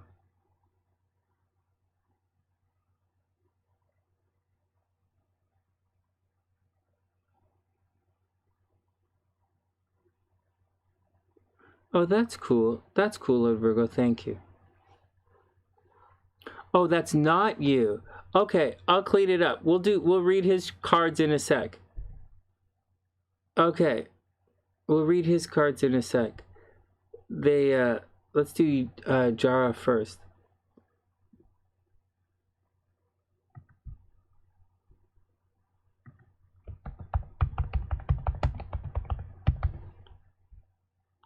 That's cool. We'll come back to Sterling in a sec. 409, Jarrah.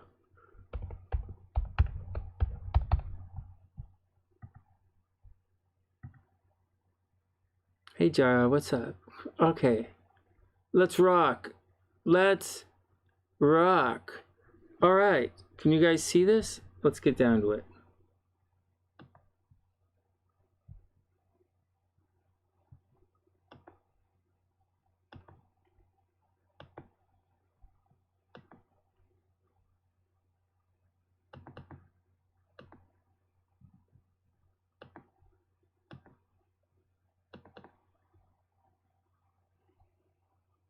Jan 29th, 1997, 7:10 a.m. in the Philippines. Holy crap, Ola. Holy crap, Ola. There's a lot of stuff in the 12th house. Wow, this is a very 12th house heavy chart. Holy smokes.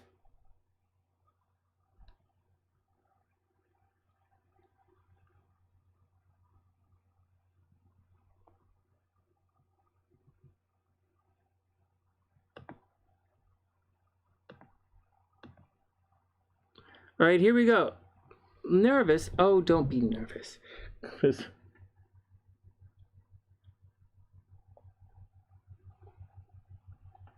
Where's my period?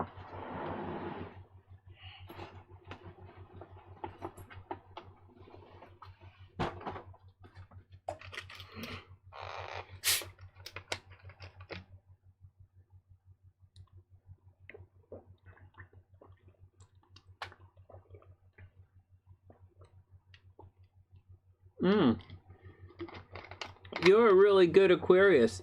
You're a really good Aquarius. Okay, here we go. Aquarius meaning you're early Aquarius. It doesn't make you really like a good Aquarius. It's just, okay, here we go.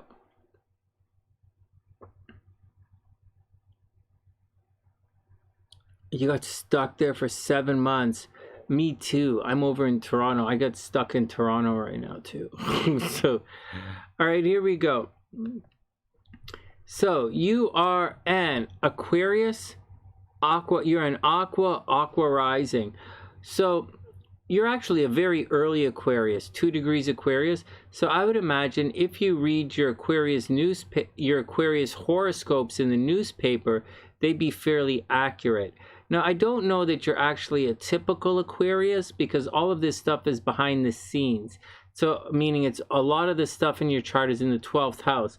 So I can imagine where most Aquarians are supposed to be social and have lots of friends and they're out there all the time and, you know, being playful in the world. I would imagine that you're actually, you might be a bit of a homebody or you might be a little reclusive. Oh, thanks, Lee. That's really sweet. I super appreciate that. Jarrah, I think you might be actually a secretive kind of person. And now, having said that, your Mercury is in the 11th house, so obviously you have tons of friends. Obviously you have tons of friends and everybody knows who you are and you're always thinking about your friends. But I would believe that you're actually a behind-the-scenes person. You might be a little reclusive to the point of even being a little bit shy. Now, having said that, even though you're an Aquarius and you might come off as really aloof, your moon is in Cancer, so you're obviously very nurturing. In addition to that, your moon is in the 6th house, so you have to be busy all the time. Whether you're, like you, Jarrah, you might be a health freak. Like, seriously, you might be a health freak. You might go to the gym all the time. You might watch what you eat. There's also a possibility with, like, you could be a health freak. I think with the moon in the 6th house, you're probably going to spend your life taking care of other people. Like maybe you ended up becoming a nurse or a doctor or you're a personal trainer or a physiotherapist or whatever it is. I think you spend a lot of your time taking care of other people. Maybe you take care of the elderly or something like that. But that's the deal. Or you take care of pets, right? Moon and Cancer in the 6th house, easily you could take care of pets or have a lot of pets. Anyways, just saying. Over here in the 2nd house, we have the South Node and Saturn in the 2nd house. Now, the South Node actually prefers Mars over Saturn, right? South Node doesn't really get along with that. But it appears that for whatever reason, money just isn't your thing. Like, money isn't your thing. You probably have to work really hard for money, or you have to put in long hours to make money. But I don't think it's really a problem for you. I think that you probably are a workaholic. And if you do put in long hours, you will make money, but it's not really your thing or your pursuit in life. In fact, with Mars over here in the 8th house, there's a strong possibility that you're constantly paying for other people.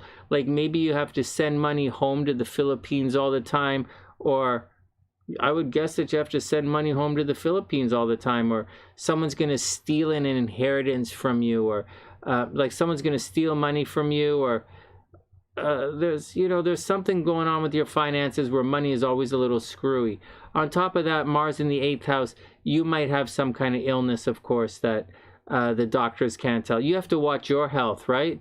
With the moon here and Mars up here, you're going to have to watch out for stomach problems, back problems, teeth problems, back problems, and breast and stomach, right? It's in Cancer.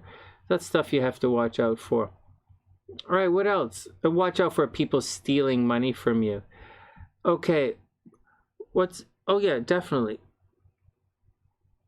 Oh, Lee's an Aqua rising from New Jersey. Yeah. Okay, so here's the stuff you have to watch out for. The really big stuff. It's good and it's negative. So Venus in the 12th house people, these are people, we've seen this a couple of times tonight. It almost definitely says that you have to watch out for cheating in relationships. You know, Venus in the 12th house people are always, they have to watch out for cheating in relationships. Very possible that they could get abuse in relationships. There's a possibility for secret relationships, people having a crush on you, you having a crush on other people. There's a possibility of sexual abuse, right? You combine Mars in the 8th and Venus in the 12th, you can have sometimes it's sexual abuse, and it's also possible that you could have suicidal thoughts in this chart, right? So watch out for suicidal thoughts, watch out for bouts of depression, watch out for people cheating on you in relationships. Also, you get into secret relationships.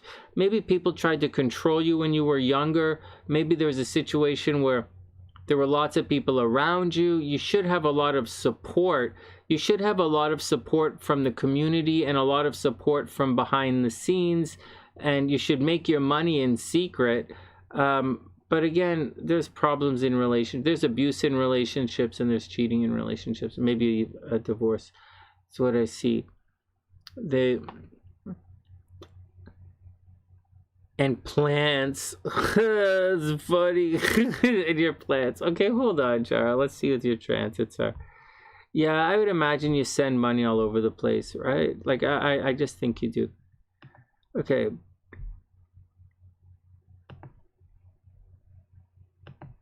Okay, what's going on with your transits right now? So, well, you have to watch your health. Yeah, watch your health. Seriously. Saturn is going back and forth right now, right across your ascendant there. So,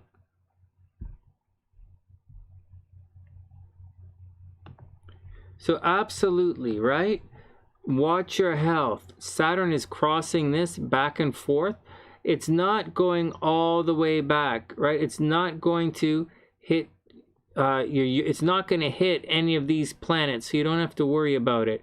But it is going to cross your ascendant, and so you're going to come across. So watch your health. So watch your health. Watch that people don't start calling you names. Watch that people don't lie about you. Watch that they don't drag you through the mud. I would imagine earlier this year you were being accused of things you didn't do. Excuse me. People from behind the scenes were trying to control you, or they were trying to mess you up. And like, that's it. You were stuck, right? Saturn was in the 12th house, and you're probably getting blamed for a lot of things that you didn't do. So be very careful of all of that.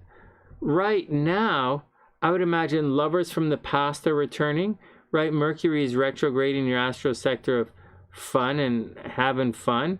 And it's a possibility. You know, you have to watch out that you don't get pregnant right now. You know, make sure you don't get pregnant. And this should be a loving and romantic time for you. It should be very loving, very romantic. Just make sure you don't get pregnant. On this side over here, Mars is cruising through your 6th house. So you're probably very, very busy right now. So don't stress it out. You're probably busy. There's no need to stress anything out. It's past. You know, you might have been sick recently. Things might have been expensive. You might have been sick, but it's really moving past that. So you should be okay. Hey, Pencil Sketch, what's up? You have to take care of your family, seriously. Hey, Jarrah, this is a really good time for relationships. It's a really good time for love. If you're looking for love, now's a good time. If you're looking to get pregnant, now's a really good time if you want to get pregnant. Just watch out for your health, right? And watch out for your name. And for the rest of the summer, watch out for people trying to mess you up, or to call you names, or to drag you through the mud, or just watch out for general problems like that as you move through the rest of the summer. I don't think you're lucky in you're lucky in gambling right now a little bit. Like a little bit lucky in gambling, but I don't know that you're like super lucky in gambling right now. So, I mean, it's a good idea. Like, it's a good idea if you wanted to buy a lottery ticket to go ahead and do it. But I don't know that you're going to actually be super lucky in the lottery. I don't know that you're super lucky in the lottery or super lucky in gambling, but I think you should give it a chance. Like, your Venus is in Capricorn. That's something. And that's the deal. You know, there's a lot of emphasis on home right now. You're probably checking in with your parents, making sure your parents are okay. And that's about it. That's about it. That's about it. You don't really have to watch out for anything. Just watch your health. Very busy right now, right? Very busy. Watch your health. And it's a good time for love. If you're looking for love, now's a good time, Jarrah. And that's it. I think you have a wonderful chart. It's great to see you again. I guess you can go back to the States now, right? You're not stuck. I'm still stuck in Canada until I get my second coronavirus shot. And then I want them to open up the borders again, or to end quarantine in Canada. And I think they're going to do it in the next couple of weeks. And if they do that, then I should be back down in the States sometime soon. Nah, Pencil, no free readings tonight.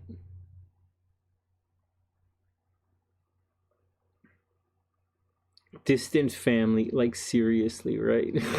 I know the deal. I know the deal on the other side of the world. I know.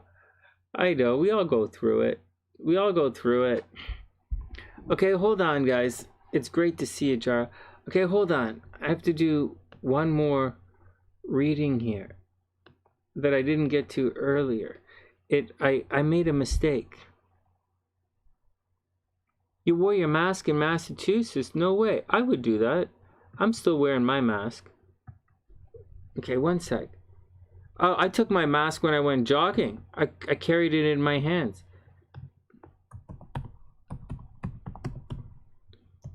All right, Sterling is up.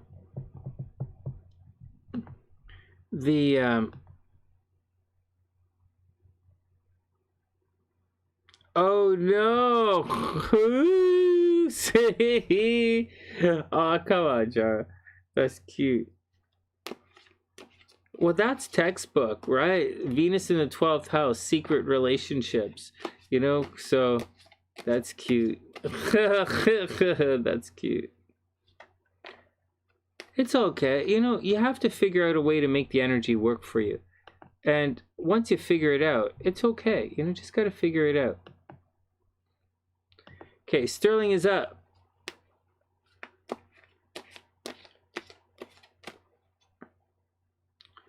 I'm going to keep wearing my masks for a while as well. Well, we'll have to see how I feel when I get back down to the States. But, man, where I live in Chicago, there are a lot of people. And I don't really mind wearing my mask around a lot of people, to be honest.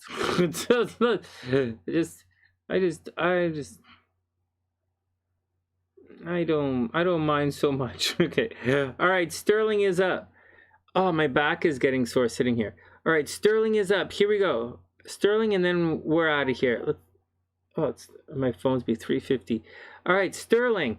Hey, Ace of Coins. Let's do this. See if we'll make it less blurry. Ace of Coins. Ace of Coins. There we go. Hey, Sterling. It looks like money's going to be good for you. Ace of Coins, man. Get out there and make it happen. So that you have the potential for money. It doesn't mean there is money happening. It just means the potential for money. So Sterling, get out there. You could be lucky in money right now. It doesn't say you're going to win the lottery, right? But it says money should be coming. So like a new job, right? New money-making opportunity. Ah, me too, Jarrah. I'm totally a family-oriented guy. I'm all about family.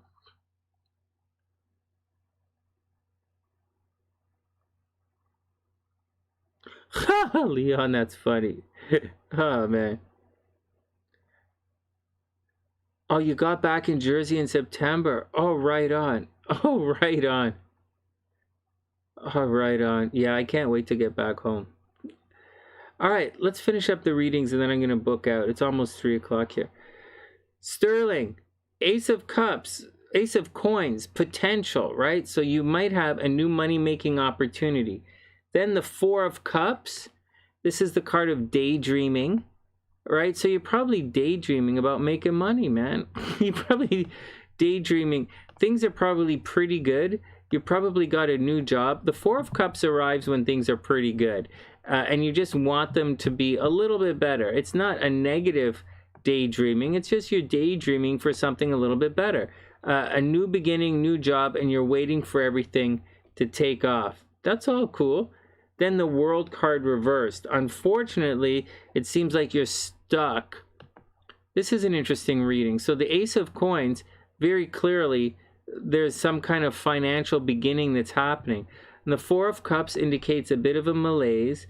Now, where things get a little crappy is the World card indicates it's a very much a been there, done that already card, and you can't really ascend to the next level. It's kind of stuck you're kind of stuck, and you're probably in a situation where you feel as if you've done it already.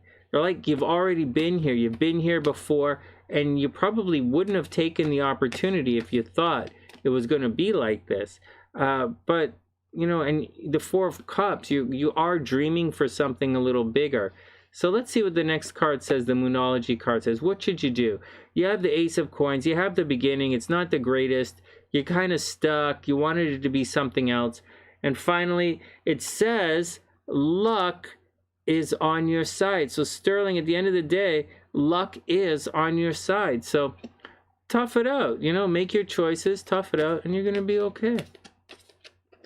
Ah, Jarrah, you're super welcome. It's my pleasure. I absolutely adore when OG, longtime Sunnysiders, come back and say hello. I love it. And, you know, I love to hear what's going on with everybody.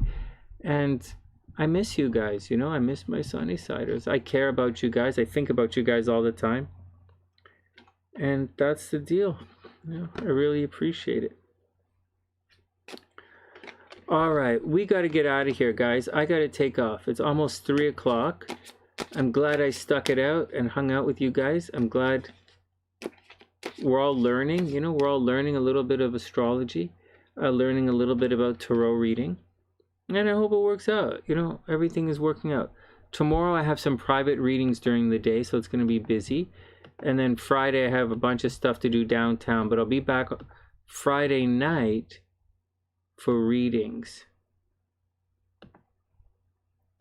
I think we'll be back Friday night. Anyways, that's the action, guys. I hope everyone had an amazing night. Thanks for hanging out. And with that, from TheSunnySide.net, I'm Sonny, wishing everyone the best of a super beautiful night. And I'll see you guys soon. Have a great night, guys, and I'll see you soon.